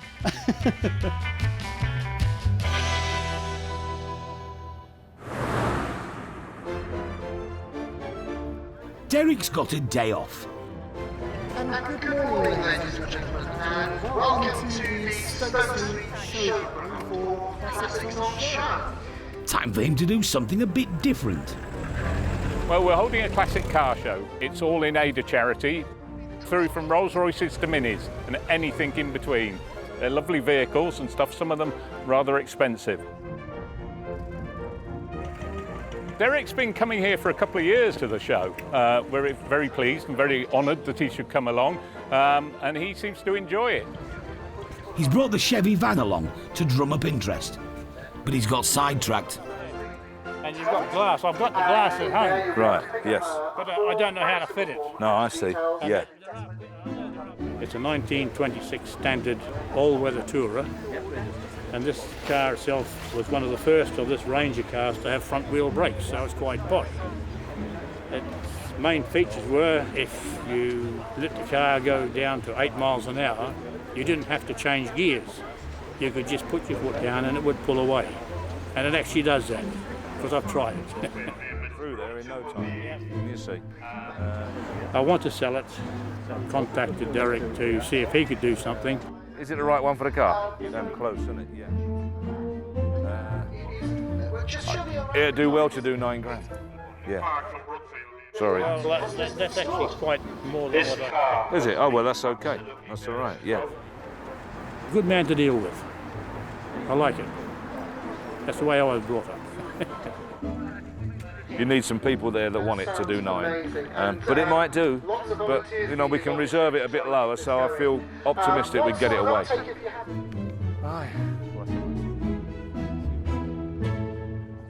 We've got a competition. What we've asked Derek to do is to give a valuation of all the classic vehicles on the show field. It's going to be a big number. Some of them are pretty valuable machines. Fancy looking bus, isn't it? Don't know what they're worth to you, I bet. The person who gets nearest to that figure, or guesses nearest to that figure, is going to win a day out at Matthewson's Classic Car Auctions. So, and what bigger prize could there be? There couldn't be a bigger prize. What is the total value? So it's going to be a big, big number. Well, this is going to be a nightmare, isn't it? A Browning 30 calibre machine. 10 grand that car. An absolute lunatic for doing this. I wish I'd never said I'd do it. Nice little Mini, but see where it's gone around the front seams and that. Look, it's been lashed up, see around the seams. The prize is spend a day with us at the auction, and the lucky winner's going to be able to get on the rostrum and sell a couple of bits of memorabilia and maybe a car. It's a valuable bit of kit, 635. That's the best prize they could come up with. That's top prize. What do you mean best prize? That's the top prize. That is exclusive. I mean, let's be fair. Everyone's going to want to win that. So basically, if you play your cards right, you could have the day off on auction day. No, I don't think I dare do that. But at the same time, I think that whoever wins it will find it really interesting, challenging, and possibly frightening. Oh no, the pen's going to run out. Got it. And motorbikes. Bit of an odd prize, bit of an odd competition, to be fair. Would have been a lot easier if it had been picked out 20 cars and we could have valued them, but I don't know how many there is here. Roughly, I'd say 200. I reckon I'll probably get finished by about 8 o'clock tonight, which is a bit of a downer because they finish at 6. I don't know what I'd have been doing if I hadn't been wandering around here trying to guess all these prices and that. I think the only thing I'd have been doing is just sitting down, relaxing, having a bit of a rest like, but who wants to do that? So I'm over the moon. And I think I'm nearly there. Then I'm going to add a big lump on as a safety net, and then we're going to go from there. It's a lot of money, I can assure you that. A lot of money.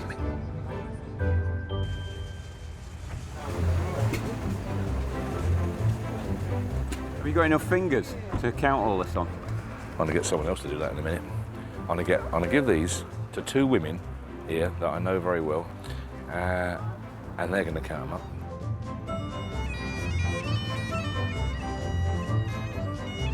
By the time Derek and Charlie do the maths, some of the contestants are on the way home.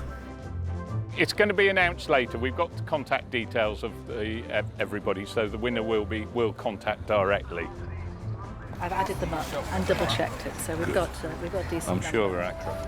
My guess is that it would probably be somewhere around about 4,700,000, but that's only a guess.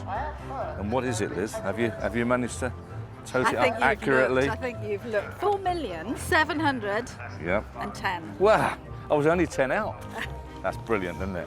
I've had quite a few people coming and saying, Have you? Have you got a number yet? Ah, excellent, right. Nice to see you. You're welcome.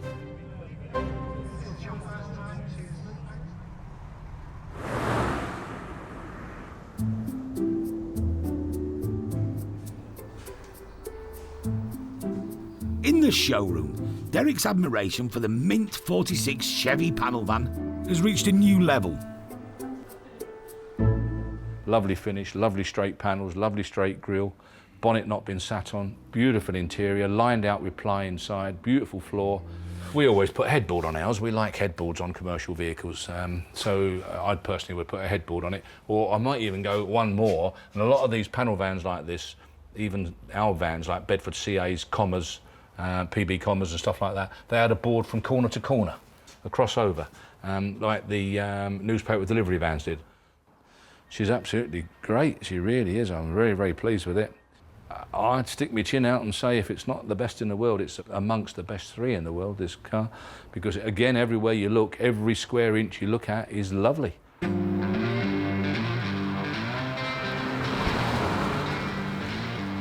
News of a stranger in town has gotten around. Local American car collectors Johnny and Rich have decided they need to check it out. Go for it, man. It's up there. Look. No, I can get to it. I can get to that. Ooh. That's what we need. Ooh, that's what we need, isn't it? That is just what we need. Nice little 6-cylinder, nice reliable engine. Do like this. Ooh, it's open. It's nice in there. You can obviously haul anything you want in it, and something like this is ideal sign written if you've got a little company or something like that. Fantastic advertising because everybody's going to look at it. It is a nice truck. Yeah, good advert car, that, isn't it? Yeah. Definitely. And it's huge. It is, yeah. Auction day, and the Chevy isn't the only transatlantic prize to be had. Derek said, here we are, here's one, an American hat. He says, it'll fit, won't it? And when I bought it, he said, it'll fit you, John. Cast plaque Harley Davidson, 25. Perrick air horns, there's 2 of them, 140. In the showroom, people are cottoning on to how rare the big blue van is. It's a 1946 or something like that. It's been looked after. It's obviously been redone, but I mean, where we find one, apart from America. Chevrolet panel van, fantastic restoration. Everywhere you look is beautiful. Start me on it, she's a 1946. You can't find commercials, we all know that. Come on, where? 15, 15, 16, 17, 17, 17,000, 17, 17,005, 17,500, 17,500. Find another one like that, 17,500. They're only stick-ons. De-letter it, put your own on, 17,500, 18 down the middle, 18 down the middle and going, 18, out this side, down the middle I'm doing, 18, selling it provisionally, 18,000, down the middle, 18,000, do you want 5? 18,000, I'm going to submit it, 18,000, provisionally down the middle, 18 for the first, provisionally, second, provisionally, third and last time, 18, you're out, be quick, 18, 18 provisional, hope it comes. And after a bit of negotiation, it did. To Alan and Alison Lamb from Leicestershire. Well, it's a little bit unusual, and it's in such nice condition that doesn't really want anything doing to it. Something that you could just use, so I thought we'd buy it. I've already got a Chevrolet pickup, so I thought this would sort of make a pair.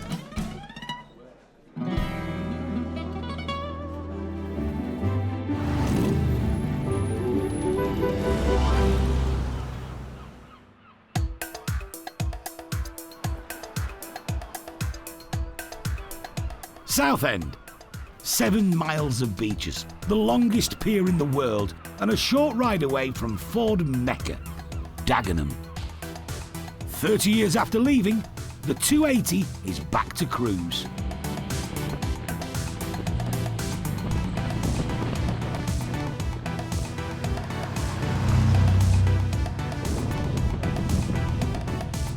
Gets a lot of attention and high fives. It's like more desirable in Essex.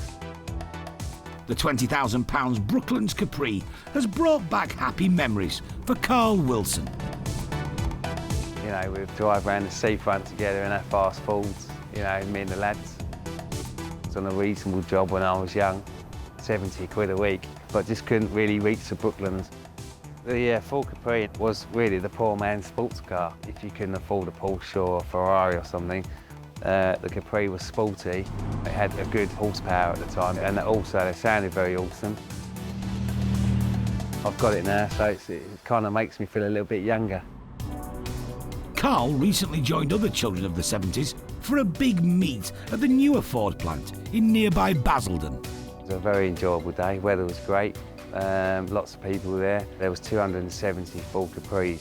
There was 9 other Brooklands, which was interesting to find out and compare and do catch up with some little technical bits. Carl's pride and joy is one of the last Capris ever made, and there are only about 300 Brooklands left on the road. And he reckons this car is one of the most original. But the car's in absolutely fantastic condition for its year, considering it's around 34 years old. It's had very minimal done to the vehicle. No filler, original paintwork. Most people out there, like myself, want a car that shows its general trueness, and that is quite a rarity to find.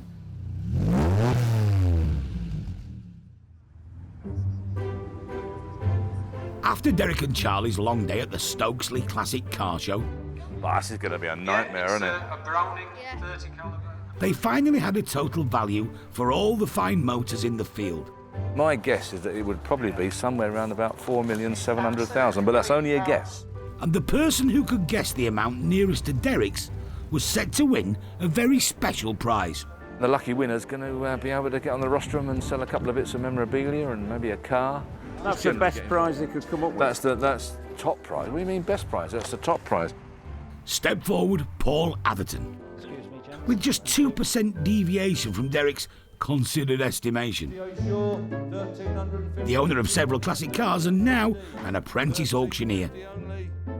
On to Triton, 650 Triton, 1960-ish. Any sort of pre-auction nerves? Oh, without a doubt. Shaking like a scale 10 earthquake, yeah. Right, Paul, come on then, mate. Let's get you going. So he's going to do a couple of lots now. Ooh. Now, you got the hang of it now, Paul. You've been watching, haven't you? You know exactly what to do. You reckon? Oh, there you go. I'll be with you. Don't worry about that. It will be daunting, because it was for me. I do remember. Yeah, it was very, very frightening. Yep, we're on to where we're right, on to. what we've got to start with here. We've got a flying hat. People in the audience will know what's going on, and they'll be... no, they won't be sympathetic at all. No, they won't. No. 18, I'm submitting. Because you can feel the vibes back, like, you know, they're actually looking at you saying, well, come on then, get on. Right, 12, 14, 16, 18. Traditional way of bidding is, you know, bidding numbers, something like that, waving about and that sort of thing. But people that are used to auctions, they have their own sort of way of bidding. Maybe a lot of guys, I mean, they just wink. So you just got to spot them. 10,000, we'll pass on it. I'm sorry, I can't do that. Did actually missed one once. Was it? But I don't miss too many. 30 on the left. Any more for 38? Well, looking at 30, there you go. 30. I can see right in the middle. 30. Have you had a go at it? Only in my bedroom. 30 down the middle. 30. Any more for this? What did you auction off in your bedroom? Just practice in the mirror. You know, like you do when you're a little kid and you're singing and pretending to be like 5-star in the mirror like this. So I just pretend sometimes to be Derek, because that's what I aspire to be. Right, we're selling 135. Any more bids on this before it goes? 135. Well done, sir. Thank you very much. Well done, mate. Just a joke. Well done, Paul. Brilliant. It was an experience and a half. Yeah, enjoyed it thoroughly. Derek does make it look very, very easy. 3006, 7, 3008, 3008, 9, 3009, on sale and going, 39 in the check. What you are trying to sell is other people's items, and obviously they want the best deal for them. Would I do it again? If I was invited.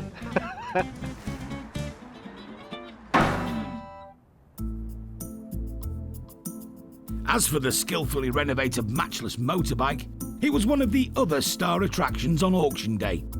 The cream of the crop, this one. Lot number 72, 38 matchless, Model X. This is the business. What a machine. Best I've seen, haven't seen many of them. Very rare machine, quality machine. Most certainly one of the best bikes produced in this country ever, and extremely rare. Start me on it, where are we going to be? Bid with me, 20. 1, 2, 3, 23, 4, 25, 25, 25, 26, 27, 27,500, 27,500, 27,500, 27,500, 28, 28,000. Gonna submit it then, 28,000, are you sure? 28,000. 28,000 the highest bid. Not enough for the vendor. But a few days later, an offer over 30,000 sealed the deal. For Brian Woods, his new acquisition helped him satisfy a lifelong passion. Engines. Don't know why I never became a mechanic.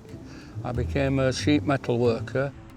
Brian already owns a number of classics, including a 1933 Morgan Supersport Beetleback. To quote the Germans, the Silver Arrow. And a 1947 Norton International. I like it. It's in very nice condition, but I think the Norton might be going to the auction to replenish the funds, shall we say. It's a case of one in, one out, because the boss lady inside didn't learn about the matchless till after the event. It's prompted a change in policy. Quality rather than quantity. Brian and the matchless are both 81. I tend to like stuff from the 30s because they're lighter. Although I have no intention of falling off, you have to consider it a bit. His son Tony helps him with the kickstart. It's a credit to the guy who restored it. It's as nice a bike as you'll see, and it's the V-twin engine. They're very, very good engines. I have a soft spot for them. Right, don't fall off. I'm very pleased with how it runs, and I just love the bike. Brian won't be riding it in the UK, but in spring it will be given a run on the deserted roads of rural France. For the time being at least, the garden gate will have to do. I've lasted a while and I don't want to be wiped out by some Range Rover or something. I've got to tell you how it is.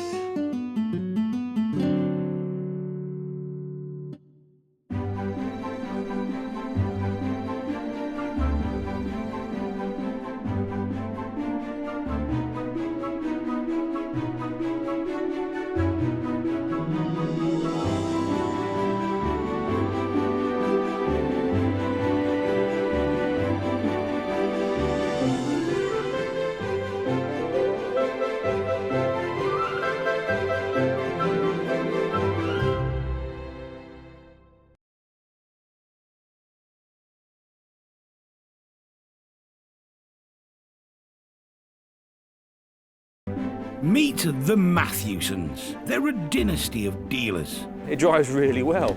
With a love of classics. It's only condensation. In Thorntondale, gateway to the North York Moors, they auction over 2,000 rare vehicles every year. 42,000, the red E-Type, the stunning car. All walks of life. The cars fetch people together. I'm ecstatic. Head of the family, Derek. It's got to be the best job ever, isn't it? We're sort of living a dream. Trusted lieutenants, sons Paul. Not everybody's cup of tea. And Dave. There's Dad's way. And there's Dad's way. Keeping them all in check and dealing with the punters, Sarah. Somebody could ring today with some fabulous vehicle that's been sat in a barn for 50 years. You have no clue. It's the chase, it's finding it. So you get up every morning thinking, what am I going to find today? This is a family's love affair with cars that have lived a life. Someone's cherished a car and loved it, and I think it's just great. I think it's absolutely superb. A passion that can be turned into brass.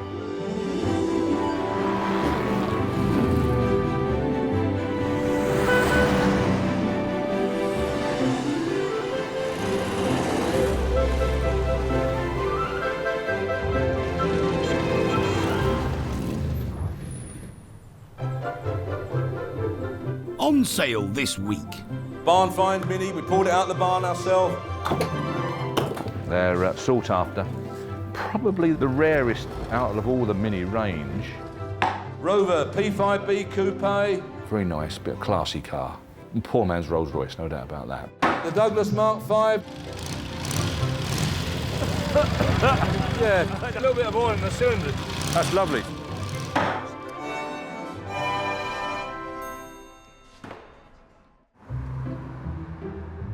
At Matthewson's, there's no such thing as a quiet week. We've got people ringing every day, emailing with photographs of vehicles. With over 200 lots in every auction, there's a constant stream of collections, Now then. valuations, I just get a gut feeling of what it will achieve, and it shouts like 20 to me. cataloguing, Trying to get stuff on the website, there's a lot of work to be done. and schmoozing of potential buyers. I'm losing interest now, so I'm going to be gone. Who sorts out sort of logistics of who goes where and how do you sort of plan all What you this? need to understand, you're saying who sorts out logistics, right? You don't put sorts out and logistics in the same sentence at Matthewson's. It's like pinning a tail on the donkey. They blindfold each other and they go, where are we going to go today? Let's go there.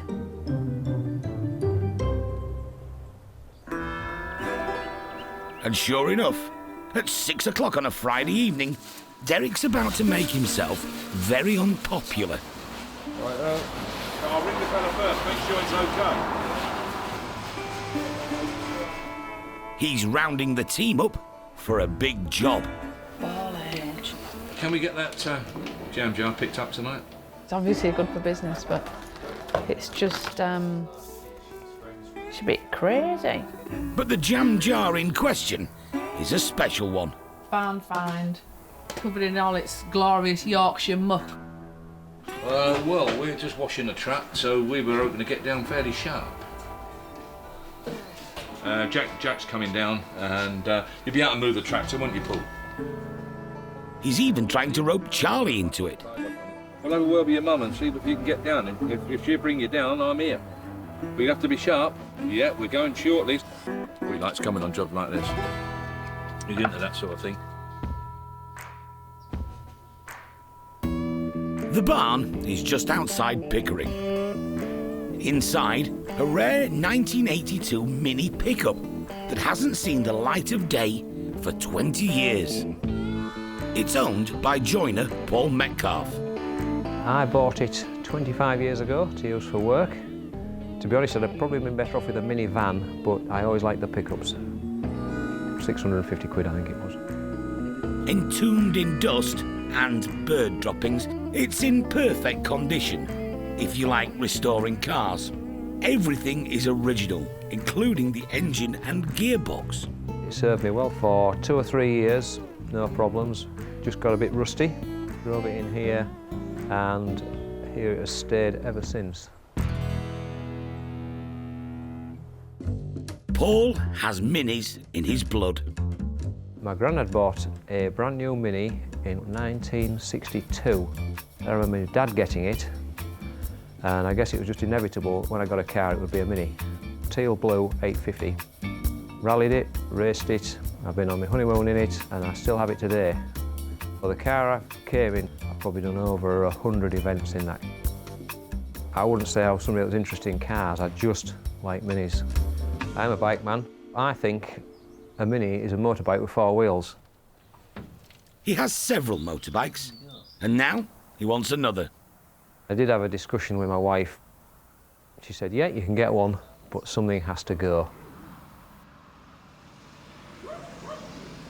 The farm where the pickup is stored is owned by Paul's mate, Dave. You're right, mate. Good lad. Been in here forever, is it then? A long while. Is this often the case that you have to shift one car before you get the car that Well, I shifted a load of junk to get to something. Yeah, but not saying that the tractor's junk. But yeah, even the loo. An outside loo. Hey, Basically sound and solid, not so bad, but a poor looking thing that's had a massive life before it, and then it's been just resting in this old farm shed for years and years, and now it's coming out to have another new life. I mean, the car should be very, very pleased with us, really, because I mean, 2 lives in a car. There's not many cars out there you can say of having 2 lives, and only the classic stuff. He is tight. You know, we're preserving them, aren't we? They're sought after. Probably the rarest out of all the mini range, favoured by a lot of milk delivery guys, which killed them, because I mean, every time they got back from delivering milk that day and that, they washed them out and all the rest of it, so they were constantly wet. They just rotted away so quickly. Oh, sorry? How was it? There's one consolation doing this late pickup of a pickup. Dave gets to deploy his precision tool. The brakes are stuck on, you know, they've rusted up, stuck on, and the vibrations of a tap with hammer can very often just shock them off again, you know, just free them off. And after a successful extraction, a welcome surprise for Derek. You've got a gold seal head, look. It has the optional higher quality engine.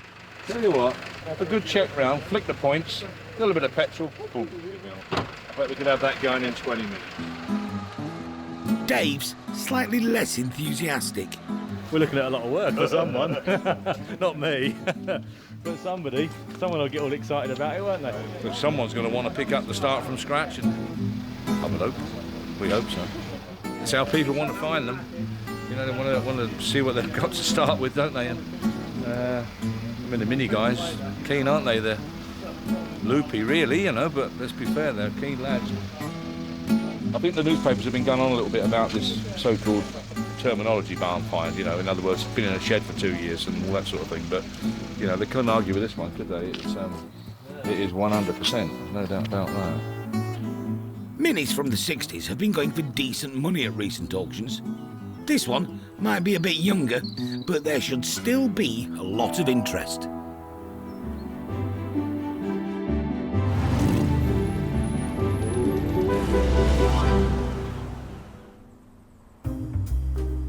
Hundreds of hours a year are spent washing and polishing cars to make them look their best. You can clean 500 quid onto a car if you do it properly. But in the showroom today, one appears to have slipped through the net. The Barn Fresh Mini Pickup from 1982. Whatever dust and muck is on it goes with it. They're not taking anything off. We want to sell it as it's found. You know, you could not be more honest about a barn find. That's how we dragged it out. There it is. You can't be any more honest than that. And this is the genuine barn find.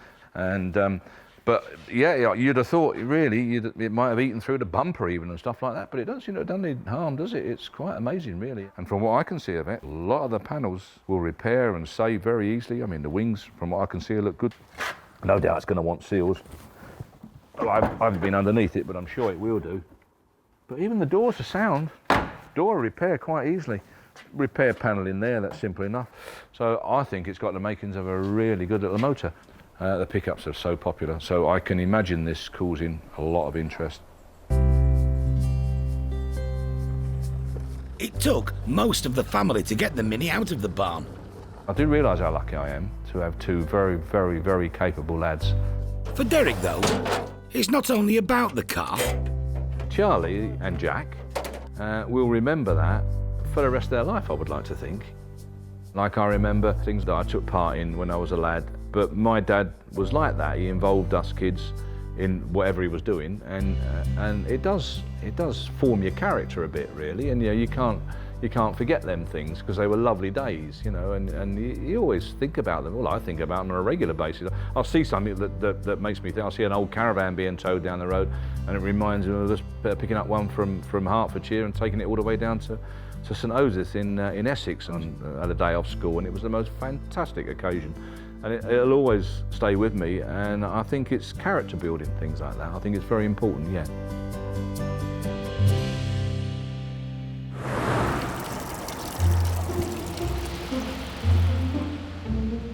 At the garage, some classic British summer weather. Cold, miserable, damp, mist, fog. Yeah, it's a bit grim, isn't it, really? I was going to come on my motorbike this morning, and then I'm just about to get it out, and I just glanced up and thought, ooh. It's usually sunny 2 days a year in Thorntondale. Once in May, and then usually a day in October. Not today, though. Just chuck it now. It plays havoc with your hair. That's why Derek always looked a little bit bedraggled.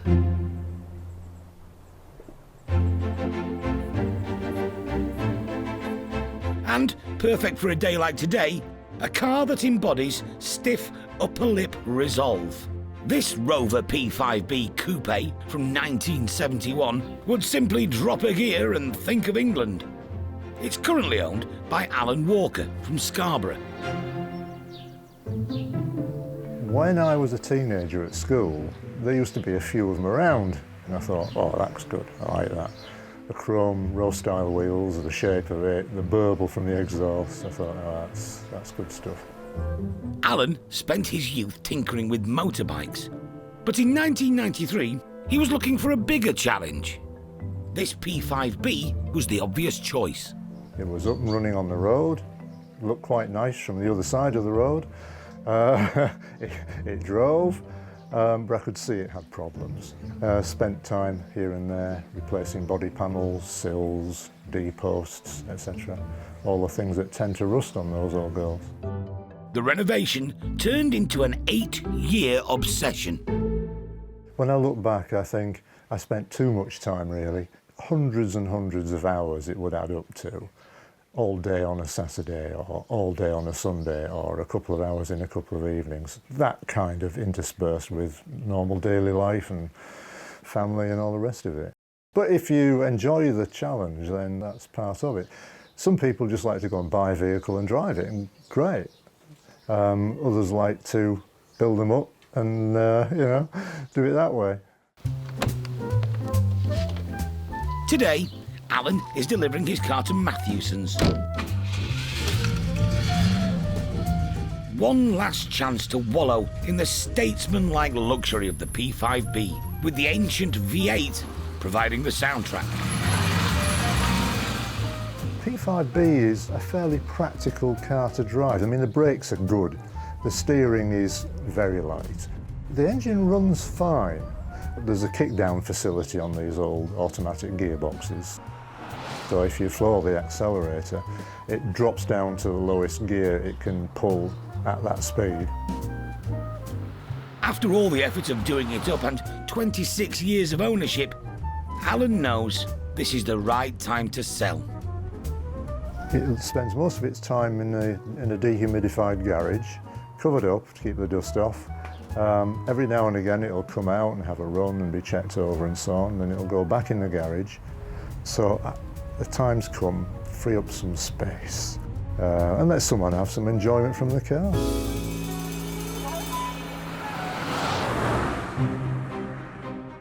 Favoured by prime ministers and gangsters, the P5 looks good with a chauffeur up front whilst being chased by the Met. The heavy car needed a new, bigger engine to pull its weighted leather and wood package through middle England and into high society. Rover left it late, but when it came, what an engine! A Buick V8 put the B into the P5. The old car lived on, and the engine never died. But after the 70s fuel crisis, plenty ended up banger racing. Now, P5 coupes are hard to find.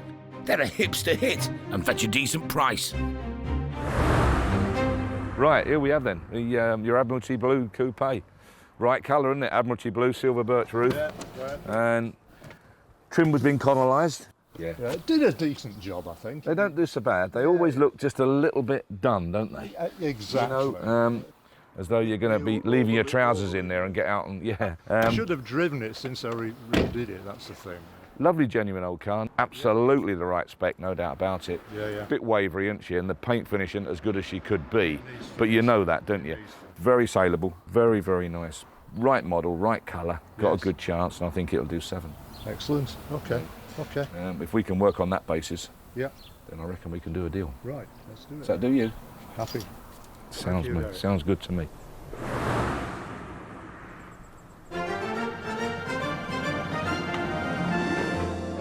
It's the early morning of the day of the auction, and vital preparations are underway.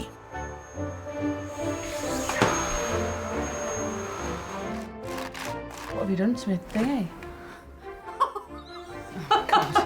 Derek's preparing the haul. Oh, yeah, we're away now. Dave's fettling O'Reilly. And must-have memorabilia is being road tested.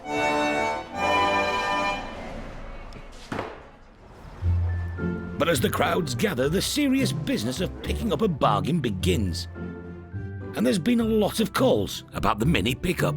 I know. Yeah, wasn't it? Wasn't it good? Yeah. No, that's the thing. If you if you do want to know if you've been successful, then I suggest you give us a ring either sort of after 5 o'clock. All right. Thank you. Bye bye. He's really excited. He's really excited about bidding on a Mini. He can't wait. He said it's like waiting for Christmas. The unwashed Mini is starting to look like it might clean up at the auction. Very nice. Someone's found a good one there. I've always loved Minis, always have. Well, it's in bad condition, but you can actually see that it's totally original, rather than being done up to sell.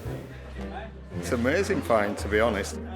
I haven't seen a Mini pickup for years, and to see one with all this muck on it and everything is amazing, just to see how it was found.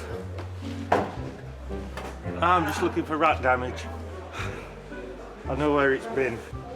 It's perfectly restorable, it's a good car overall. It's just having the finances to be able to do something like this, because it'll be worth a lot of money when it's done. It'll be auctioned today without a reserve. It's anyone's guess how much it will go for. It'll make good money today, won't it? I'd say 10 grand plus. I would love to do it myself, but I don't think I'll have the money for this one. 2 grand, 3 grand? Yeah, I wouldn't be surprised if it fetched 3 or 4 grand. It's really strange because people turn up to look at things, but they keep it they play their cards close to the chest. It's like they don't want everyone to know what they're looking at or thinking of bidding on. I don't know why.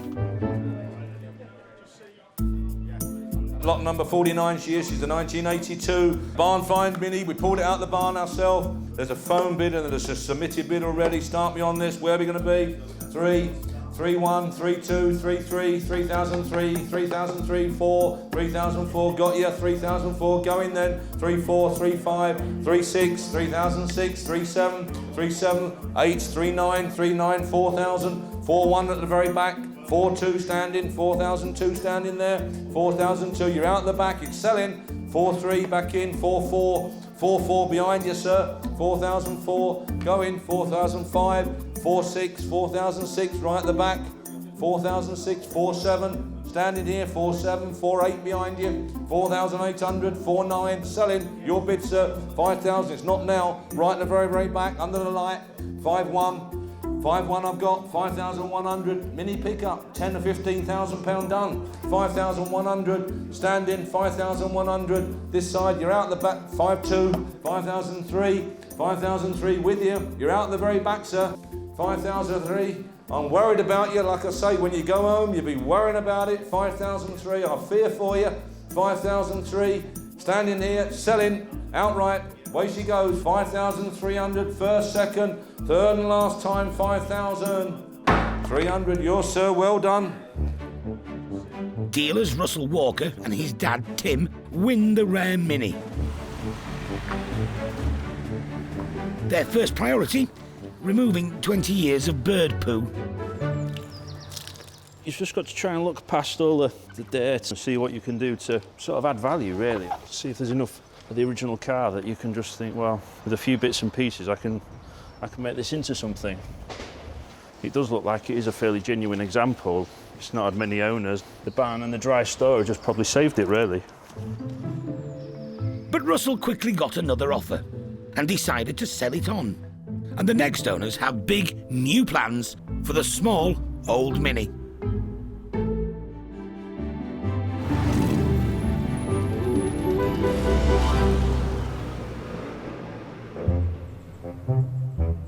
Today, a rare motorbike has arrived at the garage, courtesy of owner David Walker. Pull it out the doodah thing, eh? Derek is familiar with the Douglas Mark V. The last one I rode over here, it stalled and I couldn't get the damn thing going again. And it was a bit of an embarrassment. But Was it rider error, didn't it? Well, I think it was newness on the bike's part, to be honest, John. It was just a little bit new, a little bit tight. It was in 1963, Yeah, wasn't but it it? hadn't been used much. And it was just a little bit tight. Someone got hold of it.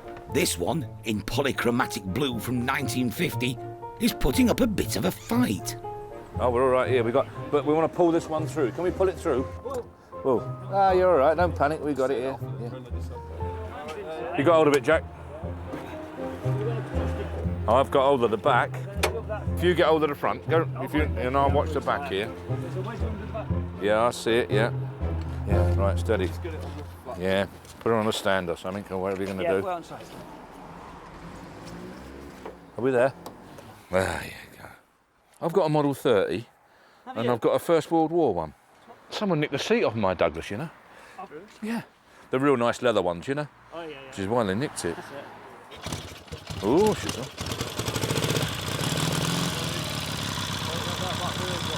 Alright.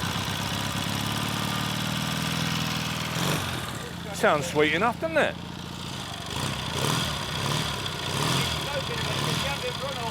No, it's nice. Nice, isn't it? I bet they're lovely, them folks. Yeah, good. Yeah. Well, try it. Is it rigid back end? Yeah. No. No? Swinging arm? It's swinging arm. Oh, she's swinging arm, yeah. Wow, that's unusual, isn't it? Swinging arm rear suspension, look, on a torsion bar. Yeah. Lovely, isn't it? Smoke's clearing a bit now. Yeah, it's fine. Oh, it will clear when you rev it like Yeah. that. Just a little bit of oil in the cylinders, John, that's all. Nothing. Again, it's newness. Yeah, that's lovely. Switch her off, eh? Yeah. Yes, you're smashing. But no, it's lovely. And I'm pleased that we got the money right. It struck me as like £4,000 bike. Yeah. Yeah, it's nice. Recently restored, the smoky Douglas is highly desirable. Less so back in the day. Just regarded as a little bit sort of old-fashioned, old fellas' bikes. And Right to work? yeah, right-to-work type bikes. And, you know... You've got a couple of them? Oh, no, earlier ones. No, they were different then. They had a lot more street cred when they were early. You know, 1920s and 30s Douglas. Good bike. Oh, that's all right then. Oh, that's all right. Didn't want you not to have any street cred. Super. Let's get it in out of the wet. See you later, pal.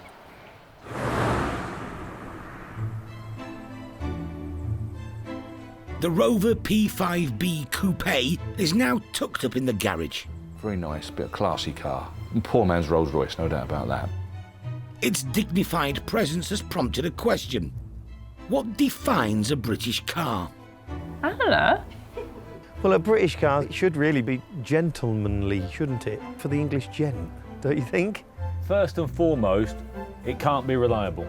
Very desirable, very comfy. It's got to break down on a regular basis. It's got to fail to start on a cold morning. Very user-friendly, even by today's standards, you know, they're still comfortable. You can hold a conversation in them. Yeah, it's got to leak.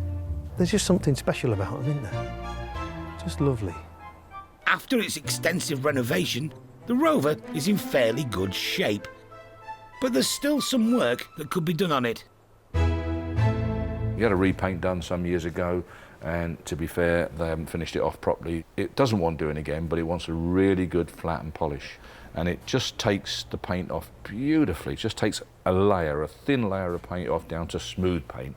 In other words, it smooths it out. It takes your orange peel out, simple as that. We now actually flat using a DA with 1500 and a soft pad DA, and obviously a machine mop. For those not fluent in restoration, this involves a power tool with some fine sandpaper on it, followed by a good polish. Be warned, it can go wrong. Very carefully done, you have to do it extremely carefully, and you only do your main bit of your panel down, inch above that, inch below that, with a machine. Other than that, you do the rest of it by hand. I've done it on a car fairly recently, and you wouldn't believe how even the worst paint finish in the world can come up if you're careful with it, and as long as you've got enough paint on it. So I might just do a little corner on this, just to say to people, look, if you do it properly, that's how it's going to come up.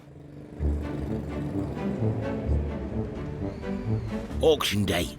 Visitors from far and wide descend on Thorntondale. Many hoping to satisfy their specialist interests with some rare memorabilia. Trucks, just come for anything truck related, made in Great Britain. Wouldn't said that like, would you? Nice and relaxed, nice people. It's always a bargain. This is all old spotlights, and it's got an old horn in there as well, like, so old klaxon. That really does make some noise. The oh-so-British Rover P5B is ready for inspection. I'm looking for what repairs have been done on the bodywork. I've already got one of these cars, so I know where to look, really. With the heady mix of a good solid restoration behind it, but with some satisfying jobs still to be done, it makes this car an enticing project. Looks okay, very original. A few little minor things that might need attending to. The estimate on this car is 8 to 10,000. If you could get it for that price, that would be good value. Rover P5B Coupe, 1971. Start me on it. Whereabouts? No, I want 6 to start. 6 I've got. 6, 250, 6, 5, 6,750, 7, 7,000 on my left, 7, 250, 7, 5, 7, 750 on my right, 7, 750, 8. 8,250, 8,250 on my right and selling, 8,250 over here on my right, 8,500 back in, 8,750 on my right and selling, 8,750 last time looking round, going, you're missing it, 8,750, 8,750 sold. Nigel Geit, the lucky winner, and a decent deal for previous owner Alan. Quite pleased with that. It'll pay for a motorbike I bought recently. And that's it. Carry on playing with bikes now. I've got more room in the garage. Hello. Hello. 305. Back to my yard in Sheffield and then into workshop, do anything that needs doing, get a general recommission. This particular one I do think is the flagship of the classic Rovers, if you like. A very nice finished car. They were a luxury car in the day, Prime Ministers had them, etc. Got it a little bit less than what I would have paid. So it went a bad day.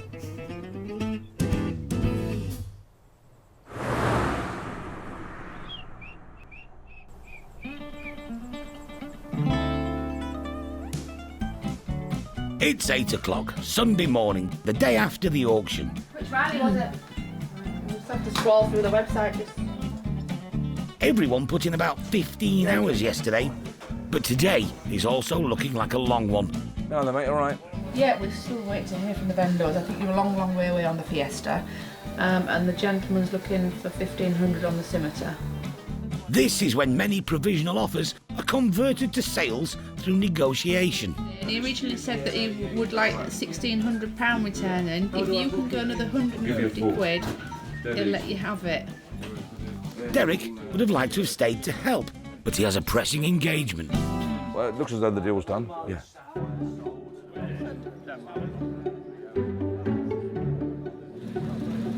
Several times a year, Malton Motor Club, one of the oldest of its type in the country, meet in their hometown to worship ageing rally cars. Morning, everybody. And compete in a 140-mile timed event on some of Yorkshire's most challenging roads. If you try and use your map, you will go wrong. So follow the tulip road book and you hopefully won't go wrong. Derek's the guest of honour. I've been roped in. You know, I'd like to rest the voice. The voice is quite hoarse today, but they've asked me to come down today. I've got to pick the nicest presented car, I think that's the way they put it. I no doubt get myself in bother with that as well, but we'll see anyway. First up, a Bentley 4.5 litre Sports from 1936. Not your average rally car. Yeah, it's nice, isn't it? Yeah, very nice thing. Yeah, bonny looking motor. More of a gentleman's rally car, isn't it, really, that one? Some of the cars are bringing back memories. That's what we used to rally, and my brother used to drive. I used to maintain it. My brother was a really good driver. You never think so now, the way he poodles about, but he was extremely good. And it's exactly what we had, Cortina GT, exactly that motor, but done really well, very, very competitive. Won some good rallies. I'm proud to say never broke down once on one rally. So I must have looked after it fairly well, mustn't I? Another unusual car, Hunter GT. Quite a rare bit of kit, aren't they, really, these days? They were quite highly rated, really. The more Derek sees, the more likely he's going to insult someone by making the wrong decision. I'm just trying to pick something that A is presented nicely, B is pretty purposeful, and C is maybe a little unusual, you know, which I think is what it's all about, really. I mean, rallying started by using your own car, you know, your own everyday car, like the Triumph of Darren's there, and little PV44, the little Volvo and such like. So it's really difficult, you know. I just keep getting drawn to that Sunbeam, that Rapier somehow. I don't know quite why. So I don't know. One last sweep, I think. Hard job, this. You've got to think out the box, haven't you? I mean, a lot of people will come down here and they'd pick the Bentley, wouldn't they? Which is great, but I admire that. I think it's rallying on a budget that appeals to me. I think you haven't got to have loads and loads of money if you want to enjoy a rally like this. And that is a cared-for car as far as I can see. I just somehow just appeals to me. So I'm going to go for that one. Car 22. Just a bit of light flag waving now, and Derek should be able to get off and rest his voice. Right, that's all we do. Like on telly, just hold it over and boom. I'll count them down, 5, 4, 3, 2, 1. And then I lift it up and off they go. Good show, all the best. Many drivers here today know Derek well from coming to the auctions. Morning. I'm all right, fine, thanks, mate. Good. Morning, look. You had an house 2000, 10.5 grand? 10.5 grand, tatty, like very tatty, and no head. Hey, there you go. Well done, mate. Well done. Good luck. Crack on. Good luck. Take care. Bye-bye.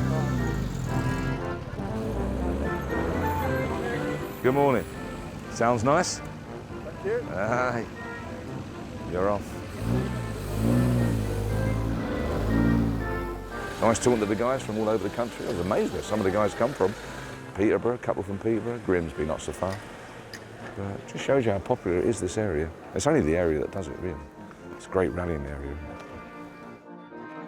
Supporting local clubs and events is part of being in the car community. What Derek won't do, though, is get an early night. He'll be at the evening do, presenting the trophy to the owner of the 1275 GT.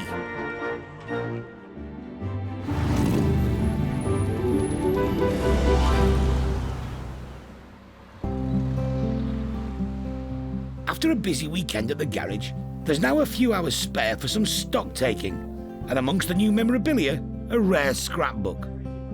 It's obviously from a guy that's extremely keen on Coventry Eagle motorcycles, starting from very early years, 1925, on through to 1950s. Absolutely amazing, an incredible bit of motorcycling history.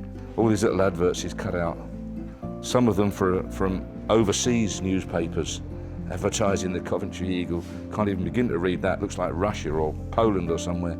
Obviously a total fanatic, wasn't he? And you got to admire guys like that, haven't you, really? I mean, we look at them as being a bit odd, but they're great, aren't they? It's unclear who compiled the scrapbook, but there's a clue.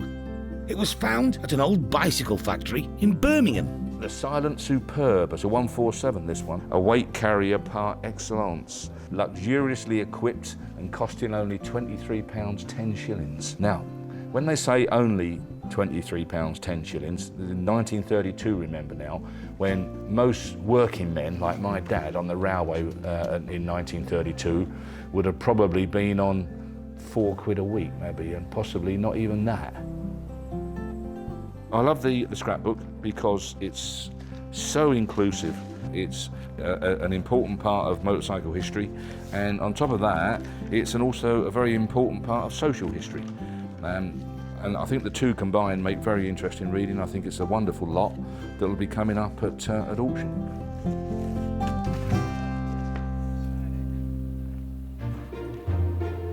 Over in Sheffield, the 3.5-litre Rover P5B is bringing back memories for its new owner. The era I was brought up in, 70s and early 80s, you still saw them on the road, albeit you were buying them for a couple £100 as get-to-work cars. It's the newest member of Nigel Guite's nicely eccentric collection of tidy agricultural and commercial vehicles. Probably been collecting now for 20 plus years. It's quite an eclectic mix, isn't it? But this is basically a Rushton Proctor portable engine, sort of pre-traction engine. Would have been horse-drawn into the field and then drove something like the threshing machine. We're kind of still at the point where we're working out what to do with this. Nigel is in the right place to breathe life back into any classic. He manages a 40-acre industrial engineering site with most of the required renovation bases covered. Can't do this on your own. You know, I'd want certifying if I had to go through this, and I've got nobody to help me with it. Jim does all our engine work, as you can see. Currently working on a Rolls-Royce B60 engine. It's troublesome, but it's going into the workshop, so it might as well run. We've just done carbon on that Rover as well. That's transformed it. I'll hold you to that. There's plenty of scope with this. It's a good foundation, you know, to start from. The P5B Coupe is probably the most desirable one. And in this colour as well, Admiralty blue with a silver birch roof. It's probably the right colour and the right car. To be honest, we don't buy them to make money. We buy them because we like them.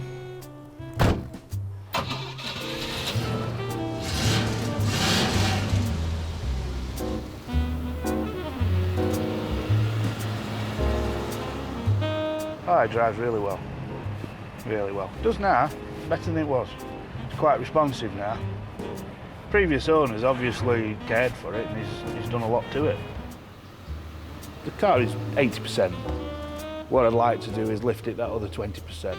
So we'll look at panel gaps, a decent paint job, mechanicals, any structural issues, that kind of thing. Any chroming work will be done. Just make it better than what it is. The passion is British engineering. We used to make things like this, we don't anymore. So keeping them around and preserving them, looking after them best you can. There's not like seeing one drive down the road. If you physically see what it were meant to do, it's far better than seeing it tucked away in a museum. As for the Coventry Eagle scrapbook, at the auction, Derek paid the ultimate compliment to its very dedicated curator. He's a proper anorak, but a lovely man, I would think. He's got every bit of information about Coventry Eagle motorbikes. It saw some healthy bidding.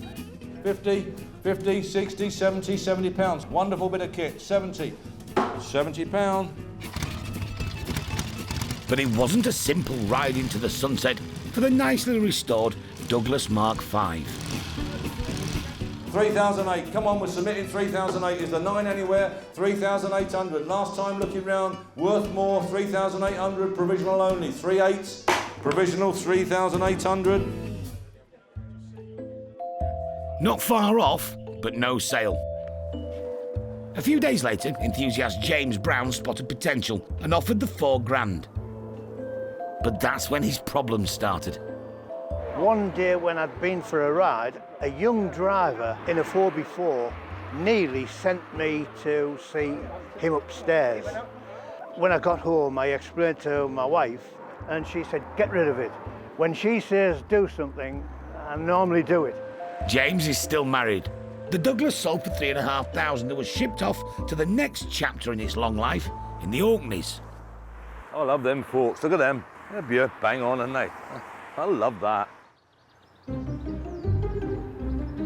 Also a victim of the double sale, the Mini pickup was sold on after the auction to James Priestley and Mark Bainton in Cleethorpes, and it's heading for a complete rebuild. We restore old cars, welding, painting, mechanicals, anything that old cars need. Currently in the workshop, vehicles manufactured any time from the 1950s to the 1980s. Full respray, and that's had wheel arches and wings on the Rover. 1960 PA Cresta, which is just everything. We've just put new floors in that. You can't buy the panels for those, so we're having to make all the panels. 59 MGA, that's been a body off. The chassis and engine's done for that. Jensen Interceptor, Series 2, full bare metal respray. The Mini has been dismantled, but there's a long way to go for Mark. This is the engine what we've pulled out the car, as you can see. We'll send it off to an engineers and they'll basically strip the engine down, let us know what problems they've got. We'll probably end up re-ringing it in pistons. Even for a well-preserved example like this, corrosion has taken its toll. The usual places on these Minis is around the headlights. You can see here I only have to push it through, but all the headlights coming out. On the outside here, the A panels is another area. This one's totally gone now. I'm gonna have to push it with my finger. Somebody's obviously repaired it, as you can see. Bit of fiberglass from probably 25, 30 years ago. And this is what we're up against. These days, with clean metal, new panels, we've got up-to-date MIG welders and TIG welders, and you get a really nice weld on them, and they're a lot stronger and safer. But there's trouble ahead. James wants to return the Mini to its factory spec. His business partner disagrees. Mark likes to put a twist on stuff, which I like to on certain stuff, but not when it's something like that.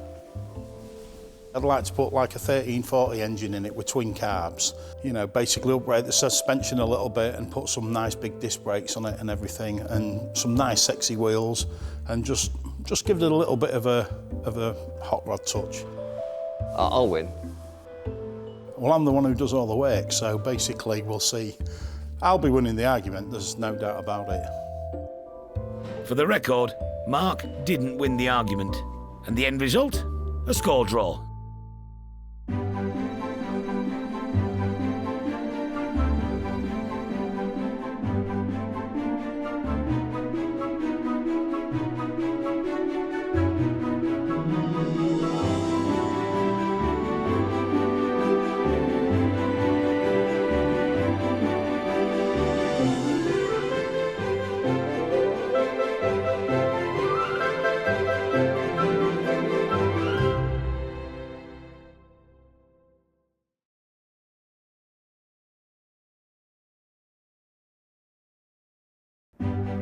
Meet the Matthewsons. They're a dynasty of dealers. It drives really well. With a love of classics. It's only condensation. In Thorntondale, gateway to the North York Moors, they auction over 2,000 rare vehicles every year. 42,000, the ready type, the stunning car. All walks of life. The cars fetch people together. I'm ecstatic. Head of the family, Derek. It's got to be the best job ever, isn't it? We're sort of living a dream. Trusted lieutenants, sons Paul. Not everybody's cup of tea. And Dave. There's Dad's way. And there's Dad's way. Keeping them all in check and dealing with the punters, Sarah. Somebody could ring today with some fabulous vehicle that's been sat in a barn for 50 years. You have no clue. It's the chase, it's finding it. So you get up every morning thinking, what am I going to find today? This is a family's love affair with cars that have lived a life. Someone's cherished a car and loved it, and I think it's just great. I think it's absolutely superb. A passion that can be turned into brass.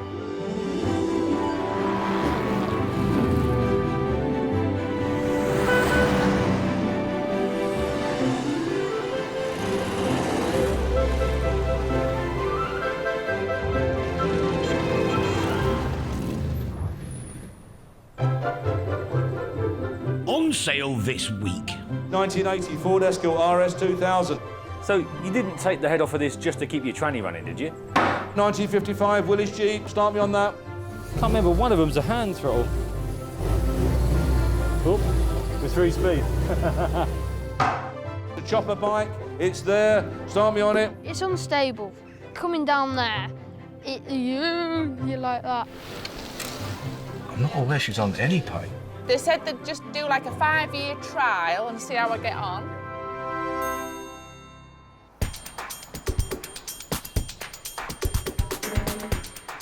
Fast Fords are big news these days at Matthewson's. Escort Mexico, 1972, lovely car. With some notable examples being sold at the auction. Ford Fiesta XR2, 86 Sierra RS Cosworth, 22,000. Dave is very happy about this. If you wanted something a little bit flash and a little bit quick, you went out and you bought something Ford. This lot are all his. 78 2-litre Escapri, an Escort rally car. Duratec 2.1 in there.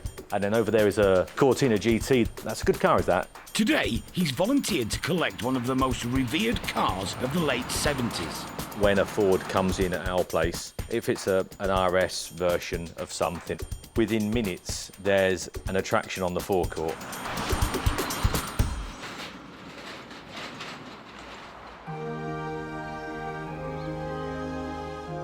It was the mid-1980s when Simon Archer from Burton-on-Trent first clapped eyes on the four-wheel love of his life. One of the most desirable cars at the time. I'd wanted one since I was 17. When this one came up on the forecourt at £3,300, I got the money and that was it. I went and bought it. My pride and joy. It's a Mark II Escort RS 2000. A bit the worse for wear, yes, but back in the day, it was the dogs. Just absolutely love the style of them. They got a reputation, handled well and got plenty of power. Many a time I've raced Renault 5 turbos. You just got to use it. Use it and abuse it. Like many fast Ford owners, the 23-year-old version of Simon suspected the interior trim was slowing him down. It was just all about getting weight out of the car. The RS has left him with a mixed bag of memories. Been driving it for 3 or 4 years. Wife fell pregnant, and the night waters broke. I took her up to the hospital in this car, and I was sent home by the doctors. Gets a phone call from my wife. It's on its way. Next knock at the door, 2 policemen. Your car's been found in Derby. 2 to 3 hours later, my first daughter was born. The stolen RS was eventually returned, but it was never driven again, and has been in this garage for 26 years.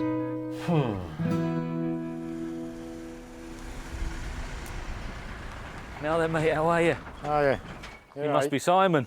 Yes. Good to see you, mate. How are you? Well done. All right, Dave. Yeah, good. And that's it, is it? Yep. The RS has a nasty surprise waiting for Dave. Oh, it is. Only half the engine is there. Got no brake horsepower in this whatsoever. Where did the head go then, mate? Went on the Transit. Right. So you didn't take the head off of this just to keep your tranny running, did you? I did at the time, Did yeah. you? Because the Transit dropped the valve. Yeah. So I just did a straight swap. Took this off here. Yeah, banged it straight on. The droop snoot nose of the RS improved its aerodynamics, but also gave 70s TV cop Bodie from the Professionals a genuine bonnet sliding advantage over gangland Crims. Ford ditched Cosworth power in favour of the less needy 2-litre Pinto. Slow by today's standards, but tail-happy fun could be had with a Queen soundtrack. In 1978, the RS cost just under £4,000. £500 more would get you one with brown velour Recaro seats with fishnet headrests. At today's prices, a good one could cost you 10 times that. One with under 1,000 miles on the clock recently sold for 100 grand. Something Ford didn't shout about, though, was the mediocre metalwork. They just went everywhere. Yeah, absolutely everywhere. Floors, seals, inners and outers, door bottoms, wings. Yeah, they were only built just 10-year lifespan, I think, really. That's all the Ford were looking at. And here we are a million years later, and they're still with us, aren't they? By rights, shouldn't be here, should they? Should be baked bean tins.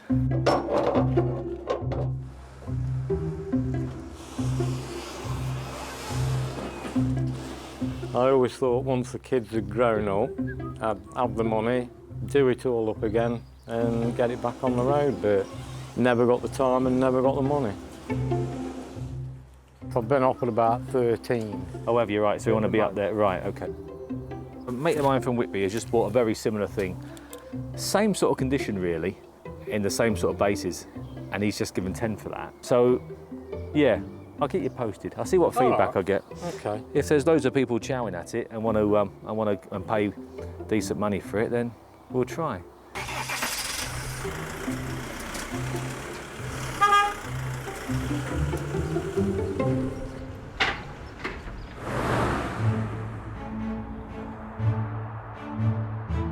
Another day, another car. All right, mate. Yeah, I've got a 10 similar to this one. Have you? Yeah, I've got a 12 downstairs.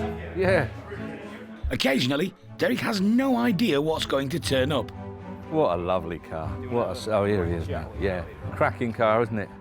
Yeah. And you've had it all these years? How many? 35, 37 years? Wow, long time, isn't it? Yeah. What's important for the seller, though, is will someone else want to buy it? This is very specialist, isn't it, really? Yeah, it's got to be, yeah. It's in fantastic condition. Sometimes it's obvious. I think it'll do well. It certainly caused a lot of interest. Good. No question of that.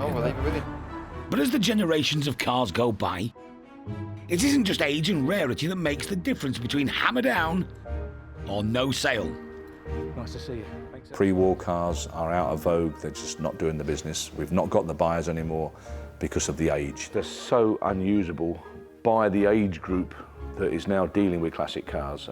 You know, the older guys who could manage them, understood them, accepted them, and respected them, are just not there. They've given up, they've passed away and such like, so it leaves the mid-age group that now regards 50s and 60s as very old cars. And they just won't be patient with them, they won't cope with them, but there's always a few that buck the trend. Derek loves an old Austin. This Austin Heavy 12 first hit the road in 1929. The value for money is just tremendous. I mean, this has got a guide of something like 8 to 10, I think, or something on that line. You know, it's a heck of a lot of car for that sort of money. It really is. 1,500 and some odd cc, 12 horsepower, 4-cylinder, very, very strong, powerful engine with a flywheel like the size of a dustbin lid. So once you got it turning and just wobbling over, just cruise along nicely, you know, light throttle, top gear, and it's roll along beautifully. Beautiful interior, worn patina. That's the word, patina, which means worn out, doesn't it? But it's not worn out, it's lovely, it's really mellowed interior, superb. If it could talk, it would be absolutely brilliant, wouldn't it, to tell you where it's been, what it's done, and so on. And when you think that we're talking about a car that is not that far short of 100 years old now, it's entitled to have a few battle scars and a few marks and bits and pieces, and you know, and so will we all when we get to 100 years old, if we get that way. It's got a previous life, and it's now going to have a new life.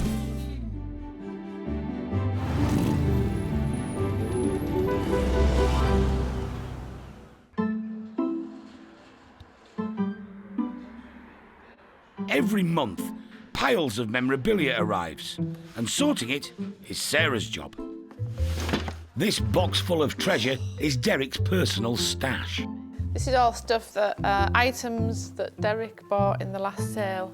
I thought we were supposed to be getting rid of stuff. Yeah. A couple of bits, just a couple of odds and sods in there. Not a great deal, John, just the odd fan belt. It's quite heavy. I think Sarah's complaining. That's Yeah, well, she does all the time, yeah, but we don't take any notice. Big yellow square fan belt. Is she on performance-related complaint pay? I'm not aware she's on any pay, let alone the performance. I hope she's not being paid. They said they'd just do like a 5-year trial and see how I get on. Yeah. And then maybe take me on. Yeah, that's it. Yeah. That'll do. So We'll leave it at that. Got 2 more years yet till you start paying me. Yeah, I know, yeah. Well, then you're happy with that, we'll Yeah. leave it at that. Yeah. That suits me. She's not here all the time. Oh, no. She only does part-time, only does Monday to Friday. So, therefore, she's not entitled to full-time pay anyway. Collecting this stuff can become a bit of an obsession. We're hoarders, aren't we? Deep down, we're all hoarders, really. That's what we are. Yeah, there's something wrong with us, there's no doubt about it, and we know that. But it's recognised now and it's accepted. And it was a bit taboo, you know. People never spoke about it 20 years ago. They wouldn't talk about it. You know, if you said to them, like, you're diseased, you're a hoarder. No, I'm not. No, I'm not. No. They totally deny it. But now, it seems to be really acceptable. It does, honestly. And there's a lot of them out there, probably myself included, are quite proud of it as well. I've always collected enamel signs right from the 70s. A lot were being found on allotments, places like that. They were a good source of roofing. How many signs would you say you've got then? Oof.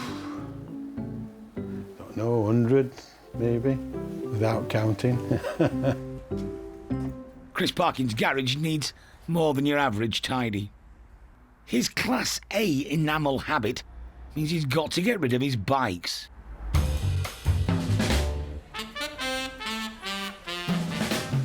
This is a 1959 NSU Prima 3. It's quite rare, you don't see them for sale at all. The gear change on this is on the floor.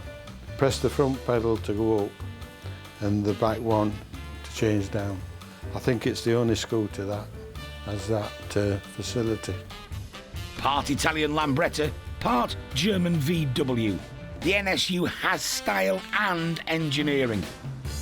And in 1957, it would have cost £199 and 19 shillings. I think I put a realistic reserve of 1,000 on it. It should fetch more. But if you get 2 people who really want it, when the bidding wars start, it'll go mad. The global popularity of scooters today is because of the fashionable Italians. Vespa meaning wasp and Lambretta, a Milanese water sprite. They had the style, but the Germans got there first. In 1894, they made a motorised bike with a step-through frame and fuel tank on the down tube, a scooter.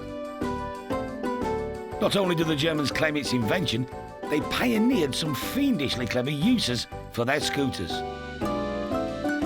Zundap made the highly rated Bella in the 50s and 60s. Well engineered, reliable, and with enough oomph to get you home without breaking down. They still have a dedicated following. And Heinkel abandoned fashion in favour of practicality with their tourist scooter. Along with Zundap, Goggomobil and Messerschmitt, they all morphed into making microcars, somewhat ahead of their time. And then they all disappeared.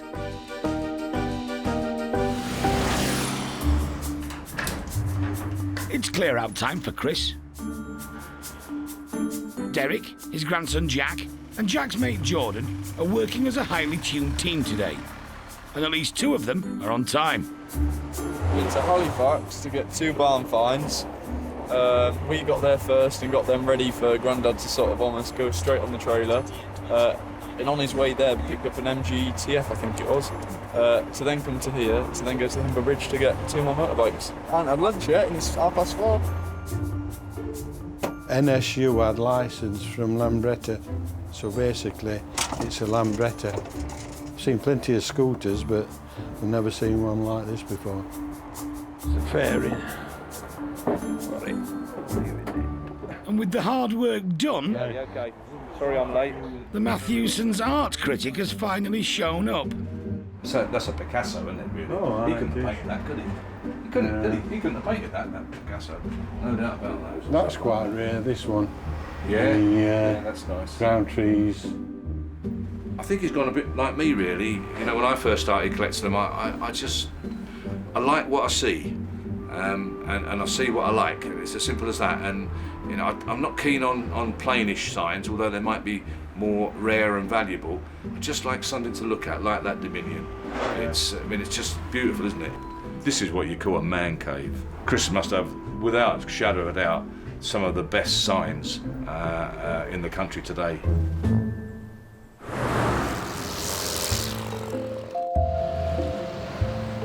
Honestly, I've not had a cup of tea all day. I know, no dinner. I feel a bit faint. The slightly dishevelled 1980 RS 2000, with only half an engine, has arrived at the garage. Derek's not entirely happy.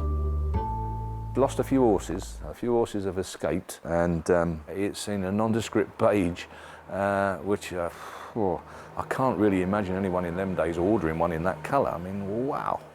I can remember taking one in part exchange for a 3000S Capri. I remember driving up the road and it drove like a brand new car, but boring. Oh, slow.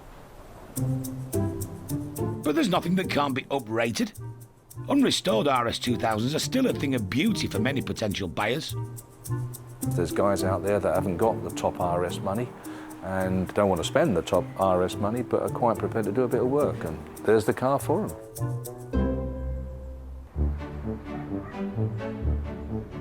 It's auction day. The interior's good, needs a bit of work still doing on it. Visitors from far and wide. Paul Dorset. How far is that? Like 360 miles yesterday. Each way? Yeah. 2 crash helmets and a pair of vintage goggles. The whole box was £40. I've only paid £50 with all my charges. Hello. Oh, yes. So excited. 1 cylinder head short of a full engine, the RS 2000 is being weighed up. Cosmetically, there's a lot of money to be put in there, but and it might not have a floor in, you know, who knows. But they are very collectible, mega money. A real nice one, 50 grand, isn't it? They're just classic vehicles, classics. I've drove down for Scotland, staying over night in Harrogate to come to look at this example again. Lot number 126, 1980 Ford Escort RS 2000. Now, for the observant members of the buying public here today, you might have noticed there's something missing off the engine. So don't come back and say, someone's nicked me cylinder head, because it's off now. Anyway, very genuine. There it is. Start me on it. Where are you going to be? Everyone wants to give 5, don't they? 5, 6, 5, 7, 5. 7,500, 8. 8,000 submitted, 8,000 right at the back, you two are out, 8,000, 8,500. 9,000 right at the back, 9,500. 9,500 on the phone. Are you sure? 9,500. You look unsure. I'm worried about you driving home and having an accident thinking about it. Last time looking round, provisionally 10. 10, I'm worried about him as well, very worried about him. £10,000. Does he want 5? 10 and a half. 10 and a half. Are you sure? 10,500. You said that just now and you come back. 10,500. I'm going to sell it provisionally, you sure? 10,500. Well done, sir. Thanks for your bidding. The lucky winner, Wayne Hickman from Warrington, here to collect the car. He couldn't make the auction because he was watching the horses at Goodwood. His mate Eddie did the phone bidding from outside the hall. He was living the high life, and I was sat in the office. That's all I could say. So you're like his butler? Gopher, more the words. He hasn't paid for it yet. I'll have a good day when I get paid back. He's won multiple concourse competitions at the Ford RS Owners Club. Why did you want this particular one? Because I'm RS 2000 mad. Grown up with them. Back from the 70s, the 80s. It was the car of the era. You've just got to go and pay for it now, that's it. Well, I might leave him here.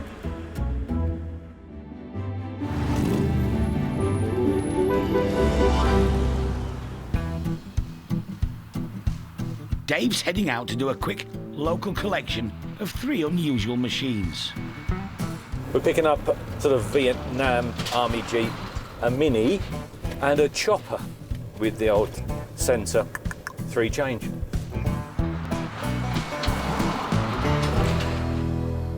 The owner couldn't be here, so he's left his son Will in charge, with his two mates, Gus and Tom, to help load. That's it. This renovated, no expense spared 1963 Mini was built to win races. Most of the money went on the front end. £20,000 worth of engine in there. Serious bit of money, that, isn't it? I remember one of them's a hand throttle.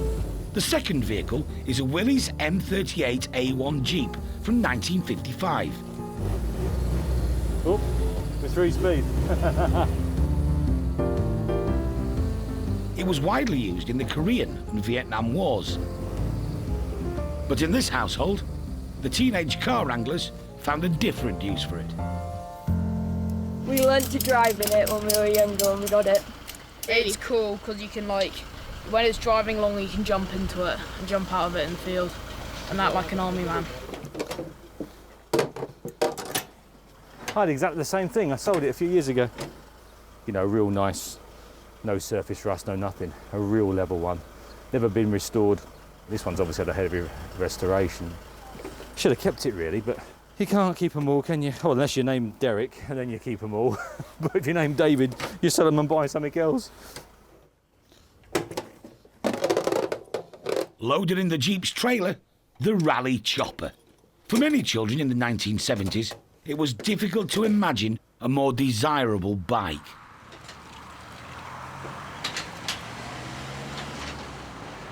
The Rally Chopper is now rare, but there's another one up for sale this month.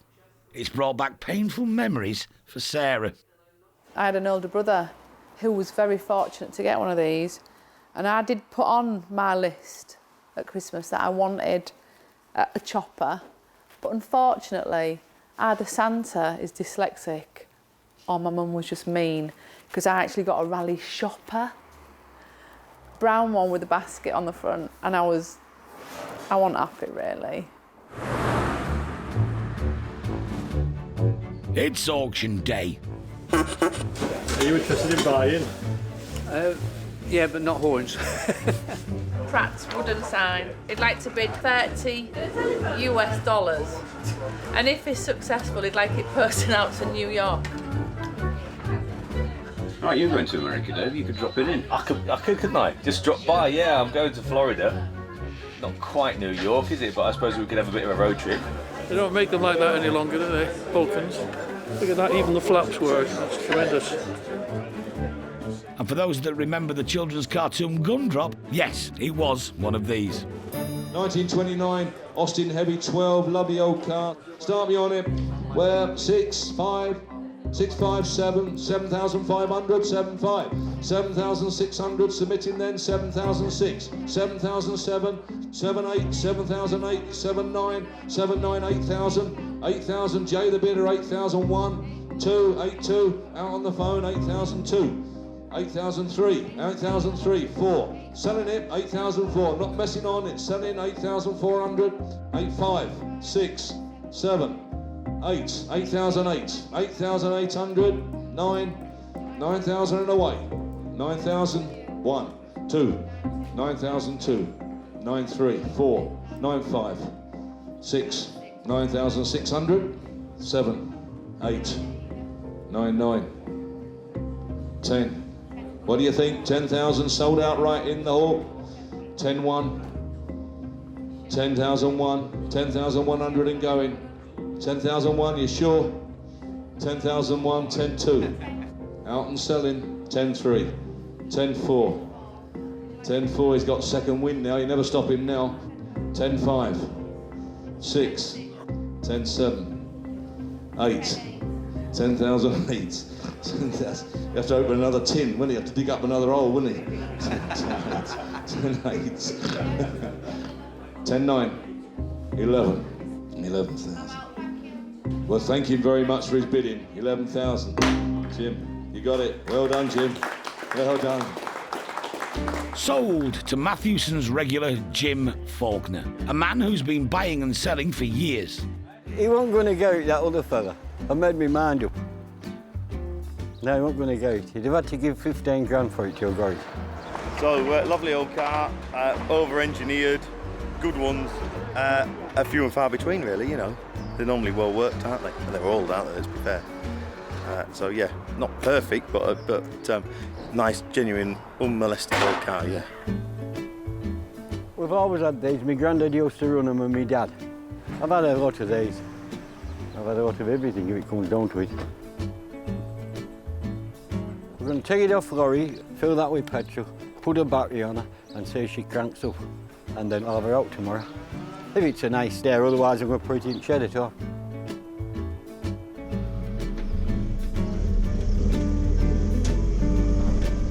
I got a new, what you call a lease of life. I wanted and I got it, didn't I? And there she blows.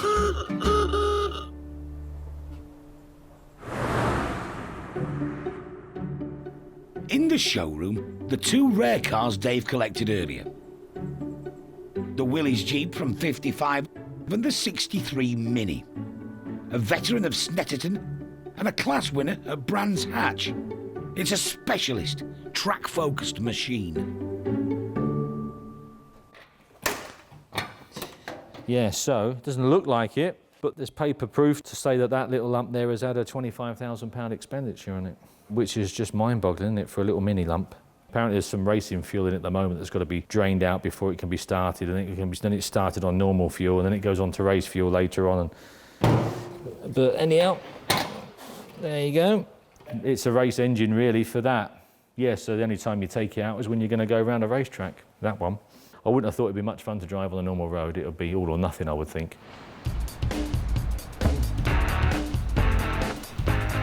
Collected at the same time as the Mini, the Rally Chopper. In 1973, it was yours for £32. Back then, a lot of money. Nearly 50 years on, Charlie is keen to see what all the fuss was about.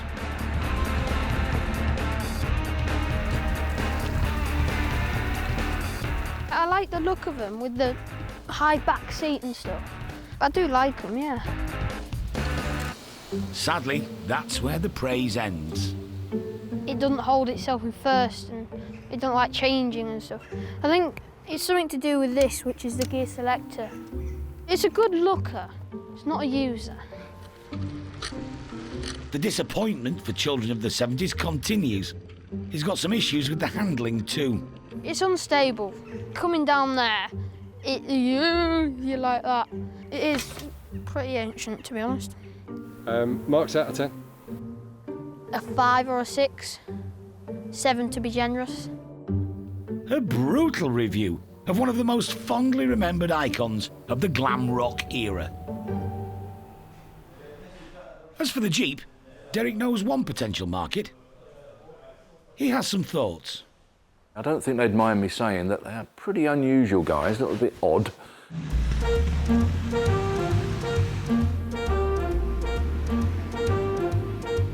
Not quite your run-of-the-mill enthusiast.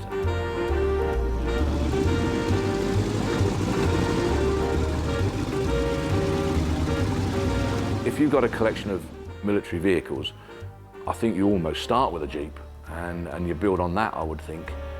And if you have got a collection of military vehicles and for some reason a Willys or a Ford Second World War Jeep has escaped you, then you know you're out on the hunt. You've got to have one, obviously. I mean, every collection's got to have a Jeep, hasn't it?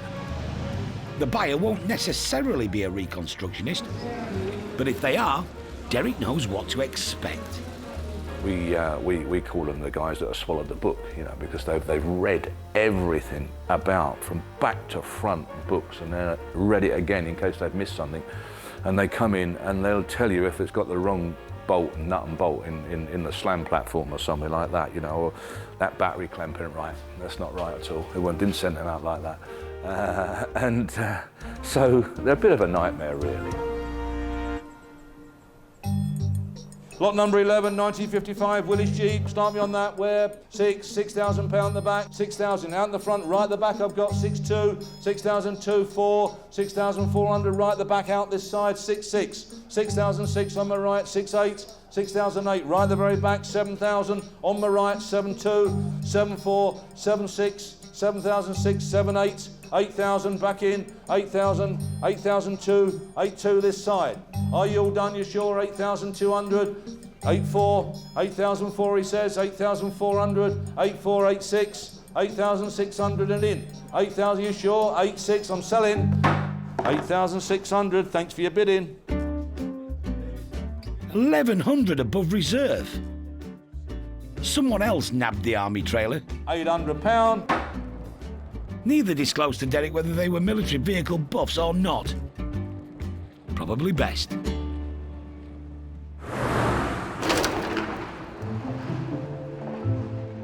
Having been taken apart by its previous owner, the 1980 RS 2000 is now in Warrington and in the care of Wayne Hickman.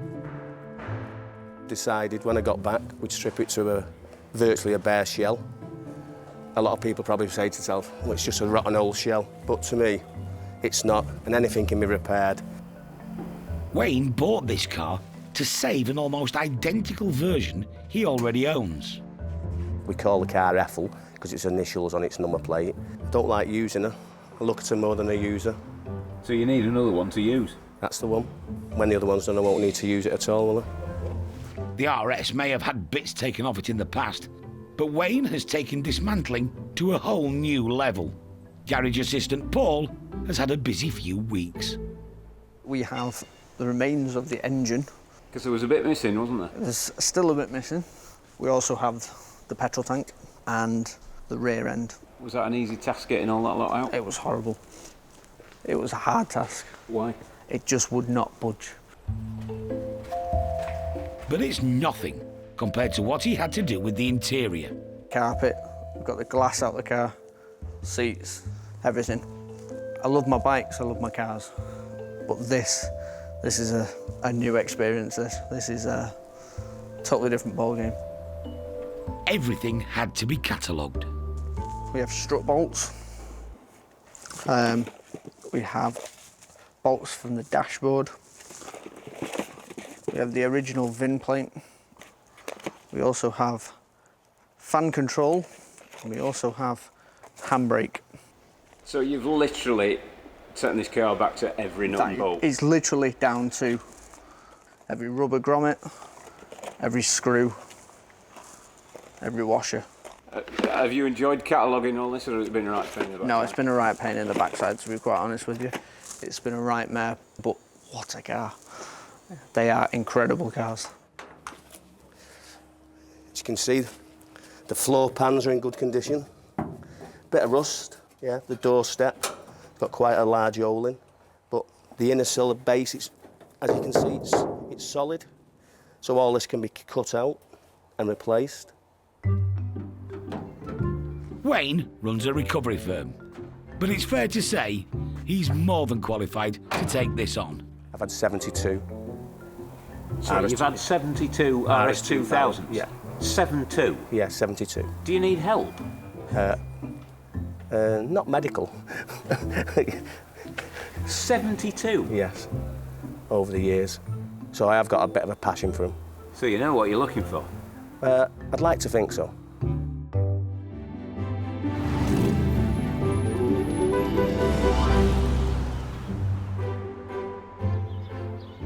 It's auction day. Oh, it's just manic. It's absolutely manic. It doesn't stop. Hello! So I bought this. I don't know where I'm going to put it now.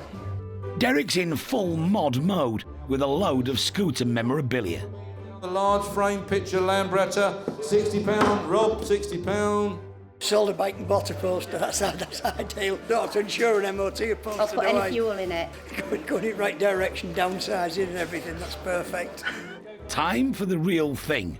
The rare Lambretta-inspired NSU scooter. NSU Prima, 1959, a cracking little bit of kit. Absolutely lovely. Whereabouts of that? 5, 6, 7, 700, 800, 800 pound for the Prima, 800 pound and going, then 800, 900, 900 in the seats, 900 pound out on the side, 900 pound selling provisionally, 900 going, then is there 1,000, 900 pound and going provisionally, is there 1,000 anywhere? Be sharp, 900 pound, be quick, 900 pound, is there 1,000? Are you sure you're done? 900 provisional, nearly there. Biking Bargains, bought by John Minery, a collector who saw potential. Very fortunate to get 3 bikes for not a lot of money.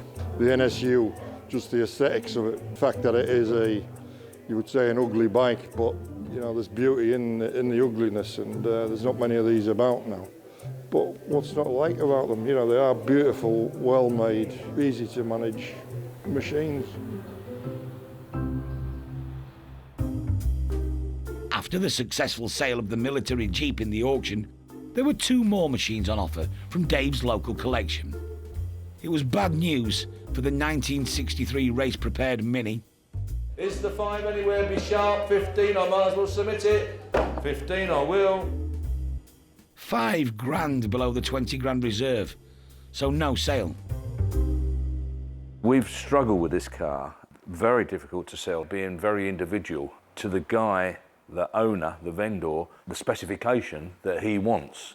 Lots and lots of people out there admire it and very often in awe of what the owners and the vendors have done, but it still might not suit them. But it was better news for the rally choppers. The one that gave Sarah Christmas flashbacks was the first under the hammer.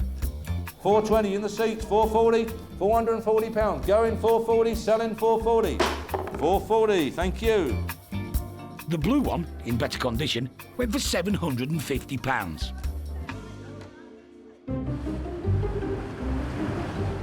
It was bought by Brian Woodcock of Bridlington. He has an impressive collection of motoring memorabilia. I started with the enamel signs, then one thing led to another. I got a petrol globe, then I got the pedal cars, then the penny arcade games, and this is what it's ended up like. In the next 2 to 3 weeks, I'll be putting a shelving up for the rally chopper, the 2 bikes and the 2 pedal bikes and car to go along the bottom. But Brian has made a schoolboy error with the chopper. Thought it was a Mark 1, and my friend said, I don't want to upset you, but it was a Mark 2.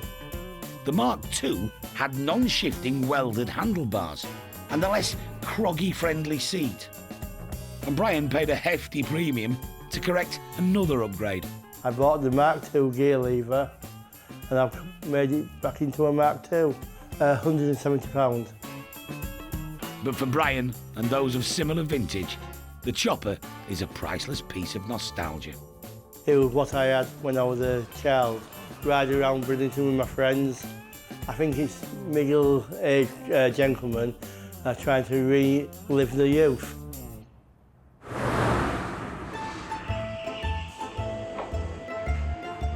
Buongiorno, or as they say in York. So the tiramisu and the cappuccino. Would you like any sugars, mate? No, sweet. No? Thanks. Okay, thank you very much. Embracing his finest Italian style and getting into the swing of cafe culture is bike collector and NSU scooter buyer John Minery, who's planning an adventurous Roman holiday. I've never actually owned a scooter before and admire them from afar.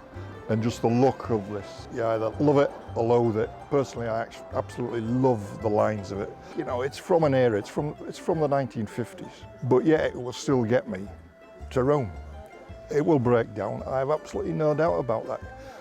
But it's a very, very sound machine. It will do the job. But before it does the job, it needs a little work. There is an issue. The bike won't start. Yeah, it's the ignition coil either needs replacing or rewiring.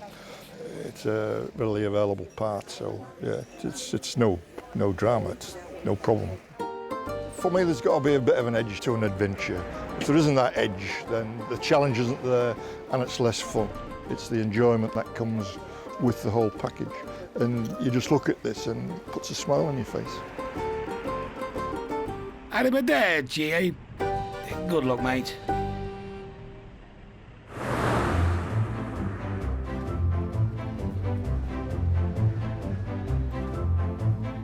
We are today at the Thorntondale Gala, our annual car show, and we enjoy it ever so much. It's a brilliant turnout to get a hardcore of maybe 200 exhibitors every year.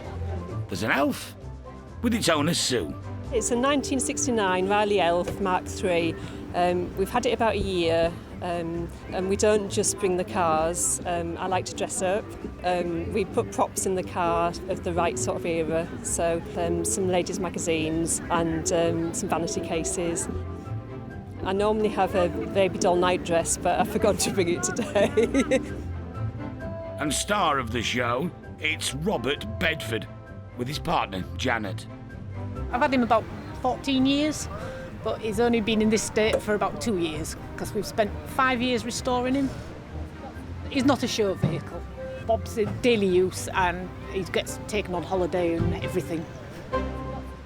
Owning a classic isn't about having the shiniest car. It's about meeting like-minded friends. And Jim clearly knew what he was doing when he bought his Austin 12. It's a good old car, it runs well. He wanted days like this. I've had a lot of these old cars though, in my time, a lot of them. My granddad used to run them, we had them all the time. They're good old cars, strong old chassis. Used to use them like lorries. No, it's a good little show, this. Nice, isn't it? Nice food, nice setting.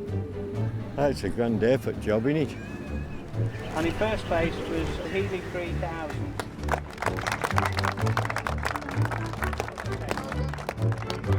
Thank you very much. Cracking truck. Thank you. They're now going home, and I like to see a good few of them go and thank them and just say bye-bye, safe journey and what have you, and look forward to seeing them next year.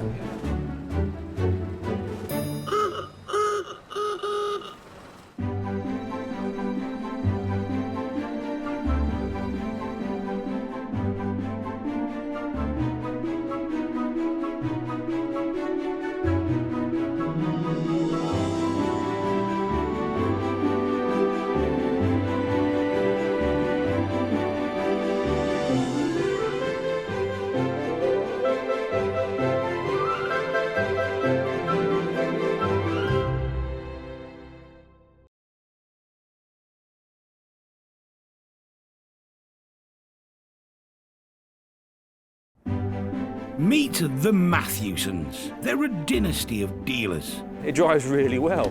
With a love of classics. Ah, it's only condensation. In Thorntondale, gateway to the North York Moors, they auction over 2,000 rare vehicles every year. 42,000, the red E-Type, the stunning car. All walks of life. The cars fetch people together. I'm ecstatic. Head of the family, Derek. It's got to be the best job ever, isn't it? We're sort of living a dream. Trusted lieutenants, sons Paul. Not everybody's cup of tea. And Dave. There's Dad's way. And there's Dad's way. Keeping them all in check and dealing with the punters, Sarah. Somebody could ring today with some fabulous vehicle that's been sat in a barn for 50 years. You have no clue. It's the chase, it's finding it. So you get up every morning thinking, what am I going to find today? This is a family's love affair with cars that have lived a life. Someone's cherished a car and loved it, and I think it's just great. I think it's absolutely superb. A passion that can be turned into brass.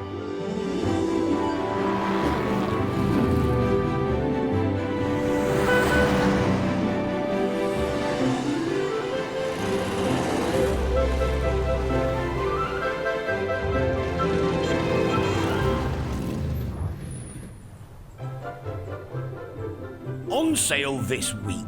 1971 Triumph TR6. I absolutely lusted after that car. Little Daff Saloon, Daffy Duck. They're just a really strange little car. 1965 Lotus. We'll leave it just like that. Just take the chickens out and leave it at that. Tell me what's easy about doing the memorabilia. Nothing. None of it's easy.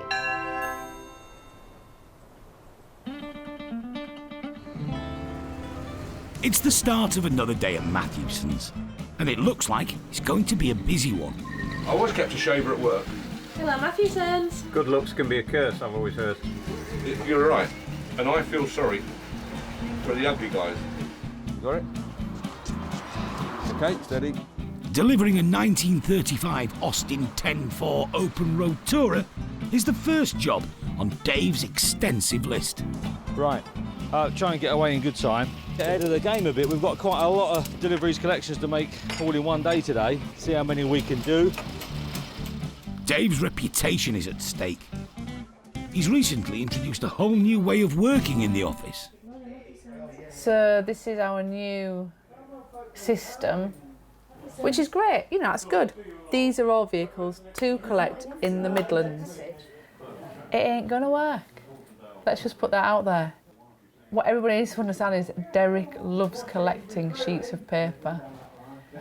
So all that's going to happen, which I can actually see happening already, is his pile of paperwork, which is on there, has now been photocopied and put up there also.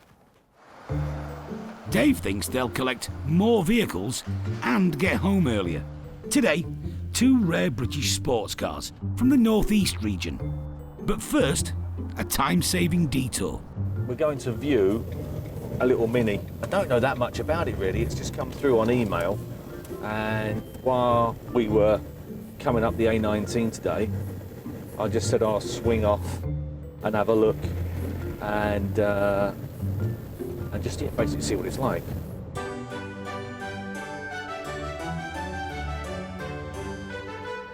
This 1991 Mini Mayfair Auto has been punching above its weight, thanks to owner Craig Heaney. I am selling my Mini Mayfair, a classic one, that I bought at the end of last year to use for my wedding as a wedding car. Bought it last year. Okay. Sills are good, Yeah. subframe's good. Yeah. Do you want to take it out or? No. Sure. We're up to our eyes in it today. I want to try and tick 6 boxes today.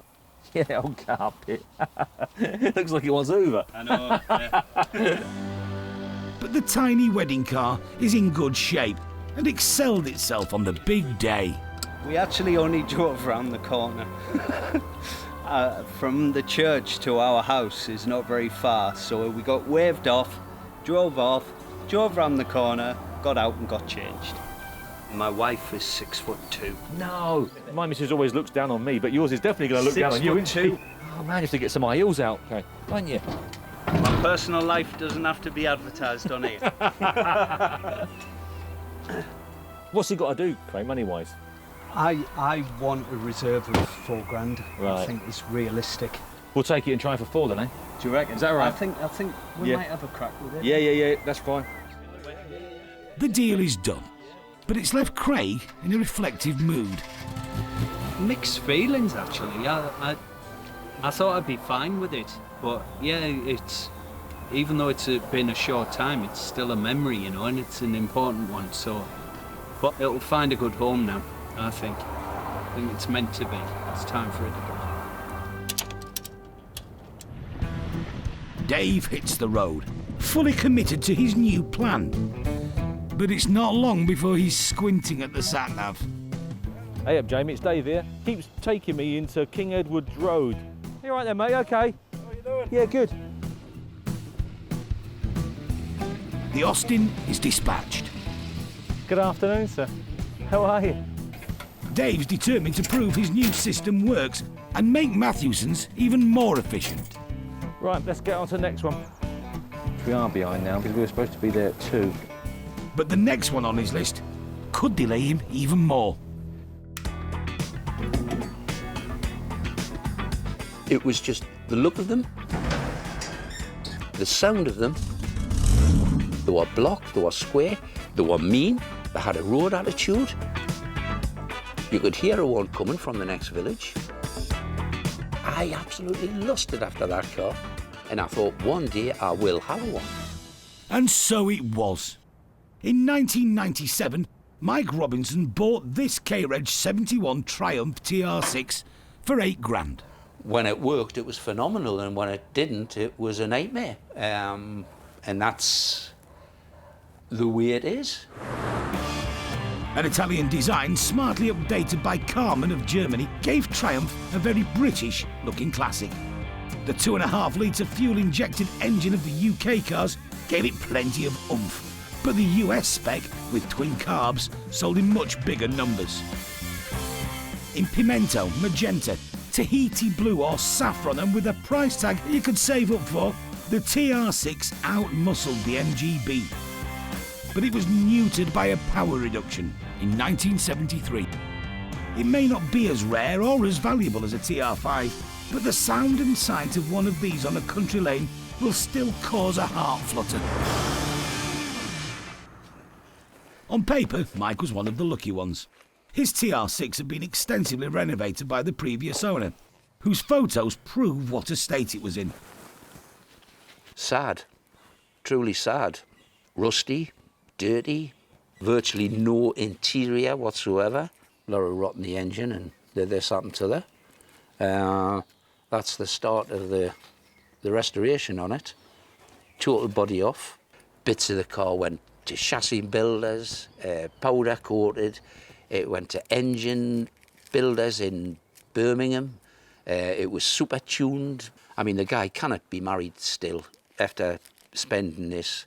I tallied up on the bills and I got to excess of £15,000 and I stopped. But surely, years of happy motoring for Mike? Not quite. He's hardly left the garage. My wife didn't want to come out to us, just said, I don't particularly want to be driving along pulling wasps out of my hair. Mike drove the car less than 100 miles in 20 years.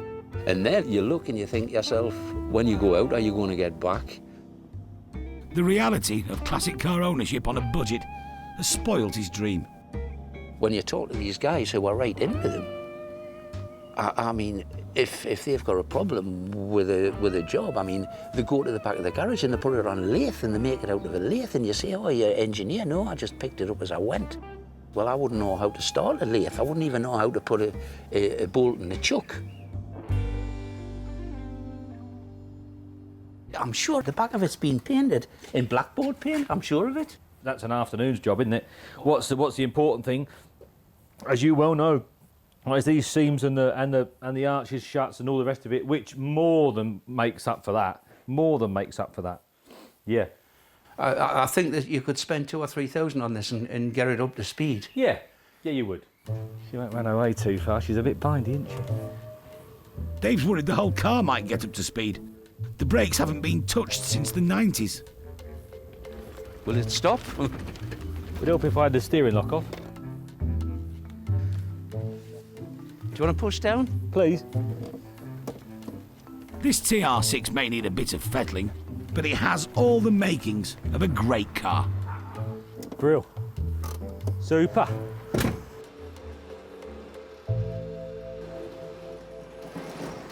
I mean, to be honest, I haven't got a clue what the car's worth. I think it'll do a bit more than you originally thought. I think the conversation you and I had, I think 13.5 was mentioned at some point. I think that is going to be achievable. If the body was average, I'd say you're looking at more like a 10 grand car. Right. That's excellent. Thank you. Thank you very much. Mike's admission of defeat probably means his much-loved Triumph will be given a second lease of life. But it's still tough saying goodbye. We'll find a good home for it, don't we? OK. I'll press off, Mike. Thanks ever so much. Well, there we go. Done. I feel a bit emotional now. Sorry. It's like one of your children going. Not good at all.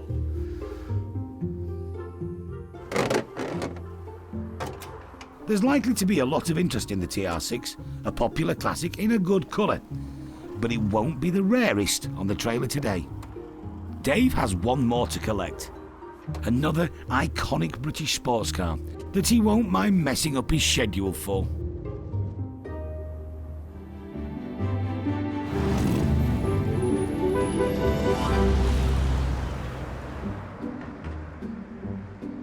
In the garage, Derek is sorting out some tasty memorabilia.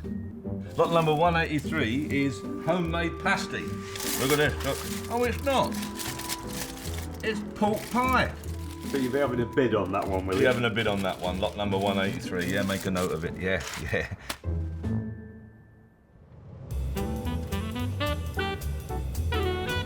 Meanwhile, Dave is still in the northeast, behind schedule. That nav has taken us the long way round. Hey, Terry, it's Dave here. You okay? His new plan for multiple pickups from the same region is looking shaky. Can I just double check your postcode? It's a joy, innit? It's the trouble when you try and tackle too much, I think, mate.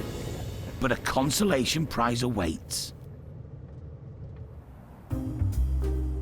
Bought the car in 1990, £1,800. Canny man is the phrase that comes to mind for owner Tom Cotterill. I mean, a Lotus Cortina is not something you say every day. When you mention the word Lotus, a lot of people's ears prick up, you know.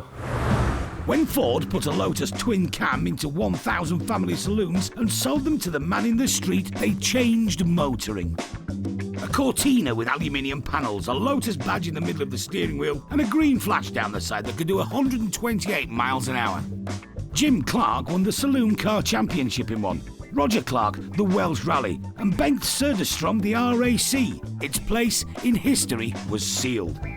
A good one is worth £50,000, a great one, 75. John Whitmore's car in this picture, with its race pedigree, sold for £191,000. Tom's son, Terry, was in his 20s when they bought the car.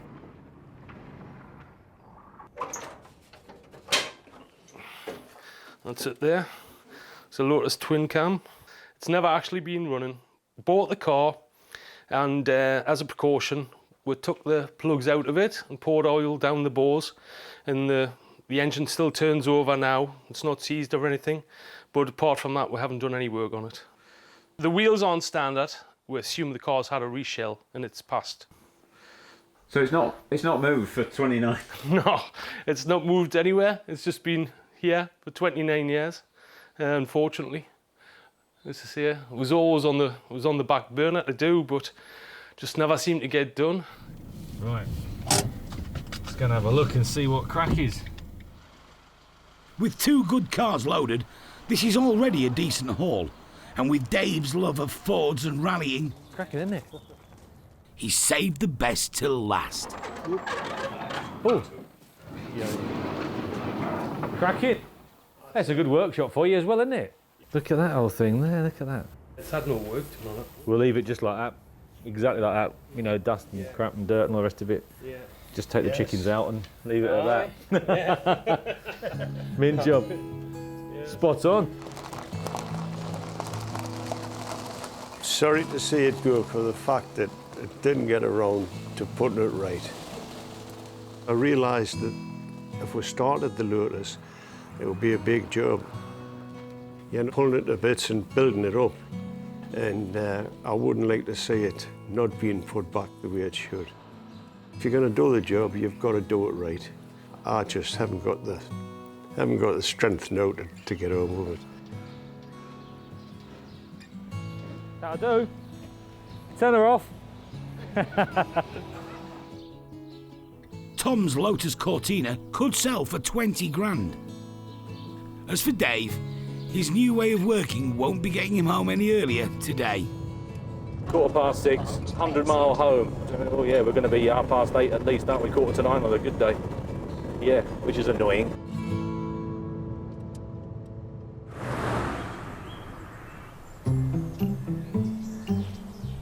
Where's that Swan Vesta thermometer? Is it still in the window? Every month, nearly 300 items of memorabilia are auctioned at Matthewson's. South Norfolk area timetable, still in there. Each artefact needs a scale photograph for the website, It's 3 inches, mate. a lot number, 145, and a reserve price. £30. Tell me what's easy about doing the memorabilia. Nothing. None of it's easy. What do you mean easy? It is a living nightmare. Right? David won't do it, Paul won't do it, Derek refuses to do it. The only person Sarah can rely on is Phil. Deaf as a post. ITP. A mate of Derek since they were teenagers, Phil now volunteers on a regular basis. There's things that I'd rather be doing, really. Sarah versus memorabilia. What's my name then? Not good. This obviously belongs to someone who hasn't filled in a form. She is Mrs. OCD. So a lot 50 then, I'll have to just put a question mark, don't know who that is. And there's no OCD out there, is there? Where's the other two? Where's the other two of those? See what I'm saying? Ask the man. What do you do? Do what you do. Where are the other two of those? Where's what? Where's the other two? Why? It's 3 together. I should have put that one in the window as well. So let me just check. He's put nothing else in the window. They're not in the window. I know they're not. Are they just on the floor? Are you actually on the phone, Derek, or are you just pretending to be busy? No. Are they over there? They're over there somewhere, aren't they? Did I see them over there? No. Derek moves everything and then he pays me to basically find it. I actually haven't got a clue what count you're talking about, but you don't know that, of course. Did you find them? Did you find them Boston? What? What were they Yeah, for? them down there. Ah, right, yeah. How cute is he? That's going to be 165. It's a lovely box full of old joiner's tools. Isn't that lovely? Someone's cherished those items and they've been his livelihood. And now they're here at Matheson's, getting shoved around. Frustrating as it is, auto memorabilia is still an important part of the business. I know we all take the mickey and we roll our eyes and we're like, ugh, this is just rubbish. But every sale we sell 80% of automobilia. At every sale. So we're doing something right, aren't we? You know. 22 cast Michelin Man on a money box, £28. 2 Tryon, 1950s, Grand Bain up there. Congratulations on the junction. Thank you very much. I got a very good deal. I got them all for £30. And first up for the full-size cars, the humble Mini Mayfair from 1991. Nobody's considering it for a wedding, but there has been a lot of interest. Very endearing cars. Even now, they're really popular now. They're going up in value, so I think now's the time to buy one. Might be tempted to put a little cheeky bid on. You never know. Rover Mini Mayfair, Auto, 1991. Start me on it, MOT till September. Where are we going to be with it? Come on, where? 222, 22, 24, 2,400. Got you, 2,400. 26, 28, 2008, 3,000, 32, 32 this side. Gentlemen this side, you're both out that side, chaps. 32, 34, 3,004 in the seats in the blue. 36, 3,006 standing. 38, 4, 4,001, 4,001 in the blue. 4,001, you're outstanding. 42, back in. 4,003, back of the seats. 4,003 and away. 4,4 he says. 4,004 on its way and selling. 4,004 this side. What do you think, chaps? 4,005. 4,005, 6 in blue. 4,006, shaking his head that side. Are you sure? 4,6. Sold 4,6. Thank you very much. Previous owner Craig is here to bid it farewell. We've sold my wedding car. It's gone. Realistically, it got the amount that I think is right. So yeah, it was spot on. And it's a lovely car and we're both pleased and we're very happily married. So all's good in my world.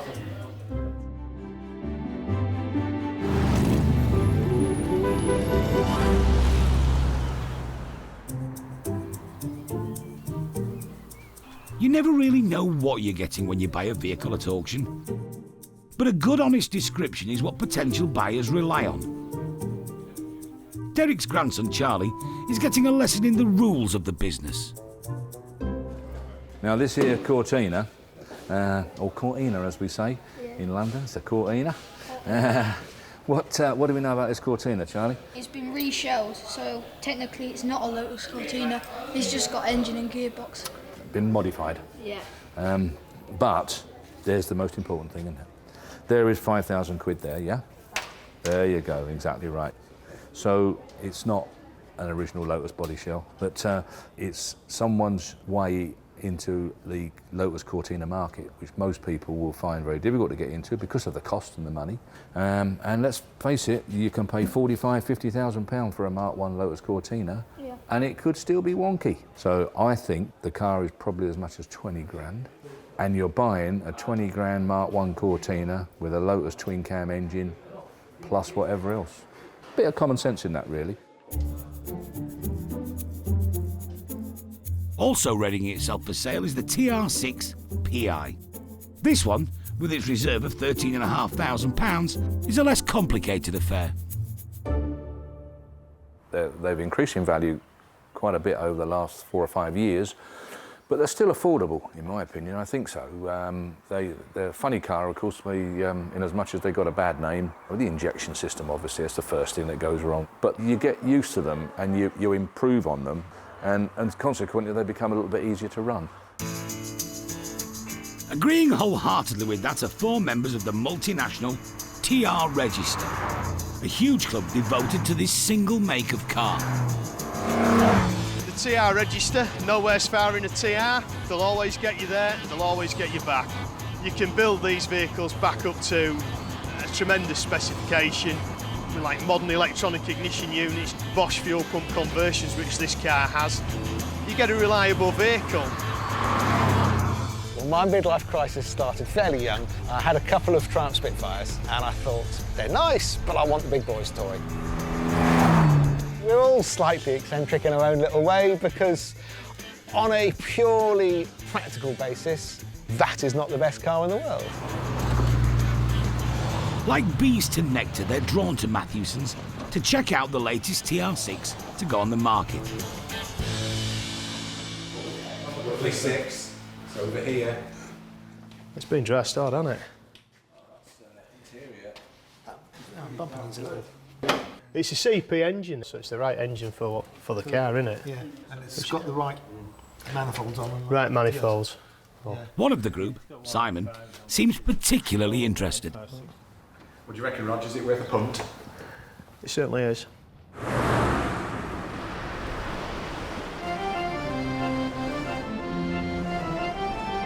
Meanwhile, Dave is on the road again and trying to work out the best route to the Wirral to collect a very different sort of classic.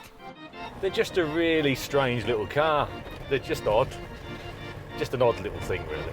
Not only is today's car Dutch, it's also virtually impossible to understand how it works.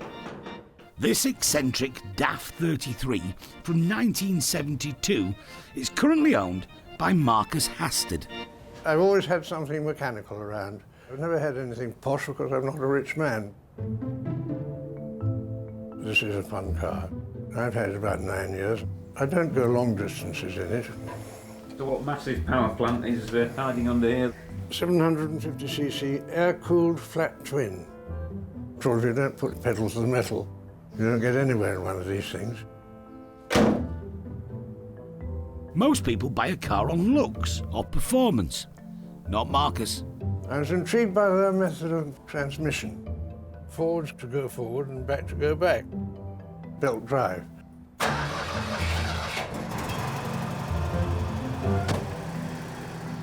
It produced power exactly what you wanted, when you wanted it. Changes down automatically, infinitely variable. But you just didn't have to worry about anything at all, really. All you had is a stop and go. It's rather like driving an electric car, I suppose, although I've never done that. It's called Continuously Variable Transmission, CVT. Complicated, but ahead of its time.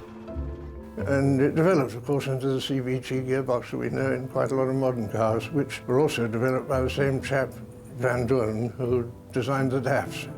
Marcus believes that there are only 9 of these left running in the UK, and rarity means value, sometimes. all the joys. We don't get involved with that many daffs. I can only count 3 or 4, I think, that we've ever got involved with. So, Okay, Dave? yeah, fine, thank you, Marcus. Yeah, super. Are you familiar with these or not? Pretty much, yeah. It has to be started in gear, you know, not in neutral. Oh, is that right? Oh, right, I wasn't aware of that one. It's in back now. Right, okay. Okay. They don't start in neutral, No, sorry? if you only use neutral for working on the engine. That doesn't work. Turn it on. Yeah. Under here, upwards. Ah. Sneaky. Super. So you've not driven one then before then? Yeah, but about 5 or 10 years ago, I think, at least. Yeah. They haven't improved. Super. For all of Dave's lack of interest, he's still happy to present a masterclass about the DAF's inner workings. Small cog, little cog. The big cog, the faster the engine spins, I can't think of the terminology now. The larger cog contracts and grips the elastic band. Hydrostatic. I can't quite think how it's called. It's almost like a starter motor when the speed of the starter motor throws the drive gear, the dog gear in. Maybe we'll come back to that later. Because this DAF 33 is one of the very last in existence, its value is another unknown. Can you remember what you paid for the DAF? I think it was about 400. So if you get 410, you'll have made a profit. I want a bit more than that nowadays, I think. I suppose the advantage is there is you can dictate the value, can't you? So if you've got all the DAFs and somebody particularly wants one, you know, if they've recently been released and they feel the need to own one before they get captured again, then yeah, you can do it, can't you? Dave risks being thousands out on the valuation. But with Derek not here, he's going to have to step up to the plate. What did your dad think about that one? Well, we haven't spoken about it, so I'm not sure really. If you want me to get him to give you a ring after he's seen it, yes, I can do that. Yes. I'll put on there Derek to call. Nicely played. Derek will need to attend to it soon because Marcus has plans. Thank you very much. What will Marcus be buying? Possibly another mobility scooter. I'm thinking of organising a mobility scooter Grand Prix. We've got about 500 floating around this area. They're a damn nuisance, except the one I drive. I'm thinking of having it fitted with little scythes on the wheels like Boadiceu's chariot. Going down to the coast for a few days, shall I go on the scooter or shall I take the DAF? What would you do? Get a long extension lead and take the scooter, I think. Marcus will have to wait for that valuation. But the much maligned DAF could surprise us all.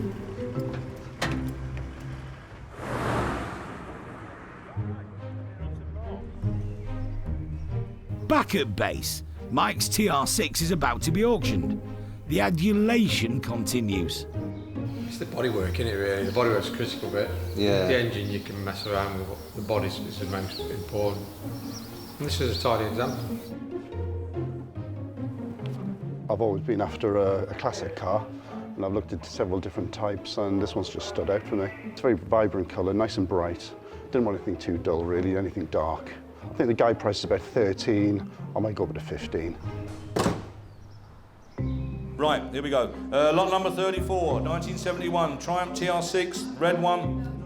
Very, very straight car. Put a bid with me. Start me where we're going to be. Where? 12, 11, 11,000, we're off. 11,000, 11,500, 11,500, 11,500, 12. 12,000 pounds, 12,000, 12,500, 12,500. Standard in green, 12,500, 12,500, 12,500. 13, 13, down the middle, 13, you're out this side, 13,500, 13,500, standing, 13,500, 13,500, submitting for the first, second, third and last time, 13,500. Simon Stock followed the TR expert's advice, took a punt and won. He's also very pleased with his memorabilia buys. Nuts and bolts, obviously this is the lot we went for. And the best sign in the sale. Totally. Why did you buy them? We need them for a restoration we're doing. and we need that because we just Makes like us it. Last on the list from Dave's Northeast collection, the Lotus Cortina. Just the rarity of them, and in this condition, it's unbelievable. It's a complex car to value. Lotus engine, Cortina body, rare, but not the real deal. What's it worth in Australia then? Heaps. Heaps, I couldn't tell you. It's a car I've always wanted, but never really been in a position to afford to buy one. And after a lifetime of scrimping and saving, I'm maybe in with a chance. It's got the Lotus engine, which is that's what you're looking for, isn't it? I think there'll be a lot of interest in this car. Someone will snap it up very quickly. Cortina, lot number 183. 1965 Cortina Mark 1 Lotus recreation. Obviously been reshelled at some stage. Could have been a long time ago by the looks of it. Wants a little bit of work. Start me on it. Where are we going to be with it? Got a bid with me now. 10. Got a bid here on my books. Cheeky one, I know. 10, 11, 12, 13, 14. 14,000. 14. 14,000 and going then. 14. 14, 5. 15. 15,000. 15. Going then. 15,000. Going to submit it. 15,000. Is the 5 anywhere? 15,000. We're going to submit. 15,000. Is the 5 anywhere? 15,000. Last time looking round, we're going to submit 15,000 pounds. 15,000. Below reserve. But one-off cars like this are only worth what someone else will pay. The Cortina will get the renovation it deserves. And that's enough for previous owner Tom. It was a bit apprehensive coming up to when this came on the market, but quite happy with the sale. Thought it was good. It went right. So Dave's marathon trip north was well worth the effort. Nearly £32,000 of sales. Not a bad day out.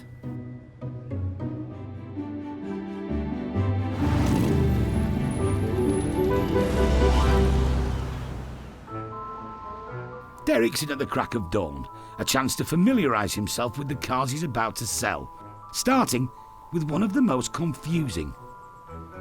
Here it is. Your little daft, she's a 33, isn't she? Little 33 Variomatic.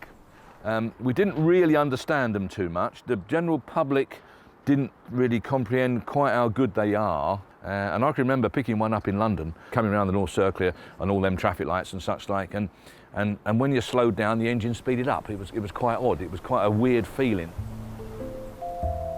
They were probably the first automatic, small automatic, marketed in this country that actually probably worked or was any good. Derek thinks it's worth between 2,000 and 3,000, but it needs the right buyer. The only people that really wanted a small automatic car were the elderly people, which explains why it was only the elderly people that bought one. I wouldn't mind betting it will sell to somebody whose dad had one. I wouldn't mind betting that was it. We'll soon find out. But before that, Dave wants another go at explaining how it works. One big rubber, like alternator belt, like drive belt, and a couple of spinning wheels, yeah. So as the engine spins, the cones, which are shaped into a V, contract, and the belt rides up and away you go in the drive you get, yeah. So it is very much elastic band, yeah. It's just one great big elastic band, yeah.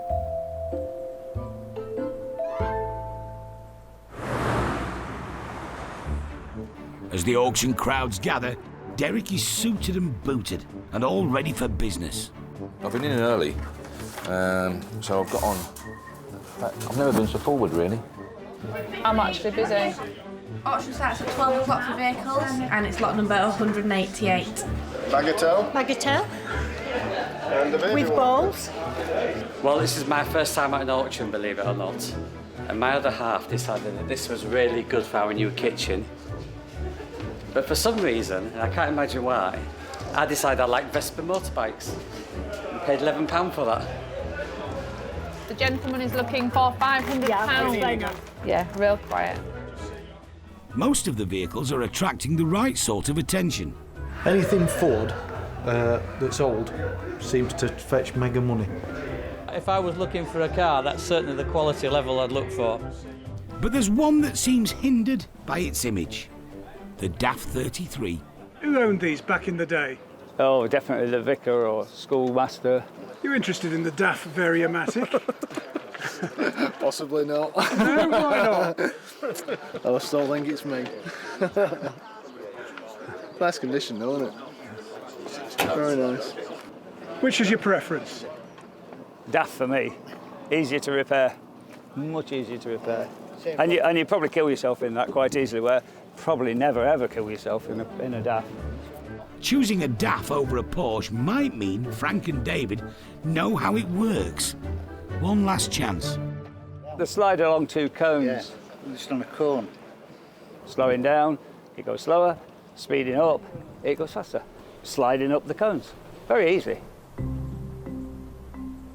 Little DAF saloon. Daffy Duck, lovely little thing, 1973. Forward to go forward, back to go back. Lovely little bit of kit, MOT till January 2019. In maroon, bonny little thing. Where are we going to be with that? Start me. We're £2,000 for it. Come on, we know what it's worth. 15, 16, 17, 18, 1800, 18. 18 the DAF, 19. £1,900 the little DAF, 1900. 19 and going then, £2,000. Seated, £2,000. £2,000 provisional only, but we'll talk. £2,000 last time. Provisional 2,000. A bit less than expected, but highest bidder Eric Bulmer is in with a shout. What would you like me to do? A quick call to the vendor confirms. £2,000 is enough. I had one years and years ago, many years ago. I've wanted one since. There's no real street cred with them or anything like that, but I like the idea. And after so much confusion surrounding its mechanics, Eric's in no doubt about why he likes them. Simplicity. Not long ago I had to have left shoulder replaced. I said to my wife, I just love a DAF 33.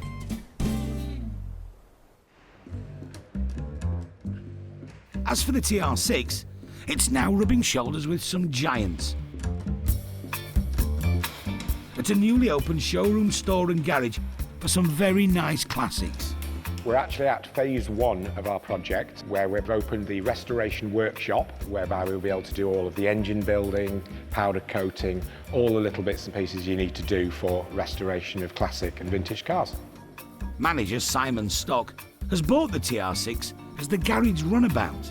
It's just such a lovely vehicle that we just have to have it.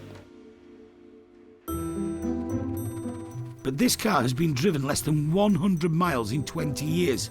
It hasn't been started for the last 10. Junk leads, right? Today, Simon's chief mechanic, Roger, will be attempting the impossible. Check the ignition system, go through, check all the gaps on the plugs, the points, make sure we've got sparks, and then hopefully she'll fire up. I know she'll fire up. Right, do you want to grab them too, Si?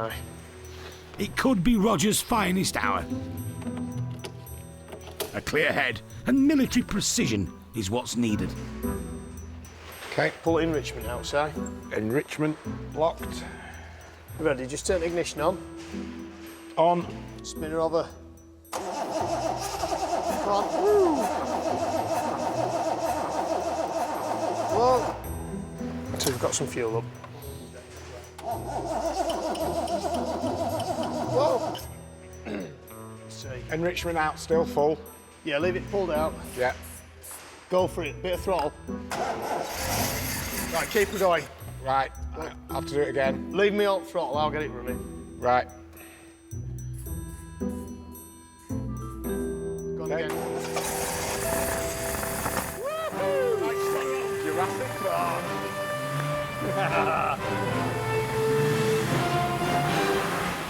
Yeah, all right. Oh, turn it off. Got fuel leak. Turn it off. Off.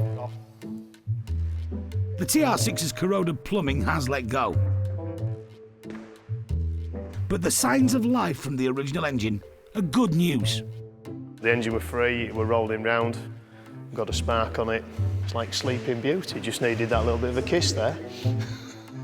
It's come back alive again, and it sort of grows on you. It's just an inanimate object when it isn't running, but when it's running, it's alive, and it kind of like tempts people. People like you. Definitely people like me.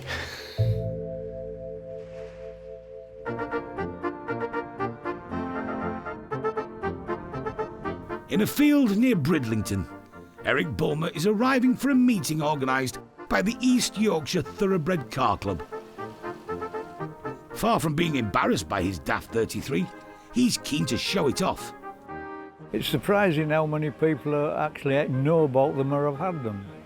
The last car show we went to was at Sowerby Park, and quite a few people came over to talk to us about it, having owned one like 30 years ago.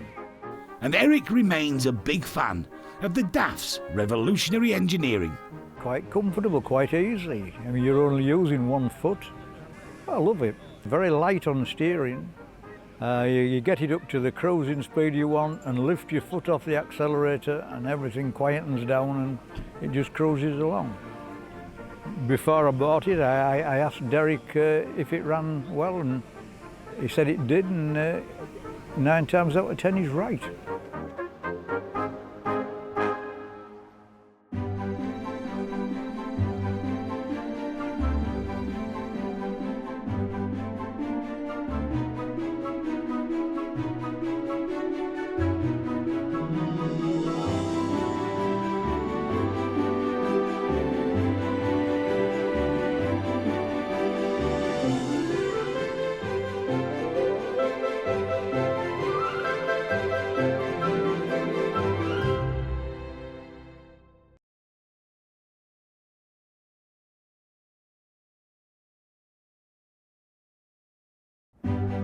Meet the Matthewsons. They're a dynasty of dealers. It drives really well.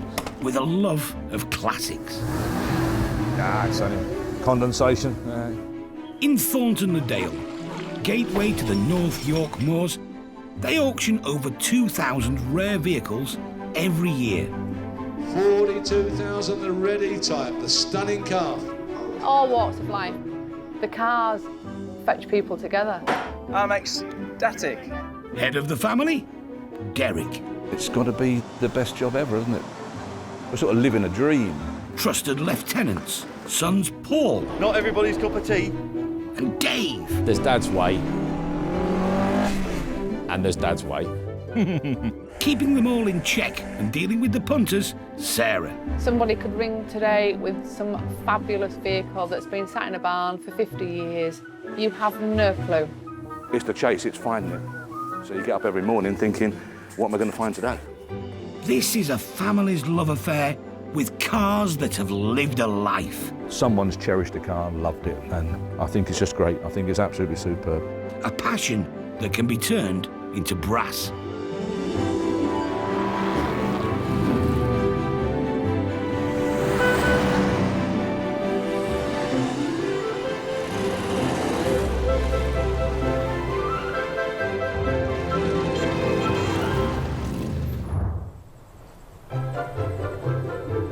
On sale this week. The VW Caravan there. So do you have to have like one of them potty cars in here? Like a potty? Super condition, the best one we've ever had. Fantastic. Absolutely lovely. A Reliant Scimitar GTC. Gran Turismo convertible. She's just lovely. I think they're great. They're going to be rocketing in price. Austin 16. A lot of upgrades, which is a bit unusual. People expect it to be staid, and it isn't. It goes like stink.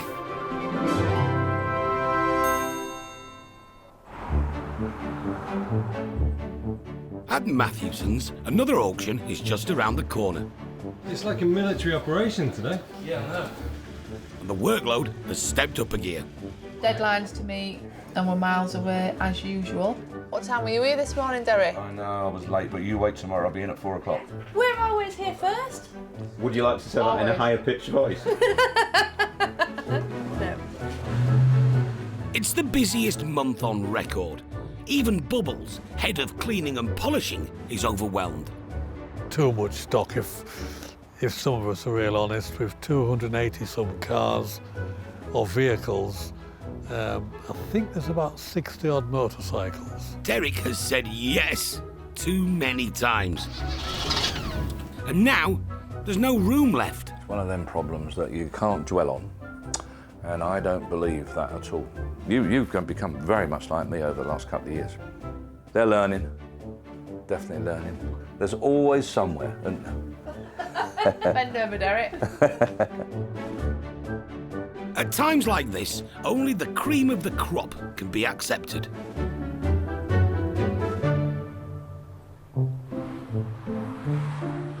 This morning, Derek has sent Paul out for what he considers is an emerging classic. A Reliant Scimitar GTC. Uh-huh. How about that then, eh? So that with a great deal of excitement. Well, you don't see too many of them, and I like them. I had one myself a little while ago. I think they're all right. Good buy, good value for money. I just like the style of them, and when you get a really well-sorted one, they are really nice to drive. They drive beautifully. It's the week prior to an auction and we're chock-a-block and I'm being sent to Leicester. You know, unless it's something really special, I don't want to be going for it this week. It sounds a nice car. It gives me the impression that he's an enthusiast and a capable enthusiast. He seems to know his cars. Booked in for collection. A rare Reliant Scimitar convertible from 1983. Hear the old girl purr. Owner Philip Robinson's love for classics knows no bounds. It's in your blood. It's like you've got petrol in your veins. You can't get rid of it. 2.8 litre Ford V6, 4-speed manual gearbox with overdrive on 3rd and 4th. Gran Turismo convertible. She's just lovely, beautiful to drive. Even Paul's had time to reflect on their qualities. The concept of them's good, isn't it? Let's be fair. V6, Ford running gear, not a lot to go wrong. You know, they've got all the correct components to be a real good user-friendly car, haven't they? You know, fiberglass body obviously doesn't rot, does it? But what Paul doesn't know is that Philip has had a change of heart, prompted by his plans to move abroad. What I'm hoping to do is to sell here, get a long ferry to Bilbao, and then drive all the way down through Valencia and then down the coast road to Majorca, and then hopefully find a nice place to live. And possibly even a nice Spanish señorita. Wouldn't it be nice, going through Spain, roof down, sun shining? The desirable GTC that Derek was keen to auction is now not for sale. I've had such a ribbing off my friends saying, no, you mustn't let it go. Once it's gone, you'll never get it back. Think of the hours of work that you've put in, the money you've spent, and they're right. So this one's staying. This Series 6 Scimitar GTE is now the one on offer, along with a bog-standard Jeep. Paul is not going to be happy. We have ignition. It sounds quite good.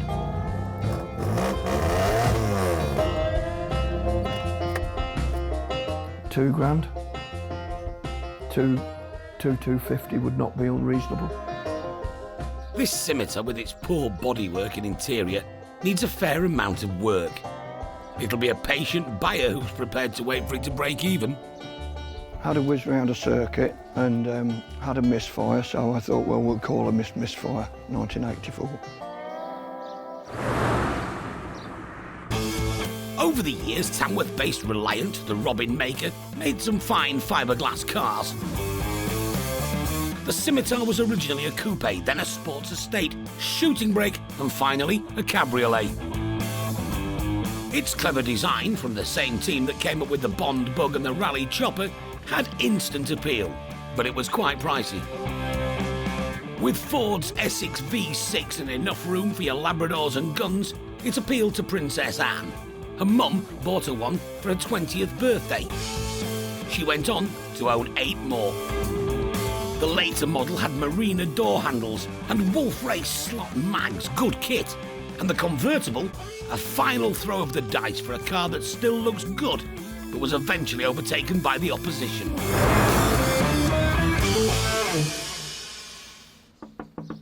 Paul's arrived after a long, wet journey. Come round this way, Paul. Oh, he's here. Now then, how are you? Come in, come in. Nice to meet you. He still thinks he's collecting the gold one. What are you replacing it with then? Or you're not bothering? Well, I'm letting the white one go, the estate, the GTE. Right. But I'm keeping the convertible. I wasn't going to do that. I see. So a slight change of plan. Yeah, yeah. Good girl. That was right. Yeah, that one was right. That one that I came for. Oh God, it could only happen to me, couldn't it? Oh God. Entices all the way down here. Was that the one that you were expecting? Yes, and that's the one that was almost worth coming for. Almost. These two are not worth coming for, and I'm going to blow my gasket with Father when I see him. That's it.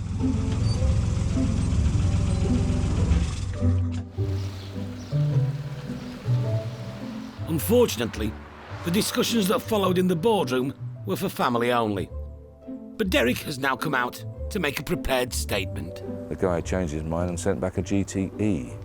Not only did he send back a GTE, he sent back a very, very tatty, overpriced GTE that we're going to find very, very difficult to shift. So it turned out to be a complete waste of time. But that's, dare I say it, maybe typical Scimitar owners. They can't make their mind up whether they'll wash the car, let alone part with it or not.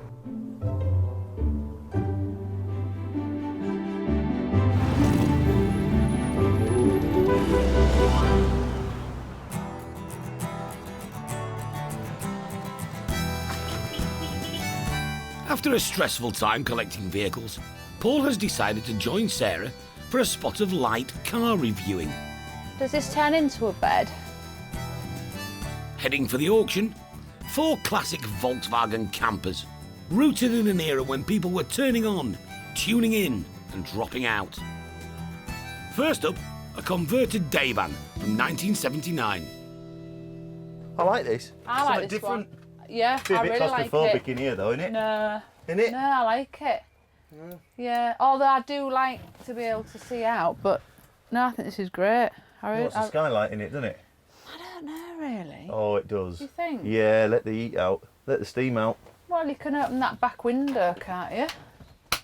Wouldn't be very private then, though, would it? Well, just park somewhere where it's a bit quieter.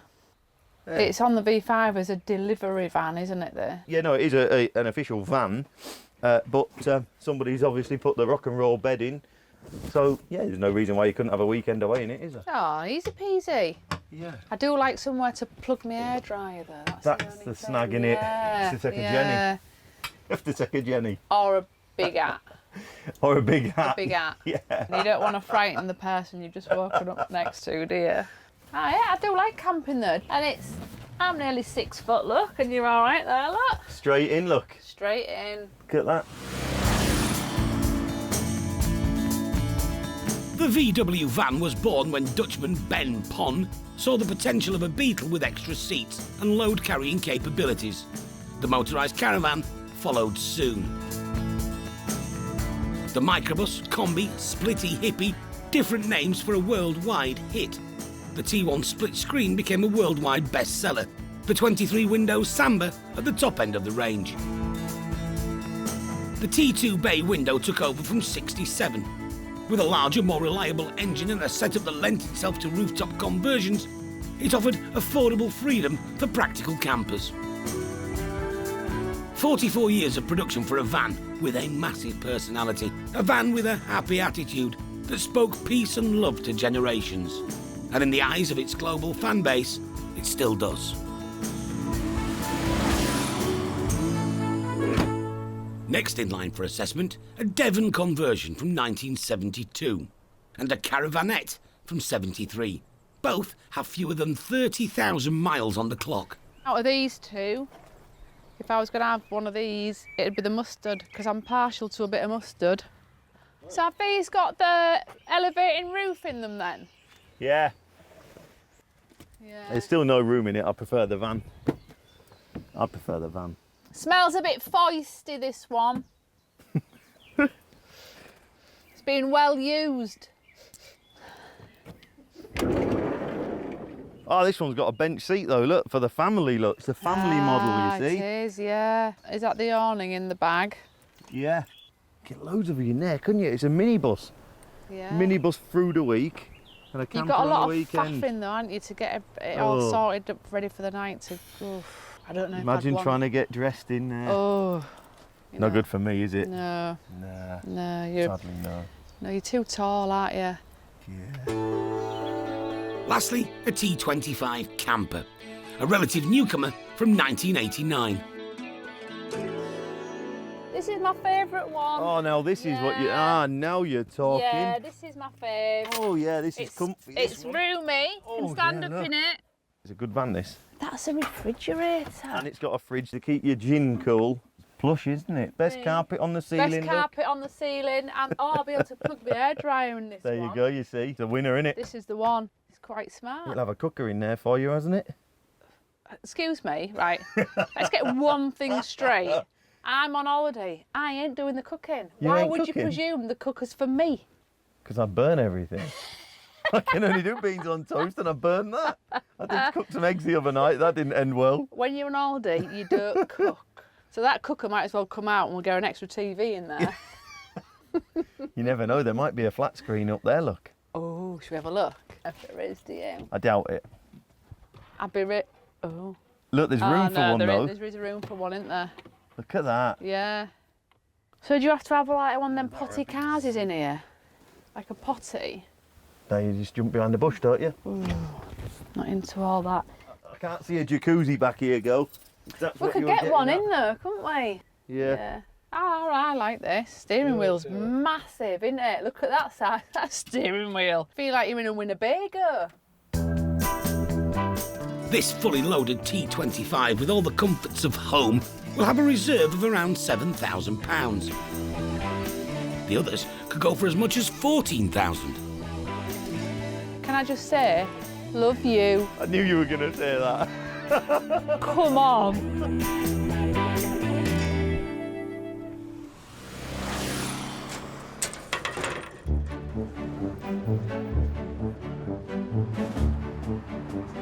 It's the day of the auction. Thorntondale busy with visitors from far and wide. 109. Here to peruse and buy some of the country's most desirable classics. Austin Healey's Sprite, 1958, Frog Eye. It's a real classic of the British motor industry, isn't it? Real collector's item. Cars from every era, along with bikes, powered or otherwise. Beautiful. We've already got a Triumph, so yeah, I just gave him permission to get another one if he wanted. With nearly 300 vehicles to get through, 18,000 provisionally down the middle. Derek is earning his money. 2,100 trailer and machine. It's a little bit crackers out there today. We knew it was going to be busy, but hey, it's really busy. Perplexing auto memorabilia, finding new homes. I got some cartoon mini pictures. I'll just put them up on the bedroom wall. I was on a few weeks ago for the RS Turbo. And now, what have you bought today? Just these Mr. and Mrs. Trips, just ornaments. Have you still got the RS Turbo? We are.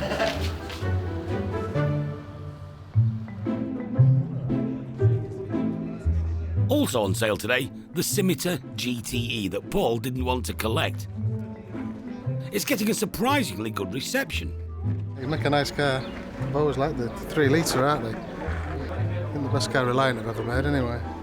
Probably want a lot of money spending on it, but beautiful car when it's finished.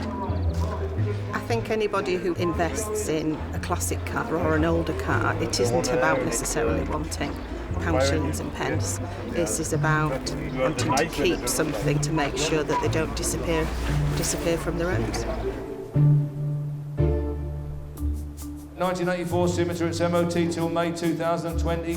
I know it looks a little untidy, but I love them. I think they're great. They're going to be rocketing in price. Get one now, bought now while you can. Anyway, there you are. Start me on it. Where's it going to be? Where? 500, 5, 6, 7, 800, 800B, 800. 800 in the seats, £800 and going. £800, are you done? 900. £900. Last time, 900, £1,000. Back in, £1,000. Worth it, you know. £1,000. They're going to be expensive soon. £1,000. Derek's deed is done. And new owner, Ray Lynn, delighted with his appreciating asset. It's good underneath there. It's got a galvanised chassis, and of course the floor is fiberglass, so it won't rust. It's in good condition, and there's no serious work to do to it. It needs a paint job, of course, and I think it's the wrong colour. When they were out new, I couldn't afford one. I've just always liked them, always liked them.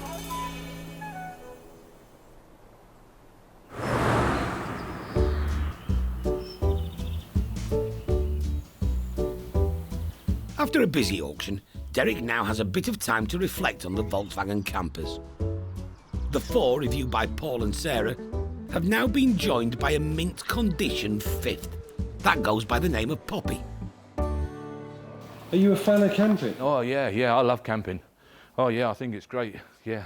Well, that's the only thing we can afford. When I was a kid, like, we couldn't go in hotels. Mum and Dad never had enough money to go into hotels. We'd have to go camping or caravan, of course. My old dad, oh, boy, did he love a caravanette. But he never liked these.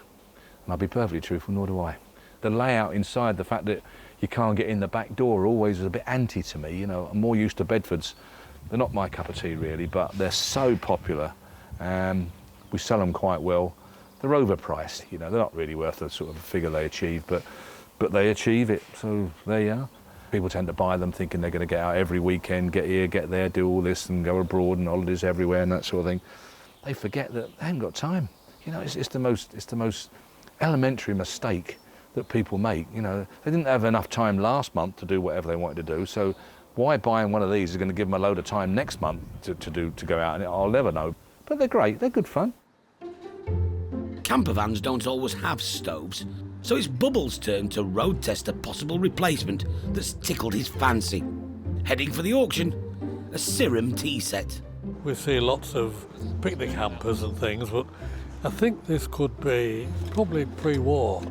A little kettle and a self-contained burner, which I think runs on methylated spirits. Obviously, they filled the kettle with water before they left home, built it up, set fire to it and made a cup of tea. Let's have a look and see if we've got any meths in here. Smells like it's ready to go. Right, we'll have to pop the kettle on, or else there could be a nasty explosion. I'm going to sit it on there, and hopefully it will start to boil.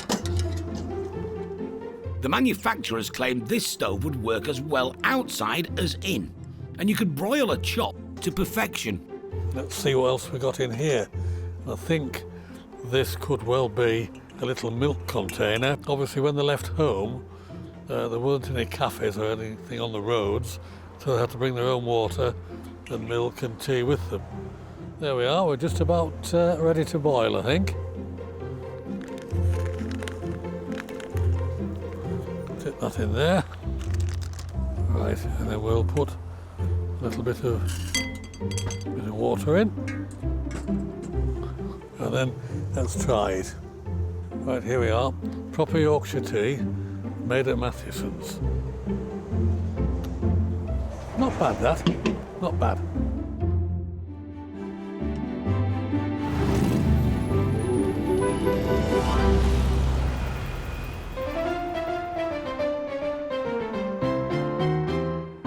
Mathewson's auction beautiful cars from every motoring era. That said, some of the more mature ones do require a patient owner. Wandery steering, brakes, or lack of, lack of synchromesh in the gears, and of course they're slow, you know, you're holding everybody up really.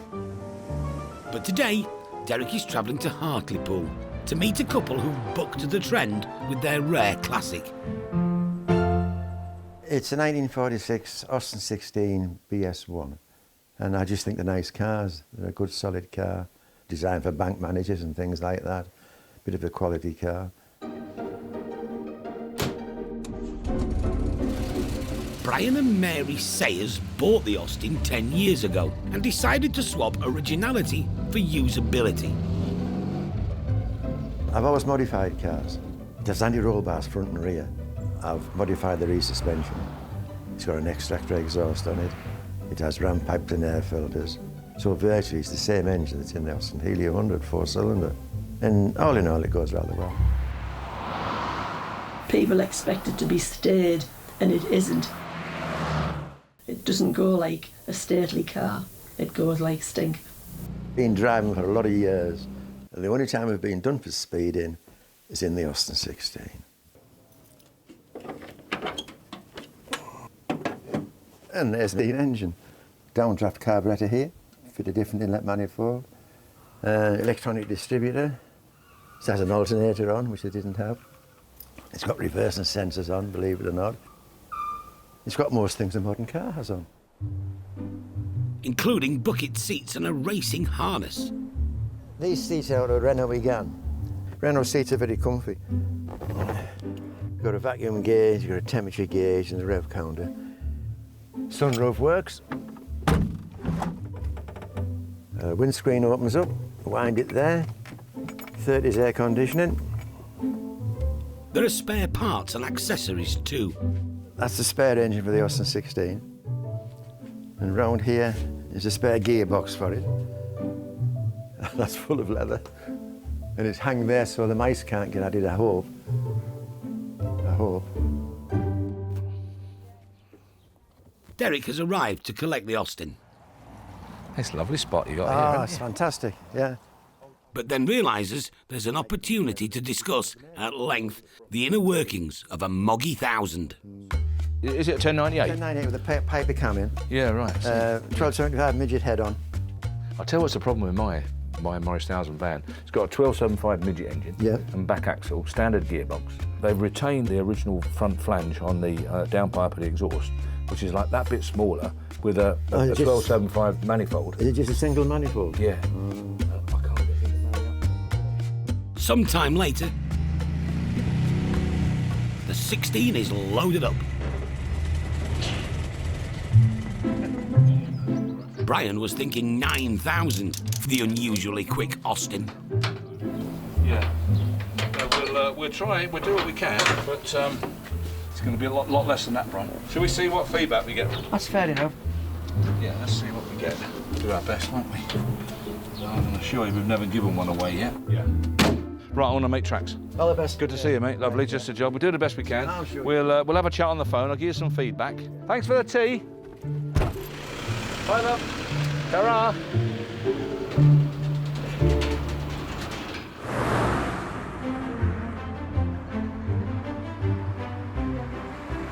It's auction day, and with 5 VW campers on offer, the backyard of the garage looks like a Woodstock car park. However, things are decidedly unchilled in the office. Good afternoon, Mathesons. It's who, sorry? What lot number was it? Yo.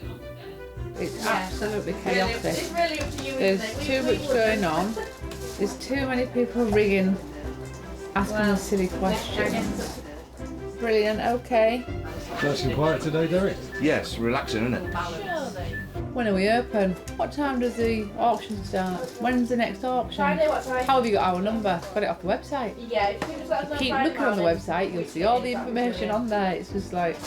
Thank you. We'd just like to hasten to add that it's always... Who is it that always rings with silly questions? Men. Yeah. Women take the time to look, and if they can't find the answer, they'll ring us. Men just want their hand holding all the time.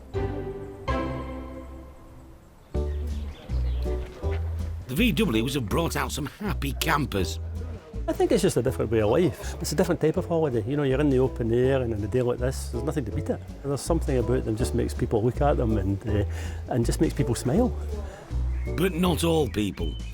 Some of these love buses need a mountain of work. It is an old one, this. Needs taking right back to the basics, really. To me, it would be more trouble than Wordsworth. Not one for me today, no.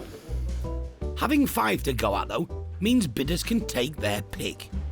1973 Volkswagen camper. Start me on it. Where's it going to be? Where? 10 at the back. £10,000. Is there 11 anywhere? 10,005. 10,5. Sarah and Paul's favourite, the T25, went for a good price. 9,000. But the yellow Devon camper and the converted delivery van didn't reach reserve. So that's left the late entry, otherwise known as Poppy. Produced in 1970, it's the oldest of the batch. Almost certainly, without doubt, The best one we've ever had. Stunning bit of kit, super condition. Start me on it. Where are we going to be with that? Where? 10 again. 10, 5, 11, 5, 12, 5, 12, 5, 13, 13,000, 13, 13,000 only, 5, 13, 5, 750, 13, 750, submitting, 13, 750, 13, 750, 14, 14,000, submitting, 14,000 pound on the left. You're out this side. 14, provisional, lovely machine. 1,000 below reserve. Anxious to find out if it's enough, highest bidders Deborah Wake and Martin Allchurch from Selby. Hello there. I think we bought a camper. Oh, let's have a puppy. little look. Ah, that'll be the red one then. Yes. Yeah, Kirky. You most certainly have, yeah. Brilliant. Congratulations. Exciting.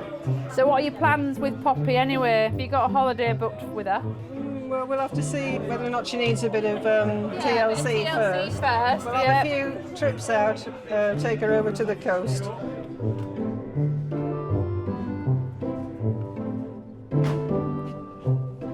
Fantastic! Absolutely lovely. She's gorgeous, isn't she? She's beautiful. I've never had a daughter, I've only had boys, so this is my little girl. What do you think? Lovely. We didn't get in last time when we came to Bentley. No, There's all these little... I think this must slide out so you could... yeah, it'll move it stow this little bit, somewhere. so- It'll stow somewhere. how big is it? Ooh, there's a letter. Oh, we got a letter. Who's this from? I don't know. I think it's it. Must have left something in. Hello to the new owners of Poppy. Oh, that's really sweet. Let's have a look. You can read it. Oh, wow, I think I'm going to cry. Hello, new owners of Poppy. The family that you bought this from loved and cared for this camper van. It was great for camping and made most of our memories. We hope you have great times in this camper van. Chugging away along the road, yours sincerely. Oh, isn't that sweet?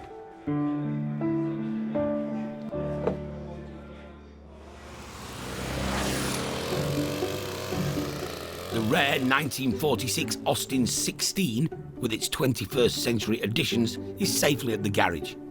But Derek's struggling with the concept.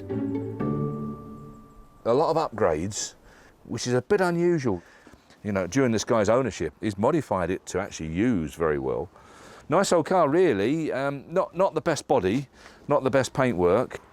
Indicators, obviously. Safety these days, no one's looking for semaphores anymore. I'm not over sure that too many old cars really require a fog lamp. We're not out too much in foggy weather with these sort of things, really. I can't stand the Ford Transit mirrors. I think that is really a no-no. I mean, that is just a killer for the car, really. Just that alone, just this mod alone, and the seats will virtually kill the South. Most people really want originality when it comes to selling. They might then go through and do all this for their own benefit, but they're a weird bunch, and we're all a weird bunch. When you buy the vehicle, you want it basic, really, somehow. It's got to go to a certain guy that really wants to use it. You don't care about the fact he ain't got the right seats and it ain't got this and that, and he wants to use it. So if he's out there, we'll have him. But if he's not, we're going to struggle. Time will tell when it goes under the hammer.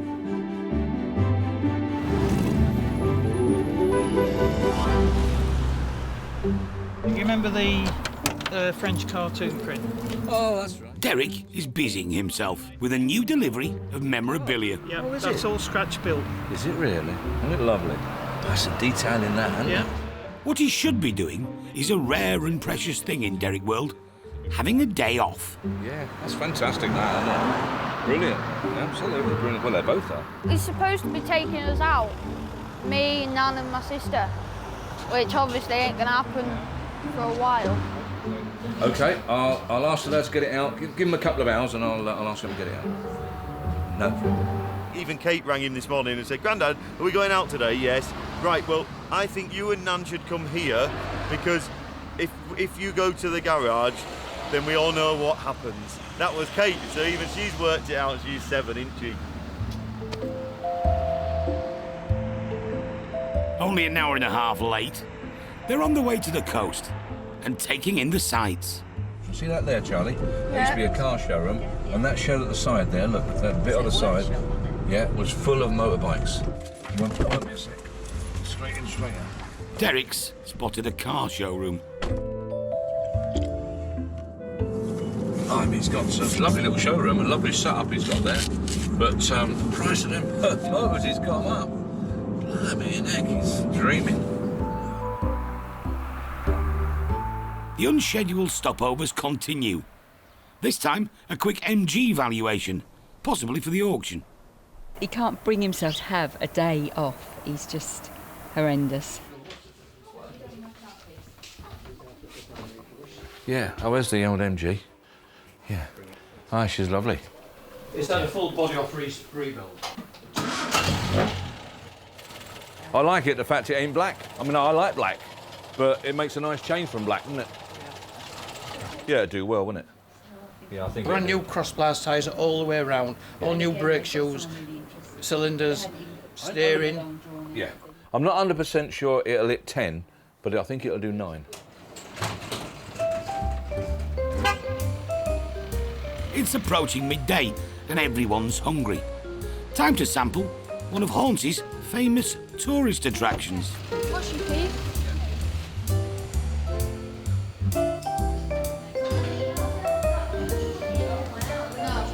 Enjoy your meal. This is my holiday, and about a day off. This is it. This is my annual. You can keep all your Costa Brava. We'd rather come here, wouldn't we? You wouldn't like it in Spain. Full of blooming flies and mosquitoes and things biting you. Too blooming hot. Eh? Don't you think, Charlie? Canada. You think it's cold here today? Why don't you get over there? Oh, yeah. Bears running about all over the place. Oh, yeah. Well, that is true. If we was in Canada now, tonight, there'd be bears around them bins out there, seeing what they can fish. Oh, man. Ultimately, family will always win out over cars. But ice cream comes a strong third. Well, what a shame. If it was nice and warm, we could be sat down there, couldn't we? There, man.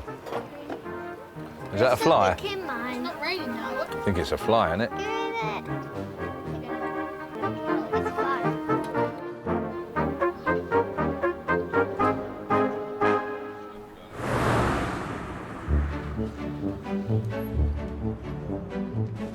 In Thorntondale, it's the day of reckoning for the Austin 16. With its uprated engine, suspension and safety features, it's not one for the purists, but it will probably get you home. Amongst the piles of memorabilia, a man familiar with this make of car. I bought this to fit on an Austin 16. I think I paid £155 for it. Yeah, big money, but if it does the job, I'm happy. Nice old dinky milk float. They used to be electric because nobody wanted to wake people up on a morning. These are side lamps for an old vintage car. I'll have to be discreet with the bidding, won't I? Anything I like, other people might like. Austin 16, super bit of kit. Where are we going to be? Where? 5, 255, 756, £6,000, 6,250, 6,500, 6,500, 6,500, 6,600, 6,006, 6,700, 6,800, 6,800, 6,008, 6,008 and going then, 6,800. Are you all done? 6,800. Selling, 6,800. Last time looking round, 6,008. 6,008. A healthy £1,800 over reserve.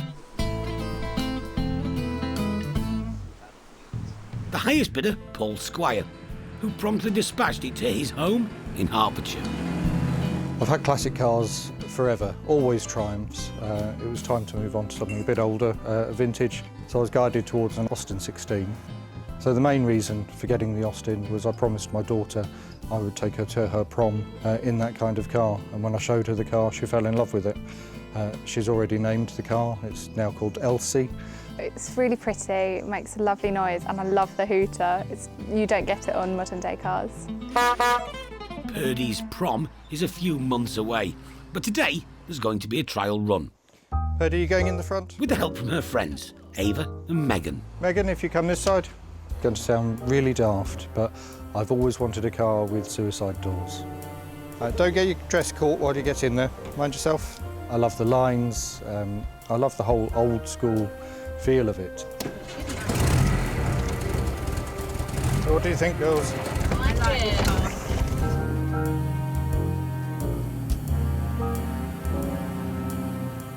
The Austin may have more mods than most, but it's still very much a 1940s car. Just to have no driver aids that you would find on a modern car, even as basic as hydraulic brakes. It strums all round.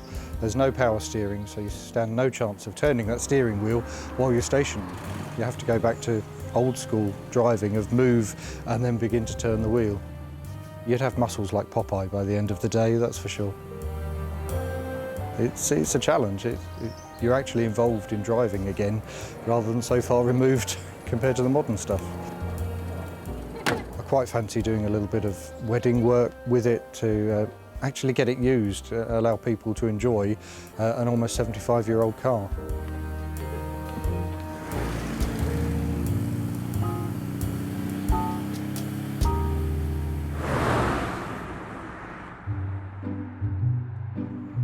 In County Durham, Ray Lynn's renovation of the visually challenged Reliant Scimitar is underway.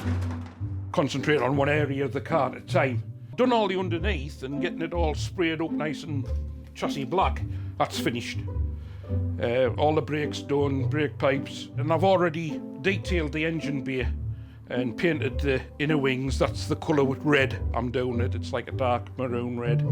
The next, I'm going to concentrate on the interior. And then the last thing I'll do is the bodywork. Ray paid £1,200 for the pleasure of doing this car up. When it's finished, he plans to take it back to Matthewson's to be auctioned. A lot of people are snobs with cars, but I like the everyman's car. I mean, if this was an E-Type Jag, you'd spend £60,000-70,000 on it. Where this, I'm only going to be spending £500-600 on it. I'm not going to make a fortune on it, but I'll double my money when I sell it. I'll double my money.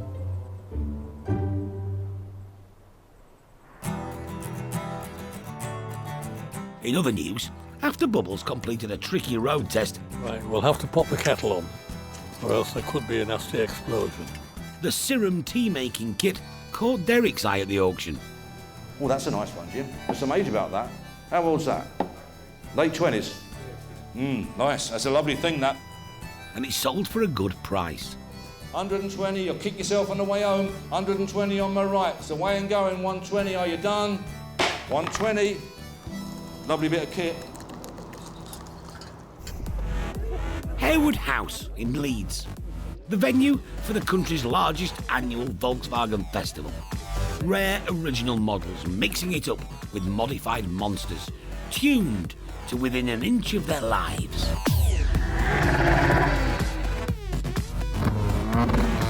It's a baptism of fire for Poppy and her new owners, Deborah and Martin.